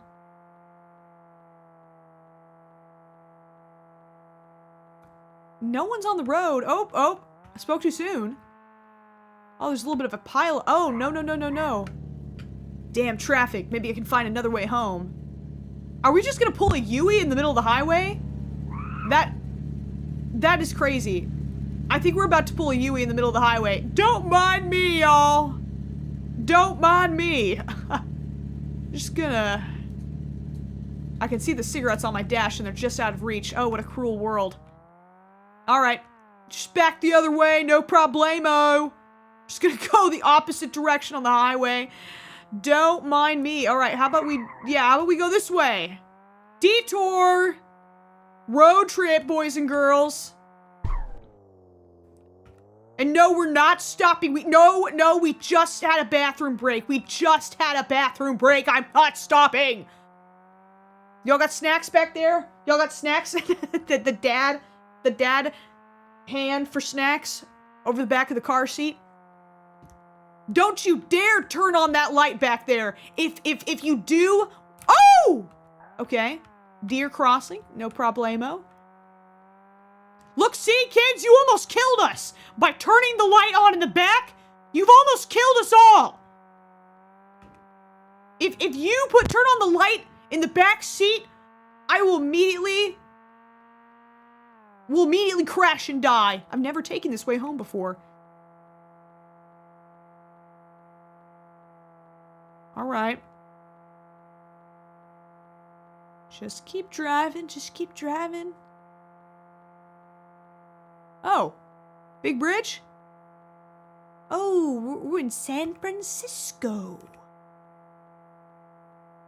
Look at that pretty bridge.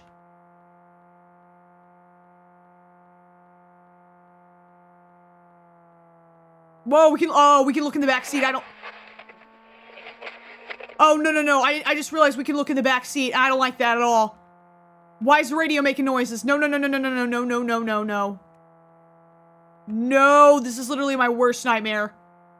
The amount of times I've driven long, hours long drives by myself through like the most desolate parts of Texas. No, somebody being in the backseat is like my worst nightmare, dude. Please, no. I'm just gonna keep driving. I'm gonna pretend. I'm just gonna mind my business. I'm gonna ignore. Why do the trees look vaguely vaginal? Oh, guys, I promise I'm not a pervert. Y'all saw that, right? Y'all saw that, right? I'm not crazy. I promise I'm not. It was. Oop, nope, not my business, not my business. Looks like a terrible accident happened around here, but there's no one around. Ooh, isn't that crazy? Ooh, we're just gonna keep driving. Not my business. Maybe there is police up ahead. Yeah, not my business, actually. We don't stop for nothing. Not on a back road like this. Not in the dark, not alone. I don't care if I see a little girl in a night dress soaked in blood walking down the side of the highway. That's not my business. What, they laid out a mouse trap on the road? Oh, somebody's trying to get me today. Not today. Not today, Satan. Not today. Oh, it's getting so dark. Oh, the little girl. Oh, the little girl's clambering on the... What did I tell y'all? This is why you don't stop for the little girl. Oh! It's past your bedtime, young lady. Oh, no. Oh, no, this is bad. This is very bad. This is very bad. It is past your bedtime, young lady. No. No, what do I do? What do I do? What do I do? Oh, that ain't mine. Why is there a kid's teddy bear in my... that ain't mine. Oh, I don't like this. Oh, I don't like this at all. Oh, no. How long is the... Oh, man. I hate this stupid camera so much. How long was that out? Was that out for a while? It's been a while.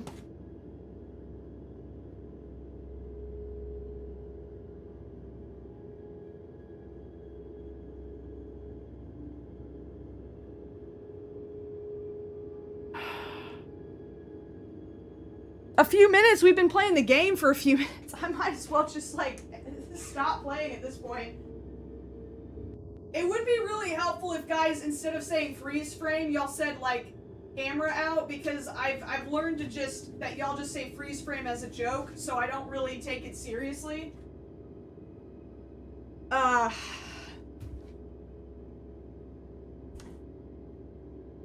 mean, I don't even know if that's worth, if that footage is worth anything at this point.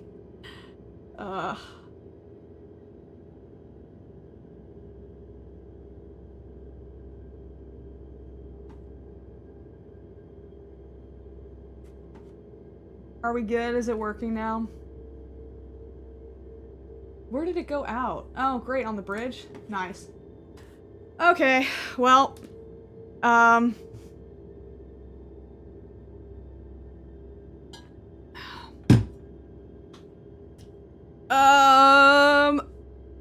honestly, honestly, that really took the wind out of my sails, that being out for so long.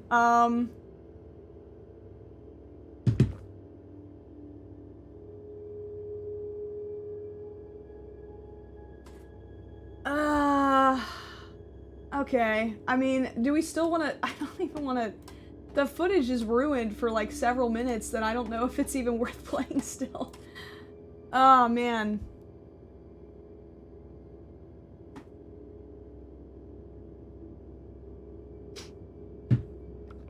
That's such a bummer. Okay, well, whatever. We have to... Oh, wait. What checkpoint? We set a checkpoint? Oh, shoot. Oh, okay. Well, okay. Great. Okay. Is that like a giant mouse trap on the ground?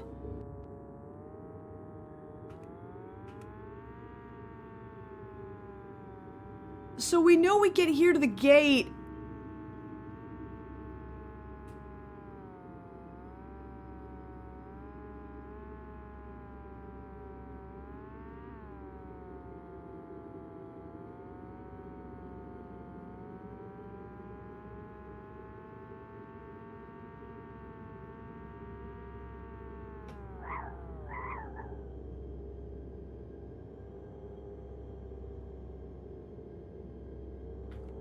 We have the little teddy bear in the back seat.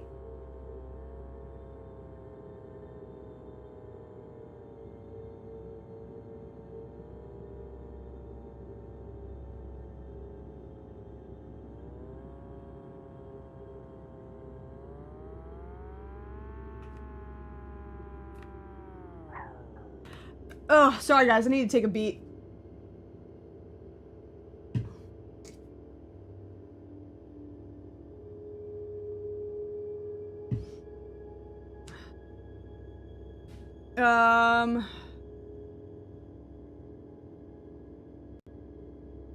I'm trying to think if this is even...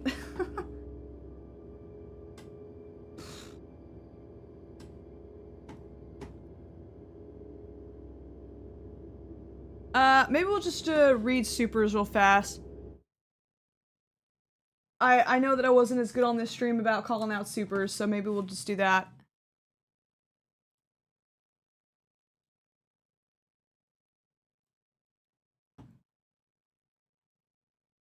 Alright, we have, if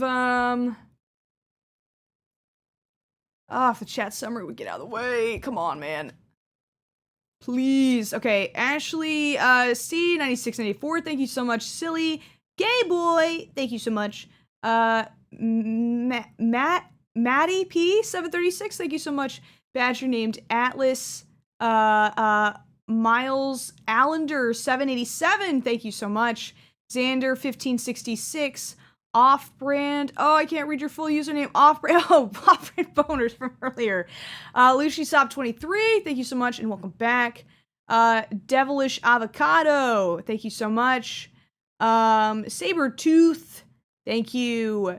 Maddie P736 again, thank you so much. Fern is happy 5359, thank you for so much for becoming a frog. Ratboy Luloli, thank you so much. Gaming with Raw. Eluintridson 3646, thank you so much. Fix It Felix. Lilith Abbott 9184. Tuesday's Daughter. Avathiant 11, thank you so much. ZZ Personal, thank you so much. Toad King, welcome back. Tuesday's daughter again, thanks you. Ginger on everything, welcome back. Tuesday's daughter again, thank you so much. Appreciate ya. All right, okay, I guess we'll get back into it.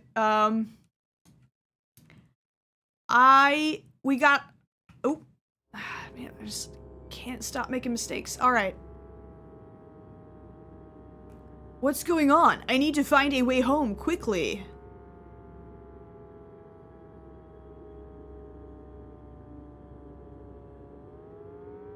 Brother, you're on the wrong side of town. You are on the wrong side of town, brother.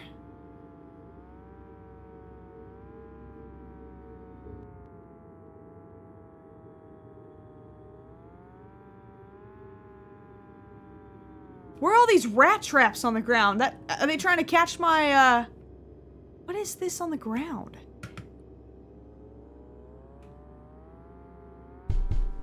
Oop! Nope. Nope. Nope. No tip-tapping. No thanks. No thanks. Oh, I don't like this. I cannot see out of my passenger side window at all. This is a night. Okay, I'm gonna keep going up. I don't know why we would do this. We're in a trap now. Stupidest decision. I cannot see out of my passenger side, or my driver's side window at all. It's so dark. Oh! Oh, little girl, go home! It is past your bedtime, young lady. Go home!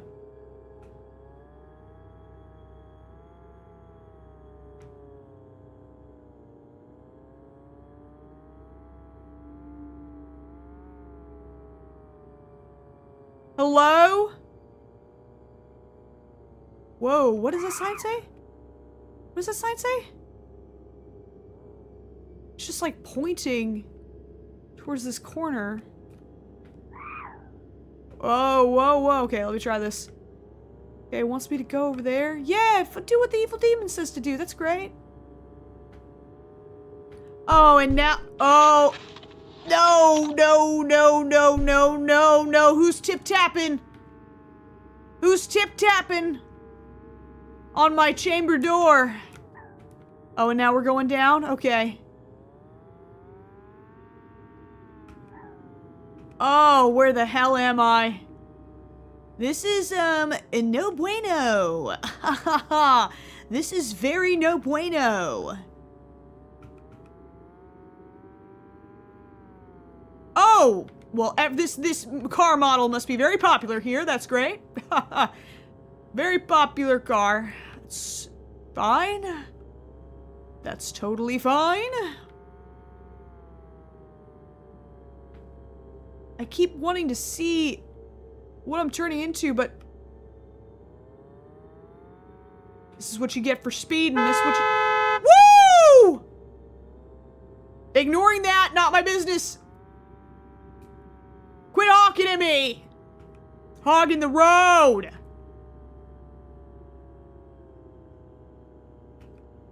Okay, I guess we keep following the creepy signs. Creepy, demented looking signs, whatever. More vaginal looking trees. Ooh, no. No! Someone got in! Get out! Oh, get out, get out, get out! Get out! No, I distinctly heard somebody get in the car. Somebody's in the car with me right now. Look out for deer.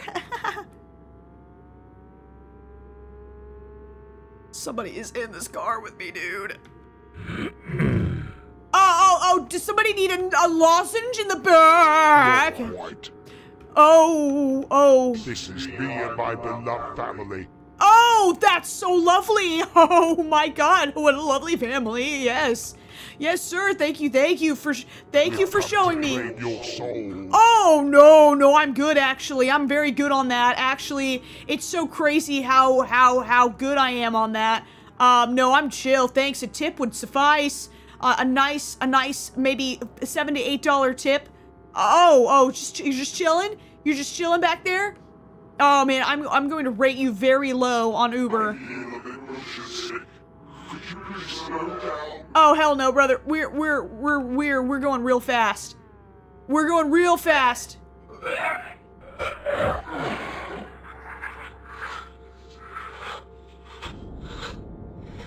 You need a Pepto-Bismol, buddy? I must be having a bad nightmare or something. Yeah, sure, keep telling yourself that, that's fine. You need a little Pepto-Bismol? Woo! Oh, I'm sorry, is that affecting your motion? Oh no, am I affecting your motion sickness? Are you getting sick, sir? Oh no, that must be terrible to deal with that. Oh no. I'm so sorry to hear that, sir.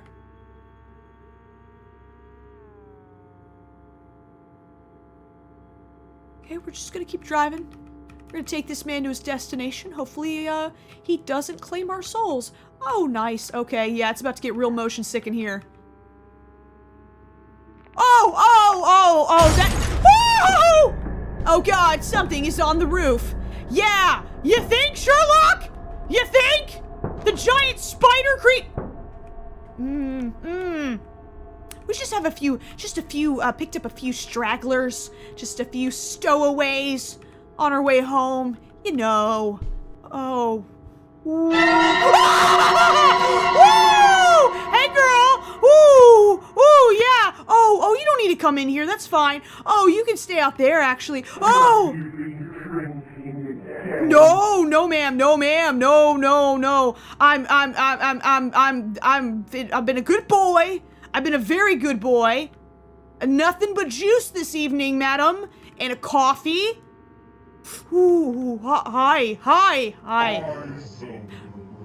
Yes, ma'am. No oh, my...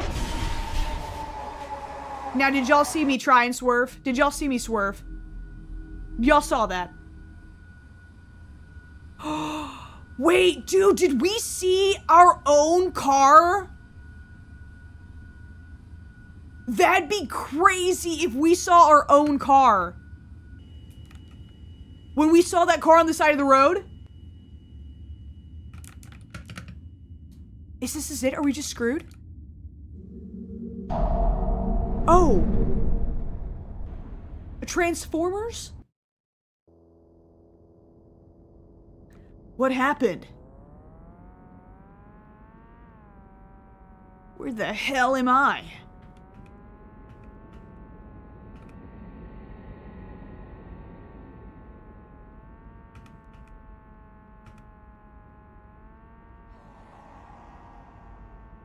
I'm not worried about that. Nope, no, that's actually really chill. Oh, we're in hell. Yeah, this is, yeah, I think, as the title of the game suggests, we are definitely in hell.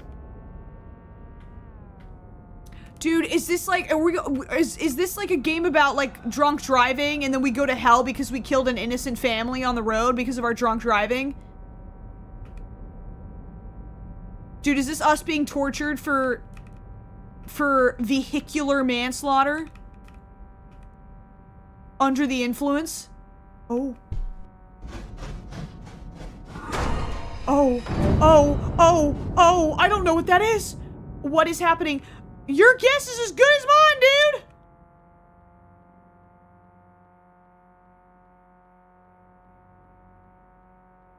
I wonder, oh, well, that's hell. That's hell for sure. Well, off we go.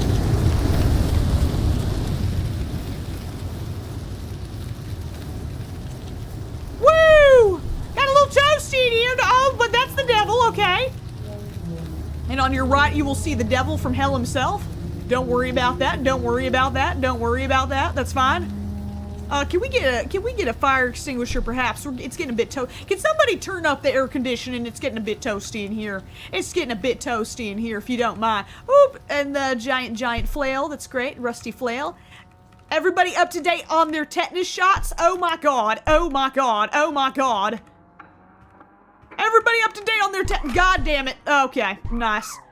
Great. Thanks. Thank you. Thank you very much. Appreciate it. Appreciate it. I'm on my side now.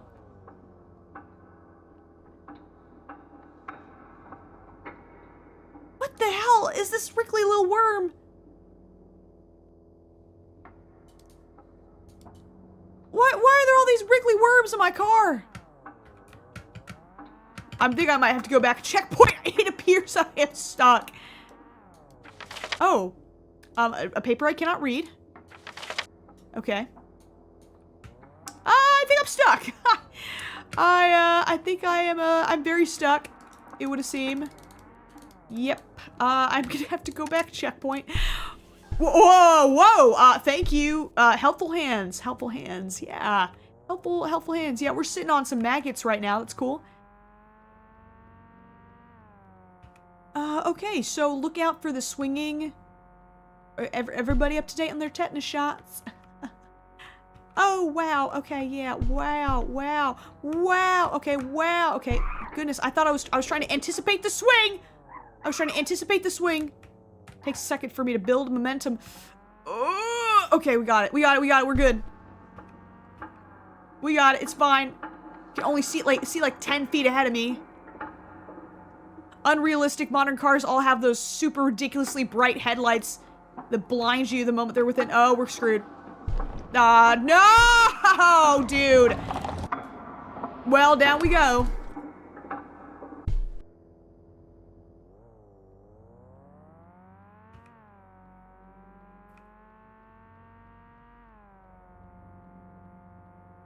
Okay, we just gotta avoid these suckers. Should we just, like, gun it? Okay.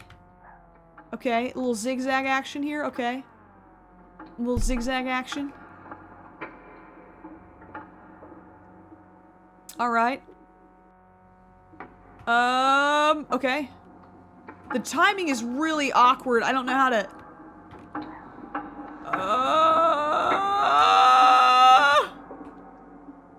Okay, we're fine, it's okay, It's okay. Oh, okay. Into the woods of many hands that are reaching up to the sky. Into the woods with my car as we drive into hell. No, this is great, this is fine. Just a little sightseeing on our way to... Oh my god! Oh, Jesus Christ. Okay, no, just avoid the arms of death. That's alright, we're gonna drive our way... A Dodge Charger driver would be sent to hell. I mean, let's be real. Oh, that's an awkward one. Okay, whoops. Excuse me. Oopsie doopsie. Whoa, we're at a click right now. Oh, something is chasing us! Oh. Don't worry, kids. Don't look at the rearview mirror. Daddy's got this. Dad's gonna do a sick flip. Don't worry about it. Daddy's got this. Can somebody hand me the trail mix from the back seat? Daddy needs a little bit of fuel. Daddy's about to Tokyo drift us in ways that have never been seen in Tokyo before. Oh. Okay. Little bit of a bump. All right now. There's a lot of suggestive looking shapes in this game. Maybe I'm just a pervert.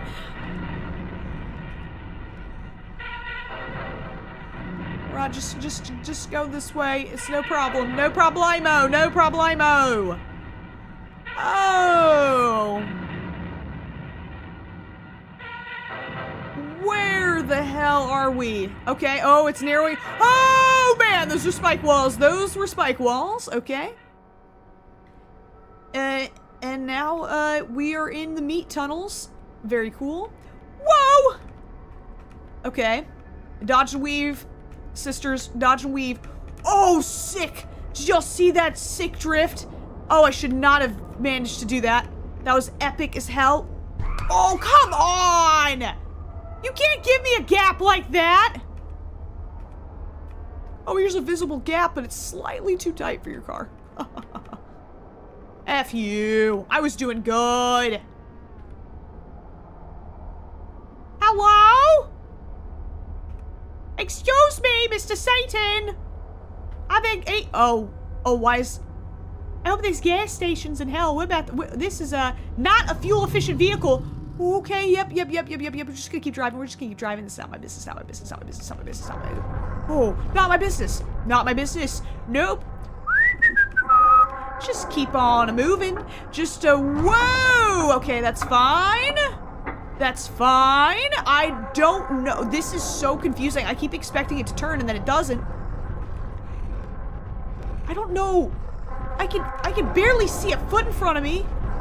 The devil's breathing up my crack right now. Okay, here we go. All right. Yeah, he's... dude, it is so hard to see where the road turns. My God. Okay. Okay. Do it again.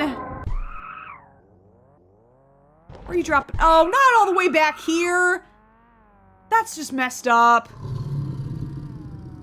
All right, we'll do this again. Okay, there's the devil. Here he comes. Here come that boy, the devil himself. All right. Just scooch on by, don't mind me. Oh, okay. It is so hard to see where the road is going. Like, I'm trying to anticipate the turns, but, I cannot tell. Okay. Nice. Let's do this again. I'm just gonna watch the edge here. Oh, I just said that and then I almost missed it. Whoa, stop. Yeah, no thanks. Methinks I will not actually do that. Methinks I will continue, actually, as the devil is hot on my heels. Am I on something rotating right? Dude.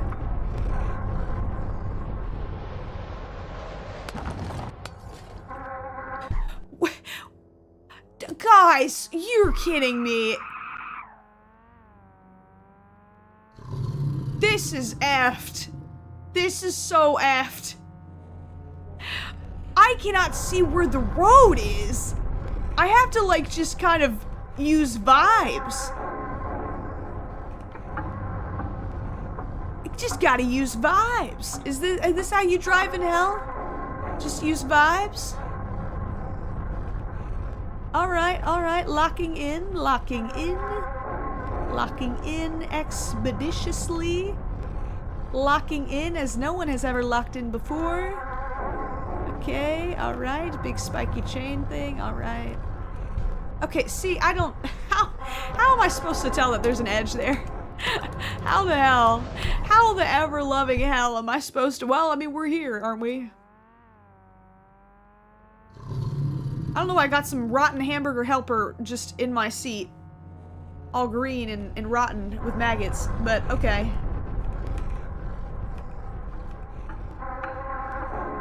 Alright.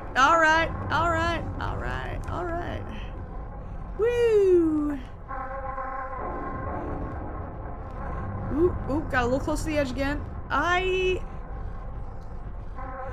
cannot tell where the road is. This is like driving at night with astigmatism. It's great. This is what it feels like. Be very afraid. Okay, it turns so hard to the left, and now the devil is up my booty hole, which sucks.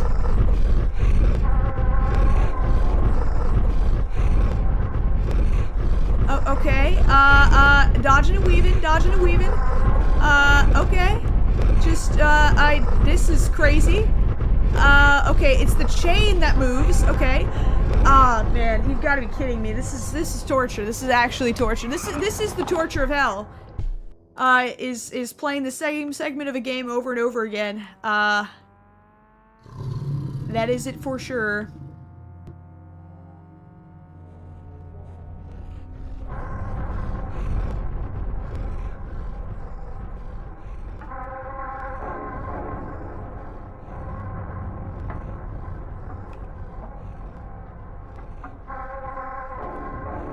Come on, right through there. Then... Dude, I cannot see anything. How am I supposed to play this? Okay, yeah, this is... And then there's a hard left. There's a hard left that I keep missing. Okay, okay, nice. Okay, okay, we're doing better this time. Okay, so now we just have to avoid the giant chain links. Okay, I cannot see. Oh my god. Oh my god. Oh my god.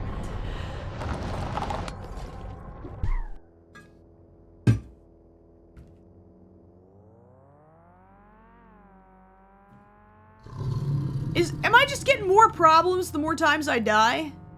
Now we got some kind of fungi in here. That's not distracting at all. That's not distracting at all. That's great. Oh no, yeah, please come in front of the screen. No, that's great. No, no, I wasn't already struggling or anything. Please, please, more distractions, actually. No, when a player dies a bunch of times, you know the number one thing that the player says to themselves?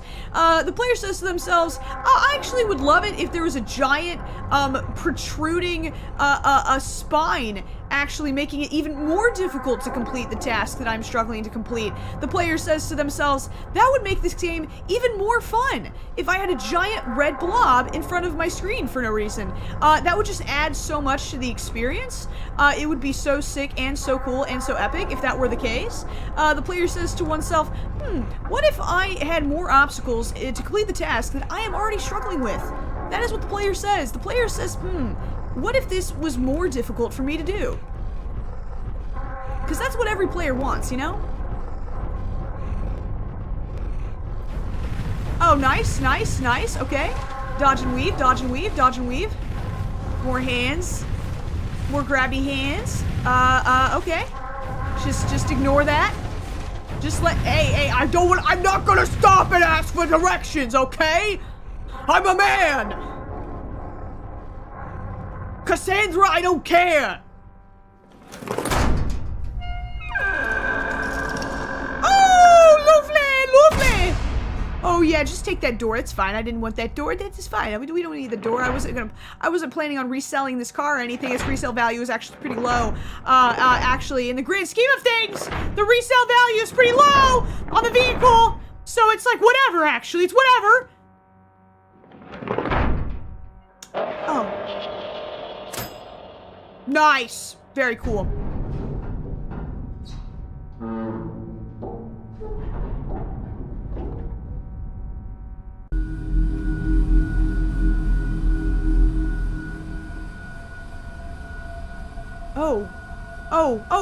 Oh, no, it's actually good, girl. You can stay over there. That's actually chill.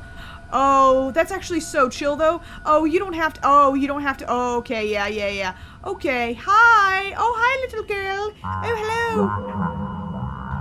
Oh, who could that be? Okay, who could that be? Who's waiting on little old me?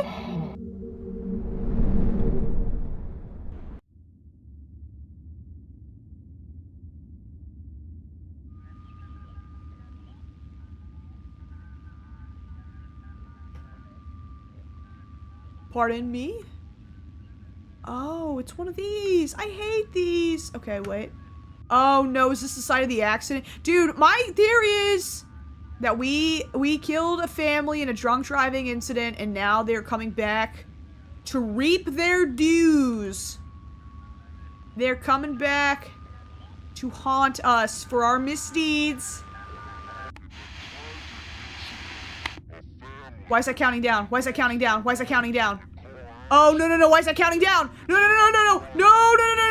No, that's counting down. No, never mind. I don't want to be over here. Never mind. Actually, I was just kidding. Ha, funny joke. I don't want. Okay, 18, 17. All right, guys, this is it. Okay. No, it's chill. That's actually so chill. Okay, oh, what? At the end of the countdown, what? Do I get a present? 3, 2, 1, 0. Okay. All right.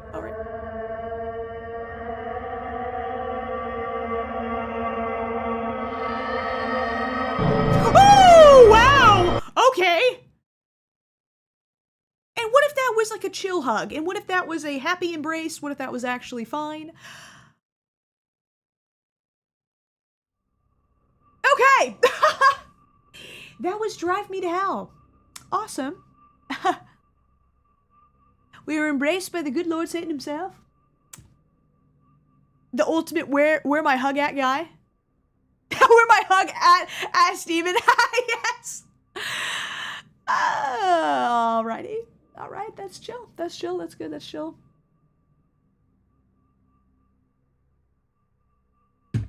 Can you play Wake the Deep? If you're talking about Still Wakes the Deep, we've played that on this channel, actually. Alright! Okay. Alright. That's okay. Okay. Right. What time is it? 4. That was a fun little nifty little game.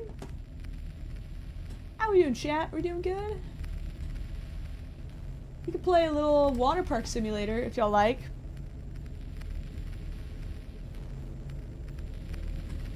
Someone said play Call of Duty. Does my ass look like I play Call of Duty? I think not. I think not.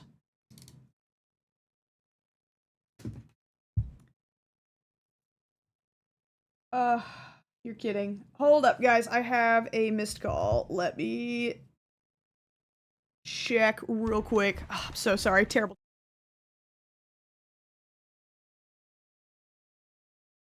Oh my god, so awesome. I love it that, I'm waiting for 2 weeks to hear back about a super important, literally life-changing surgery that I need, and, the doctors get to just call in the middle of a workday. You know, when normal people are working and are not able to access their phones, and are busy, spam you like 50 times after not answering your calls or caring about you at all for 2 weeks straight, and then clock out before even 5 o'clock hits so that you can't call them back. It's really great. It makes me feel really valued, and as if the people who are literally in charge of making sure about whether or not I die really care. It's so cool. Like, I feel so protected and safe, and yeah, no, it's really awesome that, you know, this surgery that's like literally like life-changing for me is not super high on the priority list for them. That's really cool. That's super sick. That's so amazing. No, yes, please call me randomly at 2 o'clock on a Friday and then just bail immediately so that I don't get I don't get to contact you for 3 days straight. That's sick. Oh, that's so cool. Anyways, fuck them. Fuck the entire American healthcare system. Even if you are in the position to actually say, here, please take my money, please make me better, they couldn't give less of a shit. It's awesome. That's so awesome. All right. Well, let's play this for a little bit so I don't have to think about real life for just a second. That'd be really cool. We've made a lot of progress with the park. As you can see, if you haven't tuned in for a second, we made a mess. There's poopy in the pool. Of course there is. There's always poopy in the pool. Alright, girl. Can we quit drowning for a second?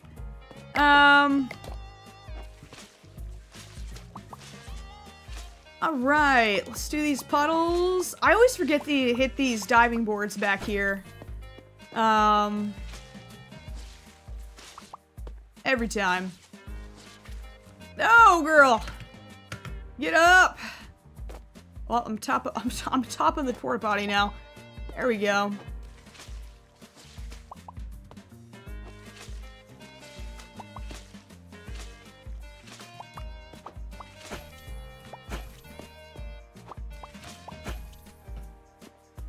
Alright. This slide's gotten filthy. I think we fired the janitor because we needed to do something on our own, I think, to unlock one of the enlightenment quests or something from the guru guy.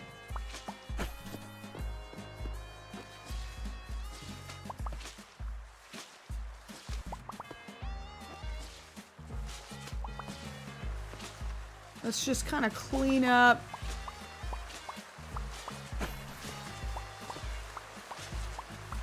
real quick. He's got, man, can we hire a janitor? I thought we rehired the janitor back. Who do we have? Maintenance, is that the same as... Maintenance includes cleaning, right? Well then, come on, brother, put your back into it, my god.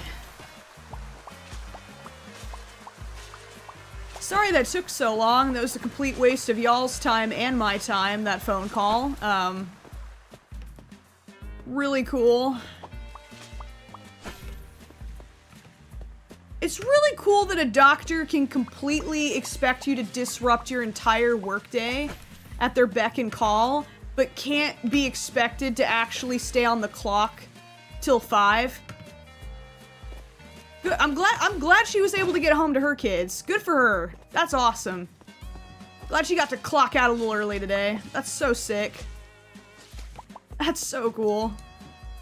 Don't mind me, ma'am. I'm probably not gonna, it's fine. It's just, it's a surgery I already know I need and that I've needed for a while. It's just like, I've been calling over and over, like, please, can you get these people to call me back? I really want to get this surgery done. And this woman calls me in the middle of a Friday afternoon when most people are working, including me, and cannot just jump to the phone at the drop of a hat. And then dipped at 4 p.m. God forbid she had to stick around till 5. Ah, man. I mean, I'm just so grateful that I have such a sedentary job where I can just sit and fuck around. If I was someone who's on my feet all day, I think that would legitimately crush me. Ugh, so frustrating.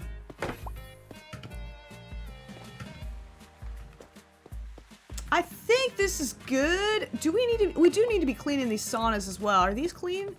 Okay, these are clean. Alright, we have no money. Clear dirty water. Oh, that's right. We need to be clearing dirty water with chlorine. That's our next task. And don't worry, if you're someone who likes to watch the VODs, I'll chop out that long phone call segment. I was not... I shouldn't have even bothered trying to call back. Welcome to Kmart. Can we buy? There we go. Let's just have... I really wish we could buy... So sorry, sir. Oh my god. Knock the chlorine right out of me. I'm gonna have a little stock of chlorine back here. So that I can do all... I just need 4 more. Welcome to Kmart. Man, they're just mowing people down around here.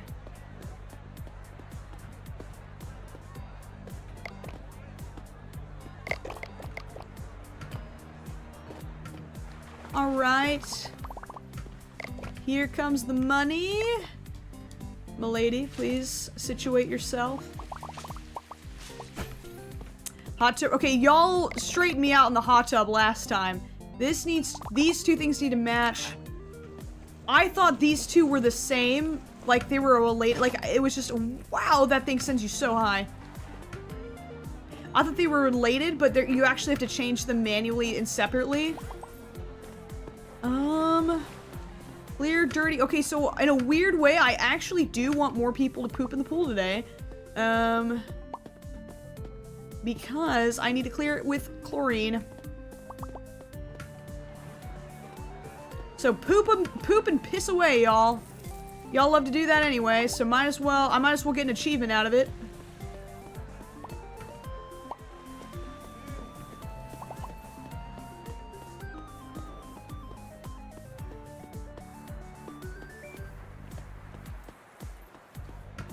Ooh, ooh, ooh.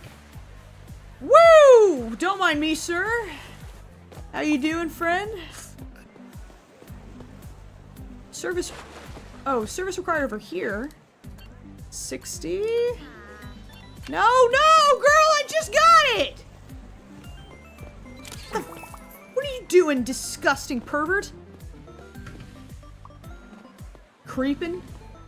Just creeping?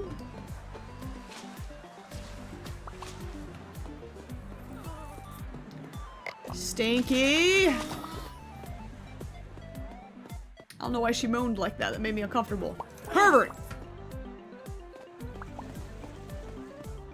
Pervert be gone! Off with ye and your spray can of devilishness.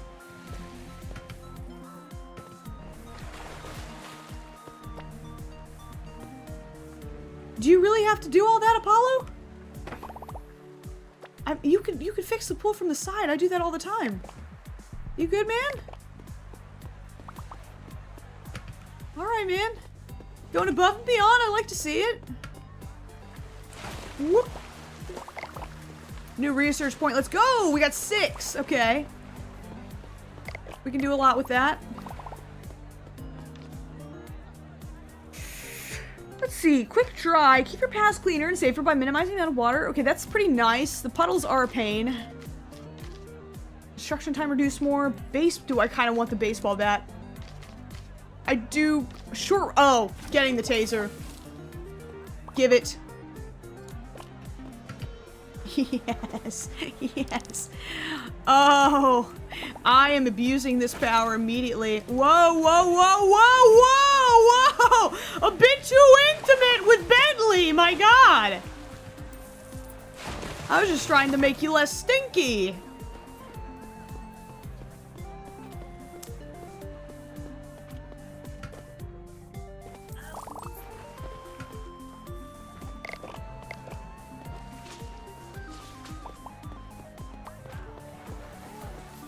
Sorry, I just saw somebody super. Let's see here. We have ginger on everything. Valid feelings about doctor's office. Those CNAs barely pay attention and make me call them out constantly, even with Medicaid. It's constant valid.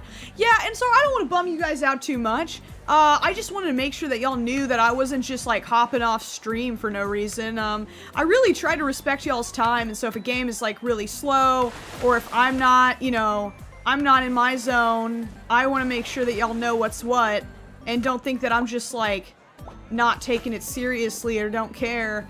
It's a very routine surgery. It's a very common surgery. I'm not too freaked out about it. It's just, I've been trying so hard lately to get answers, and when they finally decide to call me after taking their sweet time for over 2 weeks, me calling them constantly, like begging for answers, and for them to kind of pull that on a Friday when they know normal people just like them are at work, cannot access their phones, even if they have a stupid job like I do, where maybe work just means I am looking at video game screen.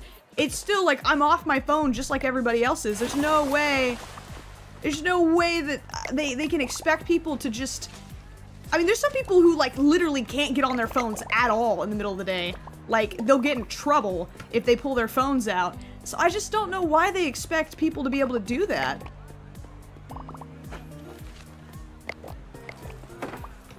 Especially when it's like important stuff, like medical stuff. Like,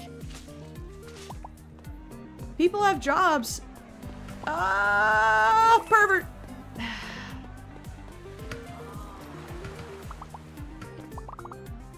But it's okay. Hopefully I'll be able to hear back on Monday. I just am like so sad because that was really weighing on me, and I was really looking forward to having that taken care of. Alright, 25. There we go. And then what do you want, milady? Damn, you want to be burned alive. The women, they prepare for hell.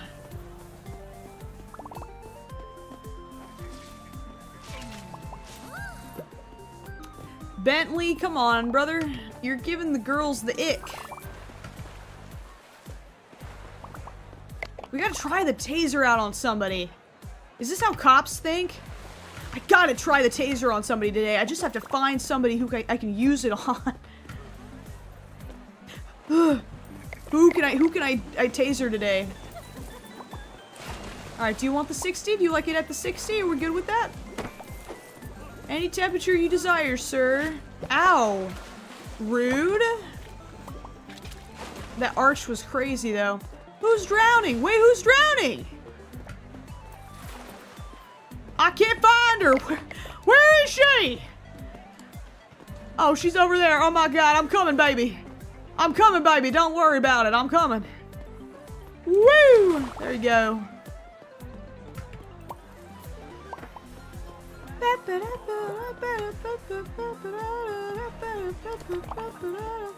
Okay. So who's panicking on the... Oh my goodness, the trash is getting out of control. Just stinkies everywhere. Oh, come on. Did y'all see that? That was so evil. Amari! Come on, man. Somebody's got to teach y'all how to swim.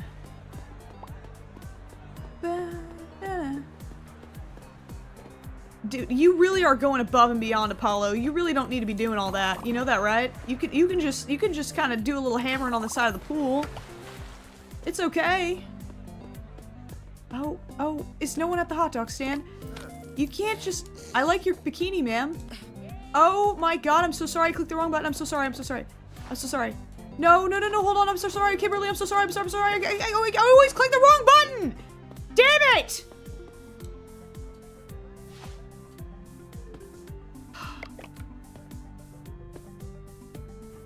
Oh, that's wasted now. The stream is so cursed. Stream is so cursed. I'm sorry, guys. We tried today. Well, Sarah, you blew it! You blew it, Sarah!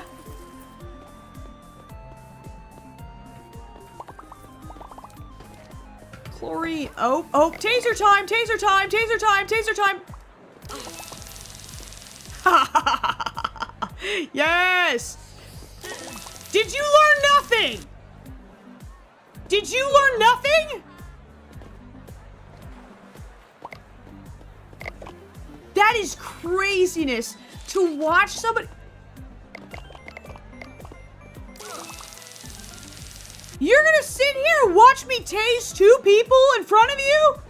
And you're still gonna... That's crazy. You can lead an idiot to water, but you can't make him cross it.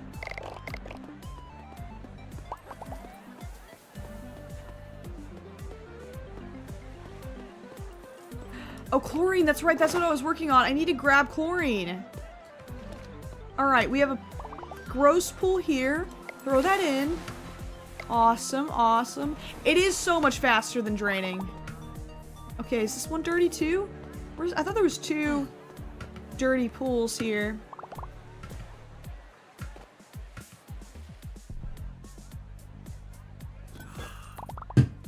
I guess not. We'll keep an eye out. We need 2 more. Jakari, I'm sorry.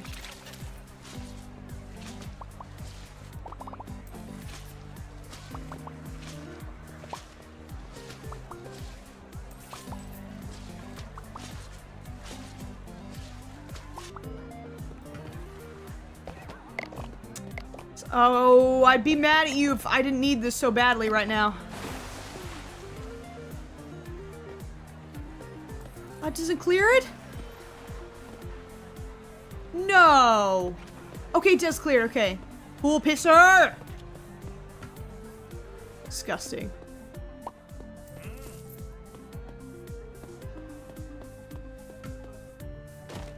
Whoa!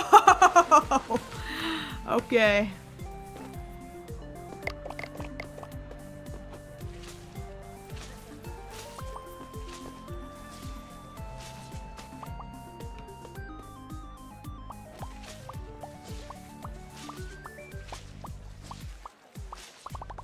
Clean up the bathrooms. Clean it up. It's disgusting.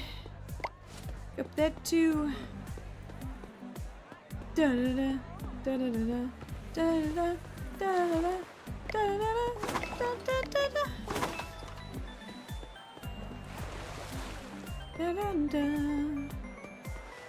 What y'all want the temperature at? Oh, 0 degrees. What is wrong with you, you freaks? All right. We got a woman of science. Bless you, ma'am. $1,300 in taxes. Damn. Oh, we got some poor decisions. Spend $100,000 tycoon, earn 100,000. You're telling me we broke even? At the end of the day, we're breaking even? That's pretty bad. That's pretty bad.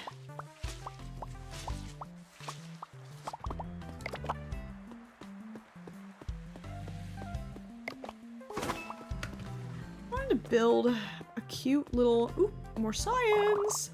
Thank you.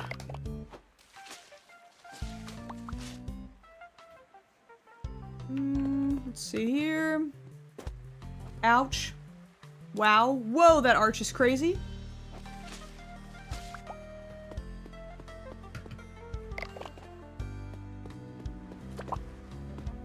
Toss that.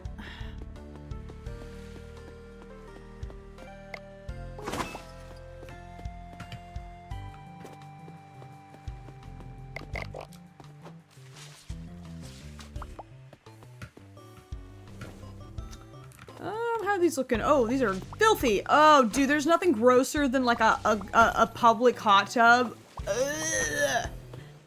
I'm not gonna pretend I'm better than anyone else. I've been in them before, but I don't think I'll ever do it again. Oh my god. It's too germy wormy. It's too germy wormy for me. Anyone want to trans their gender real quick? Just let me know.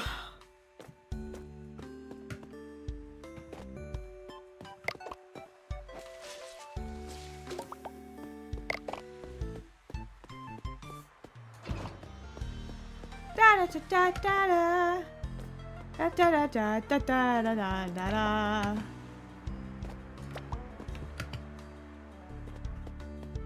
All Greek gods are a little gay. I don't know what this context of the discussion is, but I agree.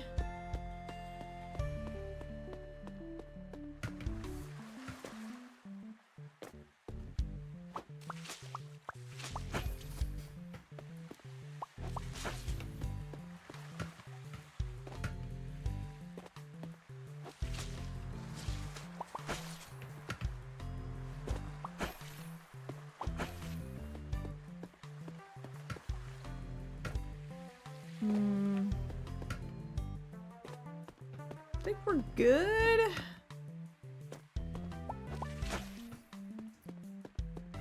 Let's see, what can we build here? Okay, so we have these nice, oh, huge pools. Oh, mamma mia. Very huge. Very big pools. What about this one? Okay, a little bit smaller, okay. Oh, this X-shaped one is so cute. I feel like this one, we should have it set up where there's like a different slide going in every one.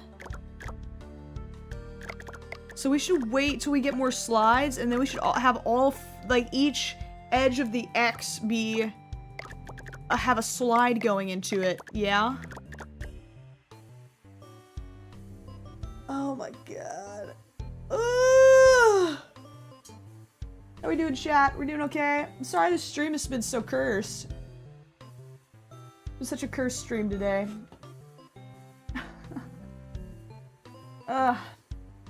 I'm gonna go to the restroom real fast. Hold on. I'll be right back.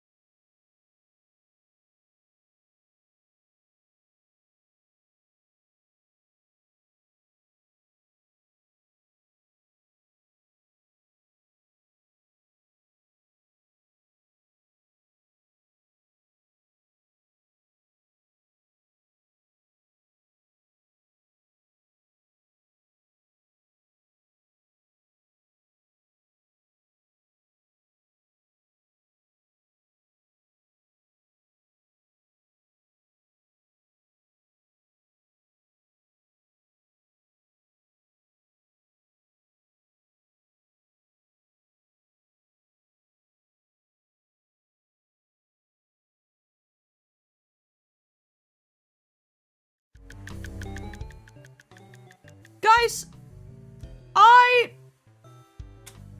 this stream has bad energy. This stream has bad energy right now, and I feel like I've caused that, and that's really bumming me out. So what I want to do, I want to make the bad energy better. I want to end stream by, opening up some really sweet fan mail from you guys. To help with the bad vibes. I'm sorry, guys. I brought negative energy into the stream today, and we were having a good time, and I apologize for that.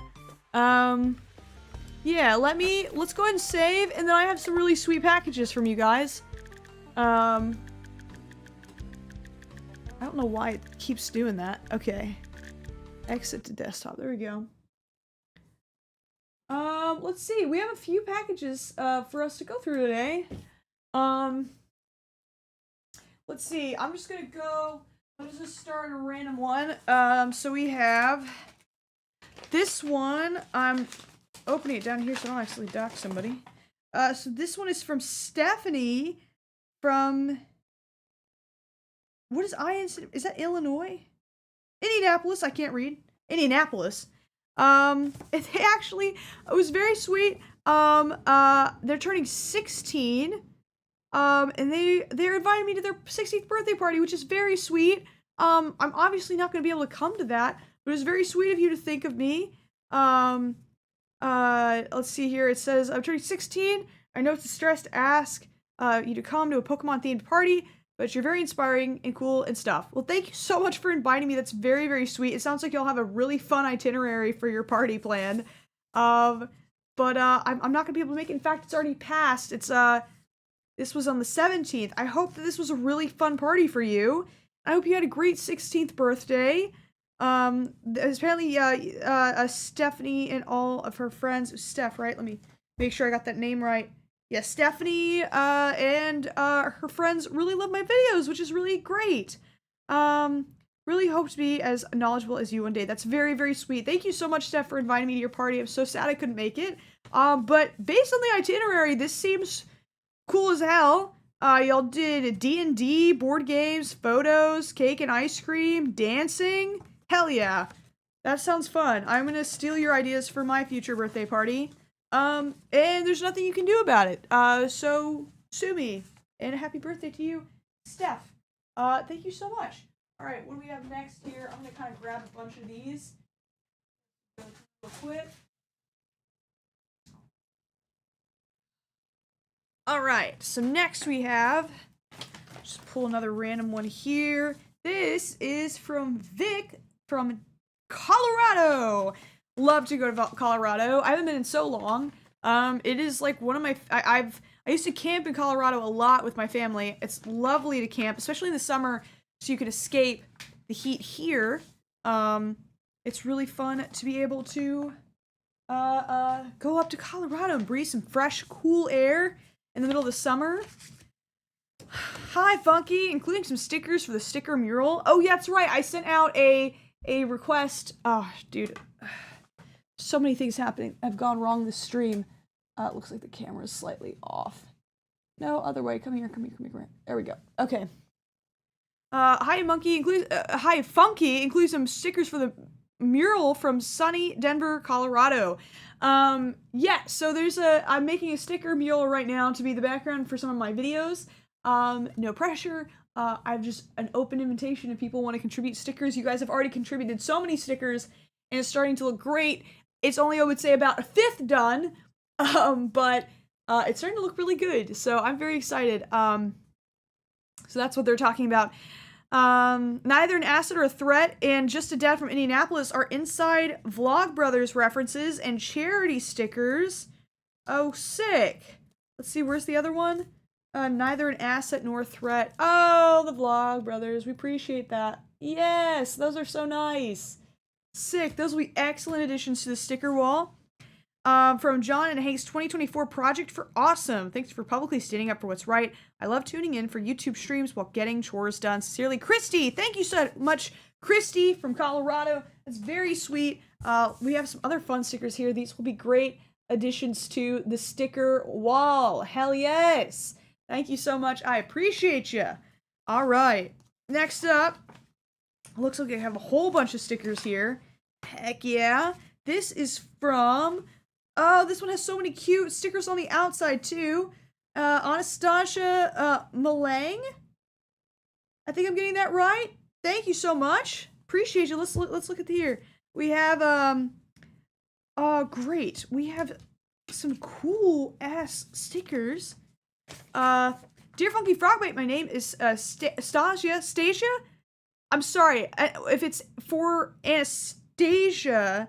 I'm assuming it's Stasia, but if it's Anastasia, I think it'd be Stasia, right? I think that's the more common pronunciation. So Stasia, and I want to say how much your videos mean to me. They make me smile so much. I wish you a great day. Heck yeah, Stasia the sticker collector. Oh, these are cute. These are very cute. Oh my god. Thank you so much. And we have a couple other artists to shout out here. Mikashi.com and T-Sprout Studios. Those are little business cards there if you want to check that out. And we got some cute little puppy frogs, which are very cute. These are, this one's crazy. This one is like a super, oh yeah, it shows up on camera too. Really cool, like, holographic effect on that one. That one's neat. And then these are fun as well. These are really fun. Find it. There you go. These will be great additions to the sticker wall. Thank you so much. I appreciate that so much. And also for all the cute stickers on the outside of the package as well. Very, very cute. I appreciate it so much. Stasia, thank you so much. Next up, we have another one here that is from Zeke, I think is how you pronounce that. Zeke. Let's look what we got in here. That there. I'm kind of collecting the stickers in a pile so I don't lose any of them. But it looks like we got some fan art. Oh, look at me last. Okay, that's look at me last. Read me first. Okay, we have instructions. Zeke, hi Bunky. I was so happy when I was able to send you something because you're my favorite streamer. I don't watch your streams when they're happening, but I always watch them after. Well, you're gonna be psyched in about an hour from now. I don't watch your streams when they're Hope you like the stuff. I made you 2 questions. What's your favorite game you've played? And frogs or cats? I think I have to say cats because I have my sweet boy Hex, who I love very, very dearly. Frogs are very cool too, but it looks like we got a fun little felt thing here. That's really cute. That's adorable. Nice. We have that. Let's see. We have some candy. Not like candy, but like wearable candy. Very cute. Oh, that's so freaking cute. Thank you so much. These are such cute colors. I love the pastel greens. That's adorable. Okay, great. What else do I have? Okay, this is just making sure I didn't accidentally. This is okay, the read me first. So I read that. And then what is this one here? Oh, that's so sweet. They drew themselves and me. Oh, it's adorable. Love that. Love that so much. Thank you so much. And then look at me last. That's very cute. That's very cute. Good job. Thank you so much. I appreciate that. Zeke. And then my favorite game I've ever played, I think on the channel, we've had so many fun, cooking simulator type games. Gosh, what did we, I think No, I'm Not a Human was really, really fun to play. And I was not expecting so many people to tune in, which was so cool. Gosh, what else have we played that Dispatch was fun. Those are long streams. Those are really fun. I love the No, I'm Not a Human streams. I love the Home Safety Hotline. That was really fun. Oh, well, all the Fears to Fathom ones are really cool too. We always have a fun time goofing on the Fears to Fathom games. So, I'm always down to goof on a Fears to Fathom game. Those created some of the most fun, like, inside jokes, I think, on this channel that we've created together. But thank you so much for that. It looks like now we have Nora from Anaheim. All right, let's see what Nora sent. Oh, very cute. I can already see a drawing of Hex. Very sick. Oh, and some more stickers. Let's go. Stickers for the sticker wall. And, oh, a little patch. Thank you, Nora. Did I get that right? Yeah, Nora, yes, Nora. Let's see what we got here. I'll put this to the side, and then we got this cute little stamp sticker. Little owl, and then we have, these little fun. The taco sticker and, a cat sticker that says, I'm perfect, with 4, chins. Or those are stripes. I like to think those are a bunch of very, very, big chins. Oh, this is so cute. Oh my god. Messed up a little, sorry. No, you didn't. You nailed this. Oh my god. Good job, dude. That is a very flattering picture of me. That's an incredibly flattering picture. Did you use like paint markers or something? This is really well done. Good job. Oh my god. I'm adding that. I want to have, so you might have noticed I took down some of the art. It's because I'm putting it in a pile so I can hang it, because I want to make it look a little bit nicer. That's the goal. Alright, let's see what Nora has to say. Hey Funky, I did write a letter 3 to 4 months ago, but it was a bad letter and you never opened it on stream, so I don't know if you got it. Oh, well, I've opened everything I've gotten on stream, so I'm very sorry. It must not have gotten to me because I've opened everything I've received in the mail on stream. So I'm very sorry that your letter got lost. Oh my goodness. I just want to tell you that your content has helped me so much. You're so silly and funny. Your content makes me so happy. I try my best to watch all your streams, but I miss them a lot because of school and church. That is totally okay. That's why I keep the VODs up. And also why we do the edited VODs too. Just for all the people that can't watch live. It happens. I don't know if you do returns or not. I don't know if you have stated that or not, but I included a stamp. If you don't, that's perfectly fine. I know it would, you know, I just wanted to say I love you and your content. It's helped me a lot to watch your stuff. Hope you have a great Christmas. You and your content mean the world to me. Have a great day. Love, Nora. I'm not sure what they were hoping to have returned, but I do see the stamp. I do not do returns because if I did returns, I would have to do so many of them, and it would become a lot for me to keep up with. So I'm not sure what you were wanting to have returned, but thank you for everything that you sent. I really appreciate it. And there's also really cute hex on the back here, which is very adorable. So thank you so much. I appreciate that a lot, Nora.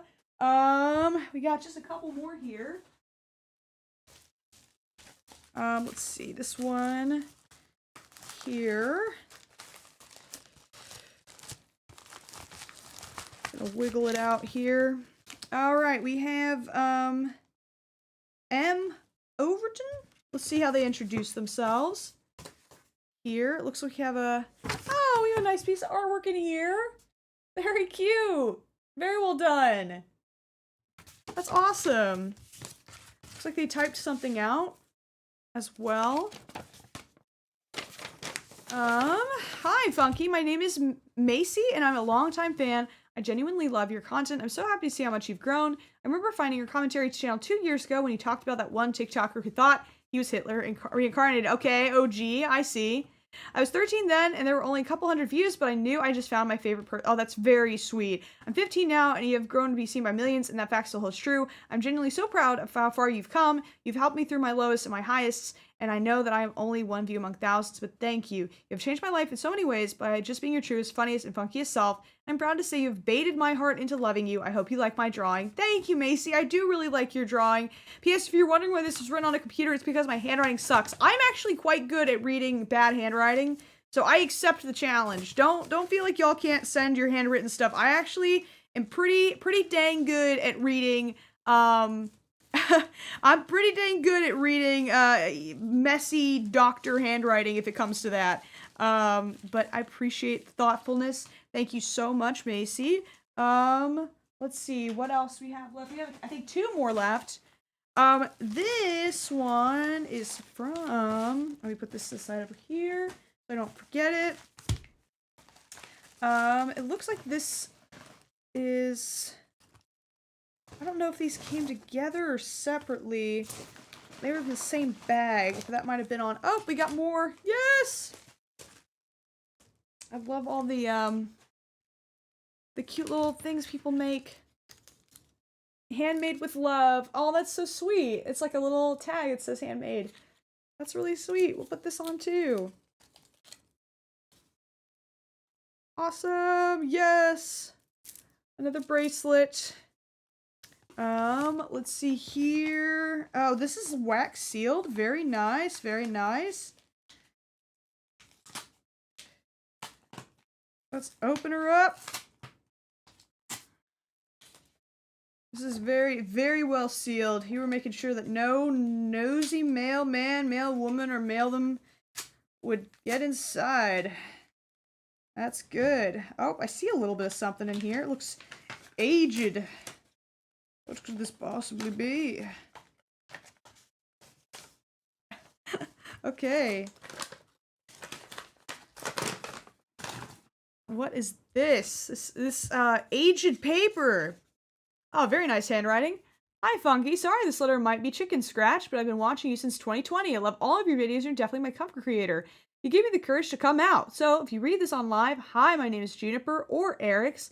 I'm a trans-masc non-binary person. My pronouns are he, they, and I have a beautiful partner, Asher. I hope you like everything inside. I know the candy star glows under, I believe, UV or blue light. Oh, that's cool. Okay, this glows apparently.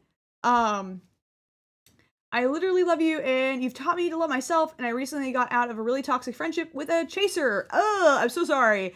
Anyways, stay flippy froggy, Juniper or Eric's. Awesome. Thank you so much. I appreciate you. Let me check this out. This is so cool. So this apparently is, something that glows in the dark. And then this other little thing came with it. I'm just gonna open this real quick and see what this is. Oh, it's a tiny little ducky.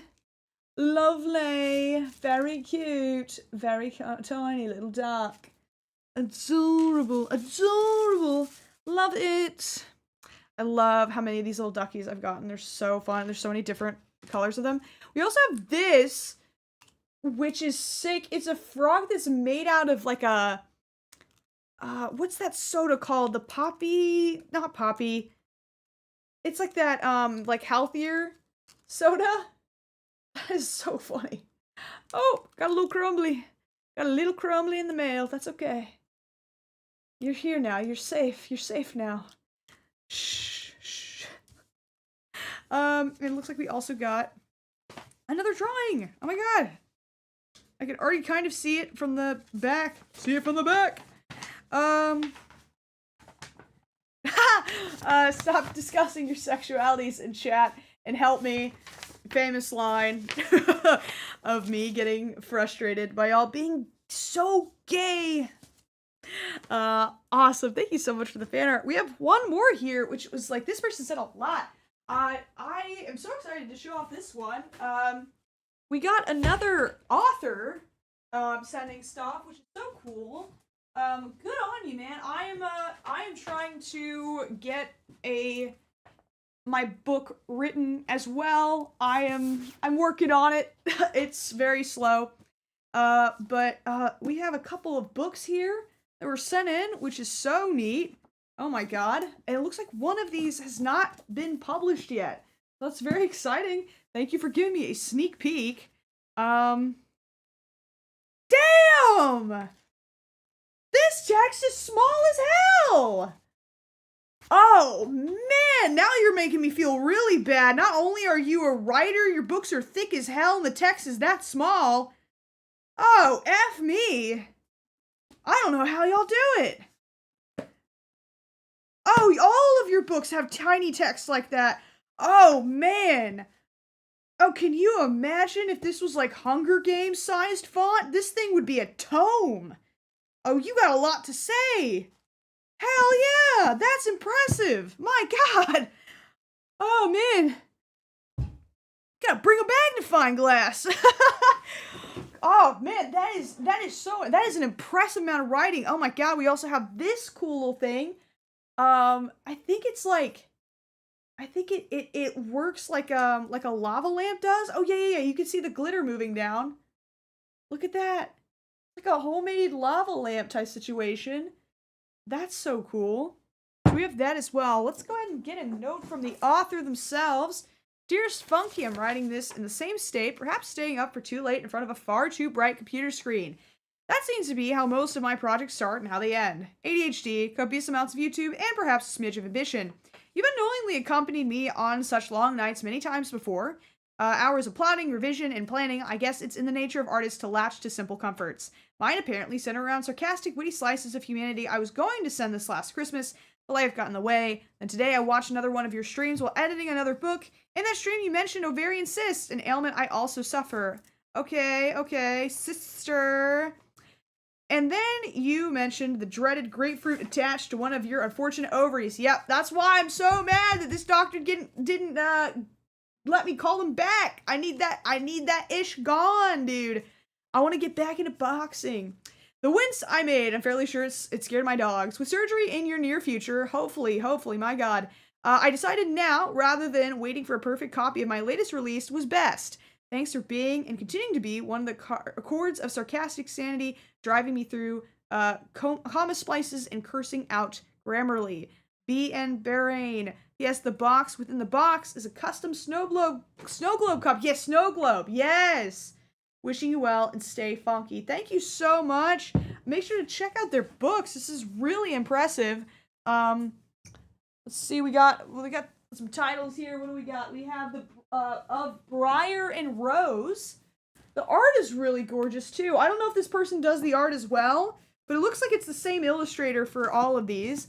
All of these are in this really cool style. Infinite Realms. Keep an eye out for that. And Death Ballots. Cool stuff, man. Good on you. That's so awesome.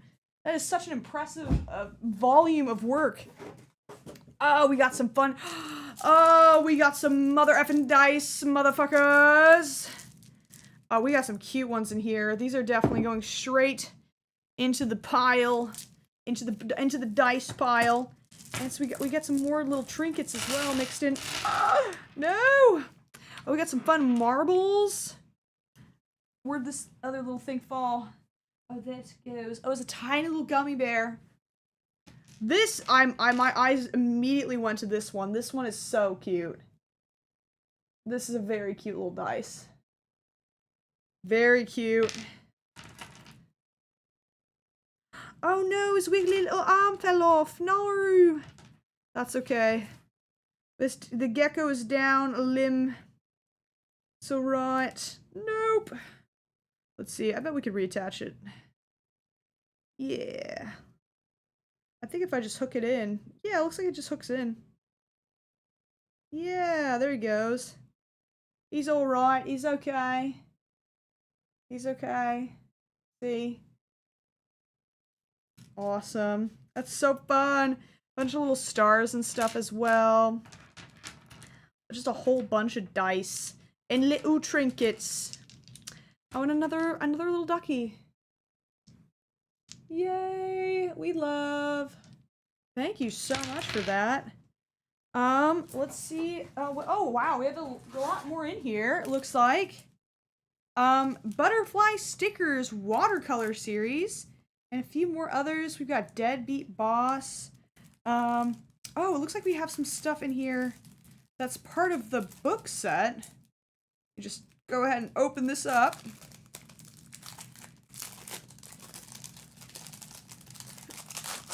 I got the hiccups today so bad. Oh, we got these cute ones. Go away, I'm reading. Read something today. All these fun reading related stickers. That's really cute. Love that. Find me. Oh, cute. Oh, wow, that's fun. Oh, don't worry, I saw it that time, guys. I gotta find a better solution for these longer streams. Because this sucker needs like a fan or something. It's just getting too hot. Too hot to handle. I'm gonna put it directly here onto the, here, hopefully that'll help. Okay. We'll make it through. This is what happens every time I have a longer stream. It's just never able to last through the whole thing. We have those stickers, and then, what did I just put down? Oh, this. These look really cute. These butterfly stickers are really, really cute. Let's see if we can get a hold of these. Oh, wow! Okay, wow. These are, like, really realistic looking, watercolor butterflies. I was not expecting them to look this, like... Oh, there's so many of these. Oh, these will be so perfect for the sticker wall. Oh, so cute. Oh, that's amazing. Oh, those are so well made, too. Those look like really realistic as well. Woohoo. Oh my god, those will be perfect additions to the sticker wall. Thank you so much. Looks like we have a couple. Oh, they have like a little sticker. Okay, cool. Oh yeah, there's so many different kinds of butterflies in here. That is sick. Okay, nice, nice. Definitely have to add that to the wall. The wall. That sounds so ominous. Go in there. Oh my god. Okay, great. Thank you. We also have these really fun little things, which I believe are from The Briar and the Rose. I think it looks like, and maybe the other book as well. This looks like characters from the series, which heck yeah. That's so sick. Got these little keychains as well. Thank you so much for such a generous care package, and best of luck on your writing career. It looks like you've already put out some bangers. You're a good step ahead of me. I really would love to get published soon. I have an idea that I'm sitting on, and I just need to write it. If I publish something, would y'all read it? I mean, like something fictional. I don't know if there's a lot of appetite for that, but if I don't write a book before I die, I don't think I'll be able to live with myself. I've been wanting to write for years and years. Okay, some interest in the chat. Cool. I'll get on that. I guess I'll get on that. Alright guys, sorry for such a weird stream today. Medical matters as they be. But we gotta play a nice variety of little games and just try a few things out. So, yeah, I will try to stream Sunday. There's a good chance that I will not have power though. So, if that happens, I will see you next Friday instead, probably. So yeah, thank you guys so much for tuning in. Yeah, thank you to everyone who submitted such nice gifts and art and kind words. Really appreciate you guys so much. You've changed my life for the better, and I will always be so grateful for each and every one of you. And you are not just a number. You are people that are actively engaging in my life and making my dreams come true, and I greatly appreciate all of you. You have a wonderful day, and if you are in the path of this upcoming storm like I am, please stay safe and please stay warm and look out for each other. All right, I will see you guys later. Bye!